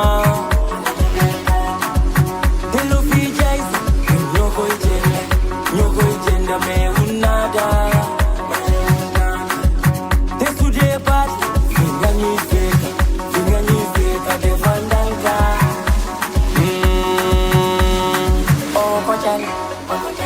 Okachali, nunko defi, dafa uti, bulko cheli, nunko defi, dafa uti. Holy Ghost fire, fire, fire, fire, Holy Ghost fire, fire, fire, Holy Ghost fire, fire, fire, Holy Ghost fire, fire, fire, Holy Ghost fire, fire, Ghost fire, Holy Ghost fire. Yeah, moving faster yéen a ma gën a xam suga gis nga boy bi dafa am style boy bi dafa am melodies boy bi dafa am style yi boppam boy bi like ama piano killer la you understand nowadays ñoom generation am waxuñ ko moving faster yéen a ma gën a xam support leen ko mu ngi def ama big ama event ama si taay nii rek dina ko def ngeen ànda yëpp dem support ko jënda ticket tamit kooku di suga gannaaw loolu dañoo dem a classique Barhama Cham and the classic Mariama Cham, this classic Tam Babel Demba Chamens, you know, ñu ne lutax ma bugala ñi dañoo indi culture manam culture ñi dañoo indi melodies ñi dañoo indi love yu bëggel bu neex ci lii nii lutax ma bugala dañ ko wone ñëwaat ci Teledal Mariama Cham Barhama Cham Cham Babel dem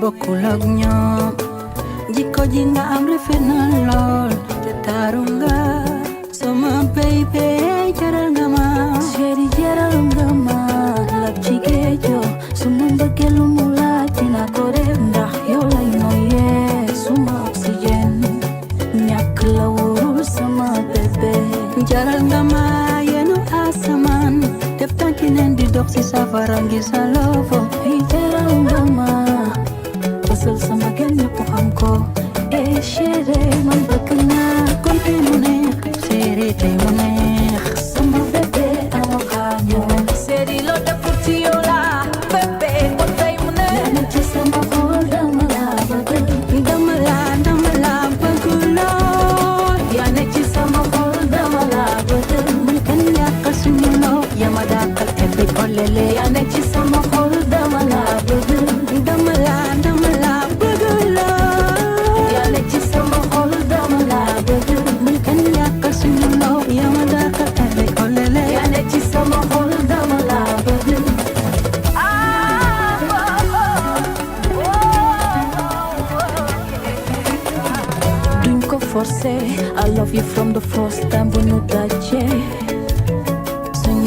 ci daje ba yàlla def tey ji ñu gise séri lo foogul mën naa ko jël naa bi teg ci sa loxo ko na la leeralal sa yoon nga toroxal sa noon loo bugg si diggante bi na ko teg si yoon séri seen xol yaa ngi bon waaye bu ñu ton gisatuma keneen bebi xol bi yaa ci ne séri def na ci yaaw nañ ma yóbbu tànka tànka su du loolu dina fi dee jaral nga ma yenu asamaan def tànki neen di dox si safara ngir sa loofo fii jaral nga ma fasal sa mbëggeel ñëpp xam ko chéri man bëgg naa kon te mu neex séri te mu neex sama bébé amul xaar ñëwal séri loo deful ci yow la bébé kon tey mu neex yaa ne ci sama xol dama la bëgg dama la bëgg lool yaa ne ci sama xol dama la bëgg man kenn yàqal suñu loo yaa ma dàqal kebe ko lele yaa ne ci sama xol dama la bëgg dama la loolu di Mariama Thiam Barhama Thiam dama laa bëgg lool lii du neex lii dafa neex te lu neex du doy dañ koo toppi fu mun di dugga rek ñu dem déglu ji ko ngeen dal di follow seen page yi Mariama Thiam Barhama Thiam dama laa bëgg te lii di bes moo ko tëgga bi daal tëgga na ko tëgga bu am solo tëgga bi éeg na wàcc na dégg nañ ci ko si musique day fees dañ koo dunda su neexee rek dañoo dem lu neex xol daf koo laaj su ko defee Binti di Queen waaw Binti di Queen yaa ma gën a noo moom ak kan ST moom mu ne lan di sky ko doole ba dooku la pati be kela nañ ko support Binti di Queen loolu mooy number 3 on Chris Mix top 10 bi dañoo dema Binti di Queen featuring ST affaire bu graaw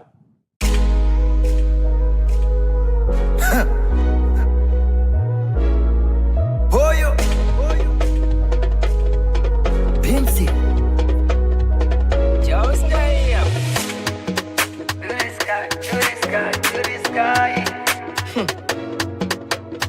Binti Queen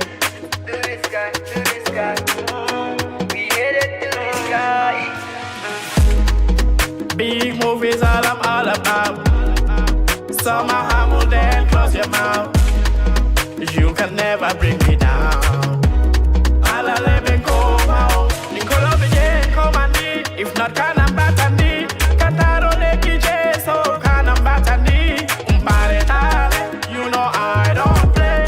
Can you say like I'm in my run come want to be judged now so man do materi gina aye. Pulma sonal man sa hol be born me mola son aye. Balling, you know I am balling. Calling, you know money calling. To the sky we heading on. Big noise is what we all about. Tell the DJ I say turn it up. If you don't know me then you shut your mouth. Balling, you know that I'm balling. Big noise is what we all about. Calling, you know the money calling, yeah. If you don't know me then shut your mouth. All my niggas on the go, ain't got no time for no foe. Steady grinding on the low, on the low, on the low. Mini, mighty mo. Vinci pick up my boy up, hustling 2 for 7 no.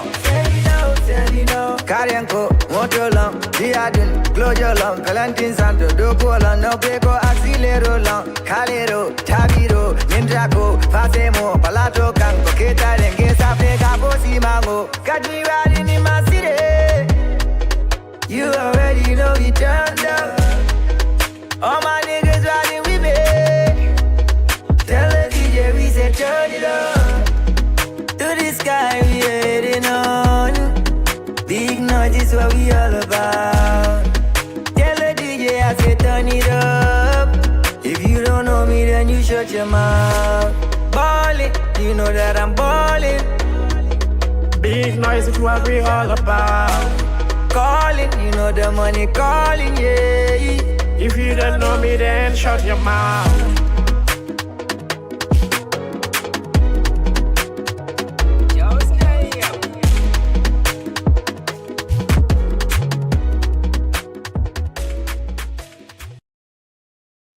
Balling, you know, I am balling, big noise. If you don't know me, shut your mouth. Yes, yéen a ma gën a xam industry baa ngi tàngoon ak ay coow waaye gis ngeen boy bi moom mu ngi busy woon di dem ak female artist yoo xamante ne tamit ñu ngi doon coow ne amuñ ndimbal moom STC loolu la nekkoon di defa gaay songs di defa gaay videos waaye beef baa ngi on side bële moom mu ngi busy understand nga waaw so industry bi daal mu ngi dem de te dañoo gën a dem Pindos mooy number 2 you know another upcoming artist you know hotter than lover you know si afro banga bi si rap bi boy bi ak jamonoom ak style am you know mu ne my enemies you know Pendo said my enemies we go with that one su ñëwee mu gën a ne Teledal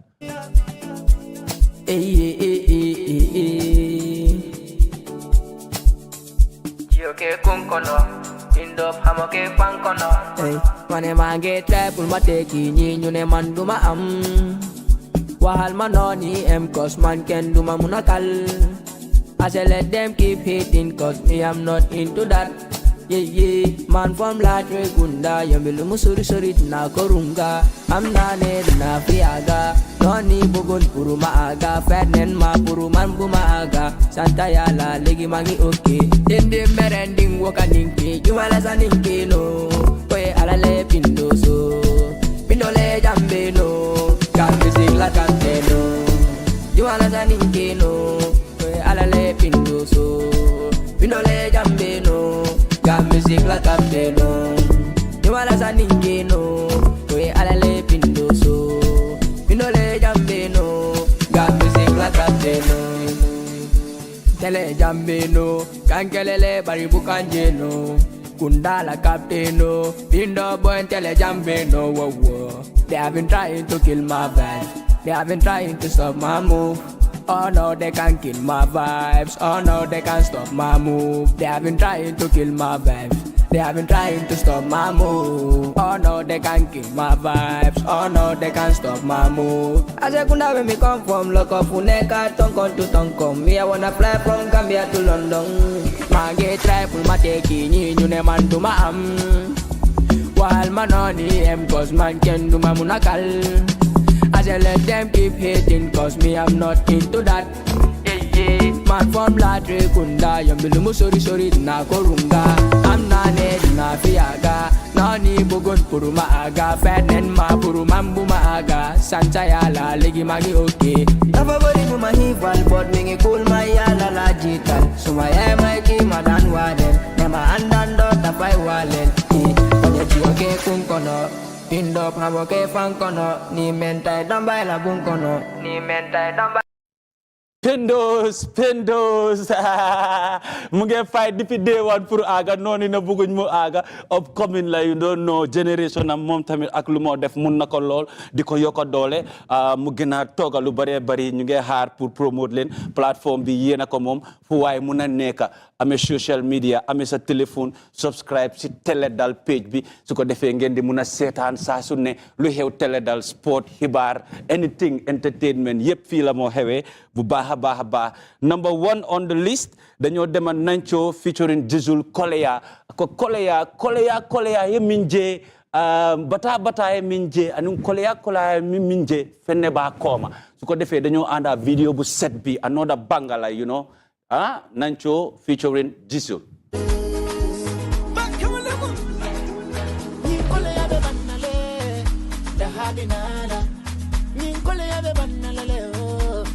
Binala, kolea, kaira bale baboma da habinala. Nanimbala duata boile bengoma da habinala. Una kolea be banale da habinala. Yin kolea be banale o da habinala. Kolea, kaira bale baboma da habinala. Nanimbala duata boile bengoma. Nothing lasts forever.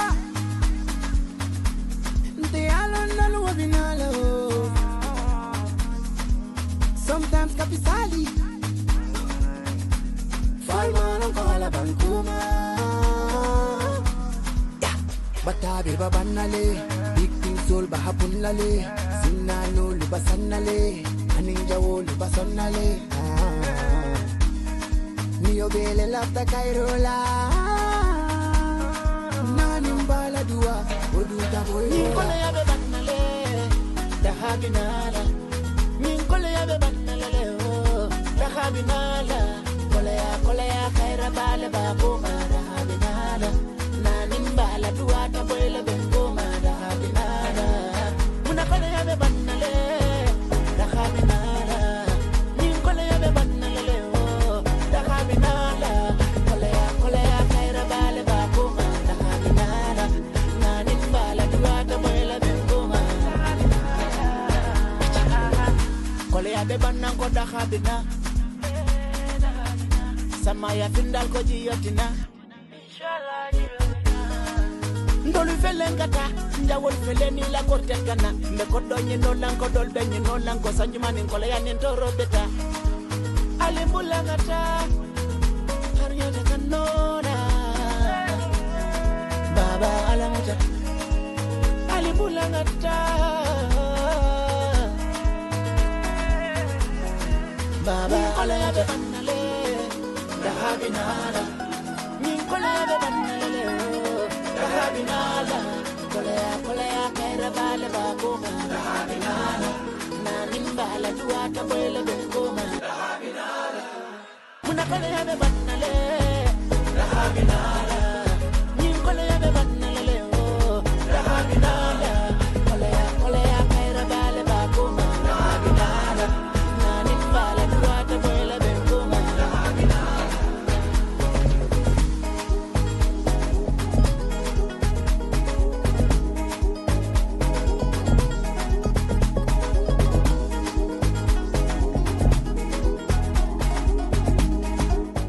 yéen a ma gën a xam Nancho a pacaki kii feccekat la woon feccekat bu tontu singa daf du doy daf koo fecce daf koo wëy so yéen ak déggal loolu di leen jaajëfal yéen ñu nekk abroad di leen jaajëfal bu baax a baax yéen ñuy toppa Teledal fu waaye mun a nekk sa katumala yéen ñu nekk bitim réew fu artiste mun a ne di bàyyi xel Teledal rek fu nit mun a ne rek di leen wax ne ngeen subscribe ngeen toppa page bi bu baax a baax di leen ñaanal rawatina ñu nekk si gannaaw contrôle réew bi ñoom Happiness Faye ak teamam bi di leen jaajëfal bu baax a baax ñoom Uncle T jaajen Jeff Crix Mix on Teledal every Saturday big up Nemo mumpija kombere alo Gambia ko Dino mumpija nakandi Gambia Pero mumpija bere alo Gambia ko Yiriwa mumpija bere alo Gambia Nemo mumpija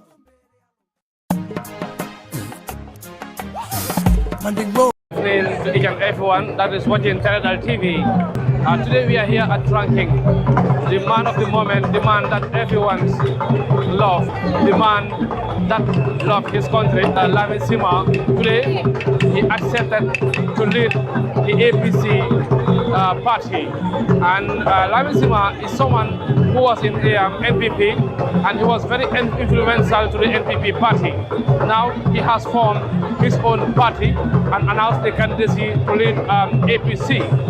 mbokk yi di leen jaajëfal bu baax a baax di leen xamal ne rek ñu ngi fii sa Tranquille place la bi nga xam ne foofu la Lamin Sima dëkk tey nag mu ñëw nag oote mbooloo oote daje pour wan ne moom nangu na pour jiite parti bi nga xam ne ñu ngi ko ooyee APC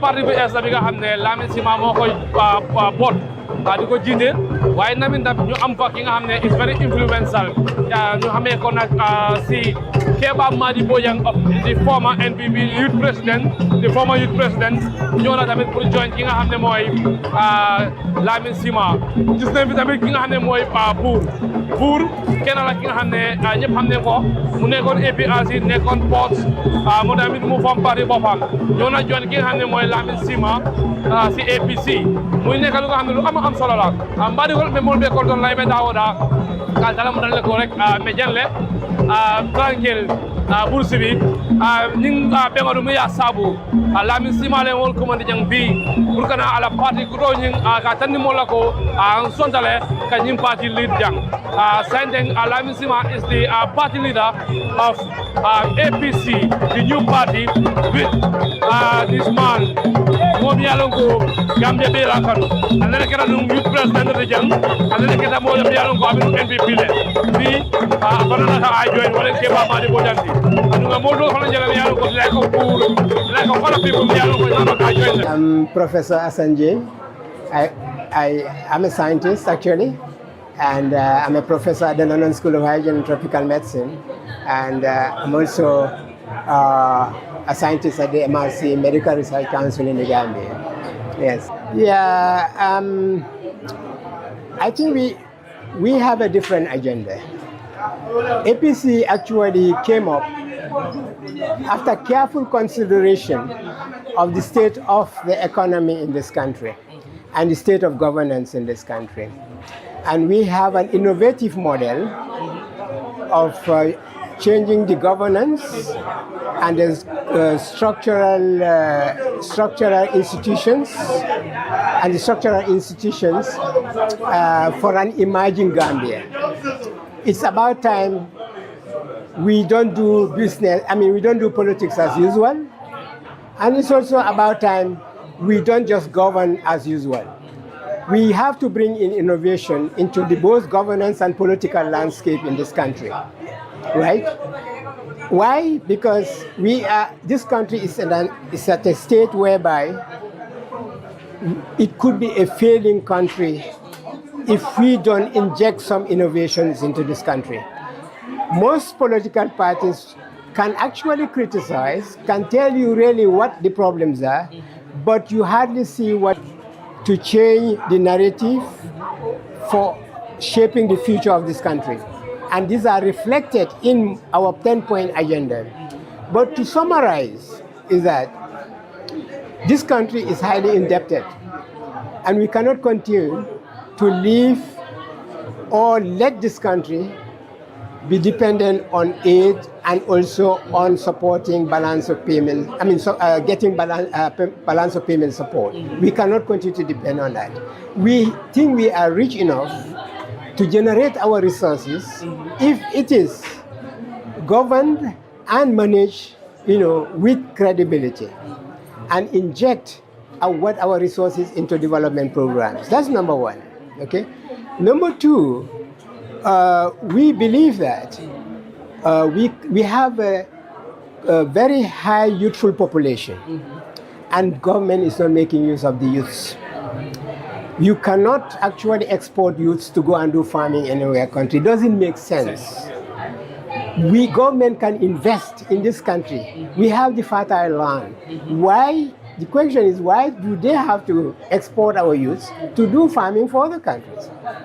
And related to that, aren't we interested in food security, in our own food security? A country that cannot feed itself cannot survive as a country. This is a reality. This is the reason why we are highly indebted.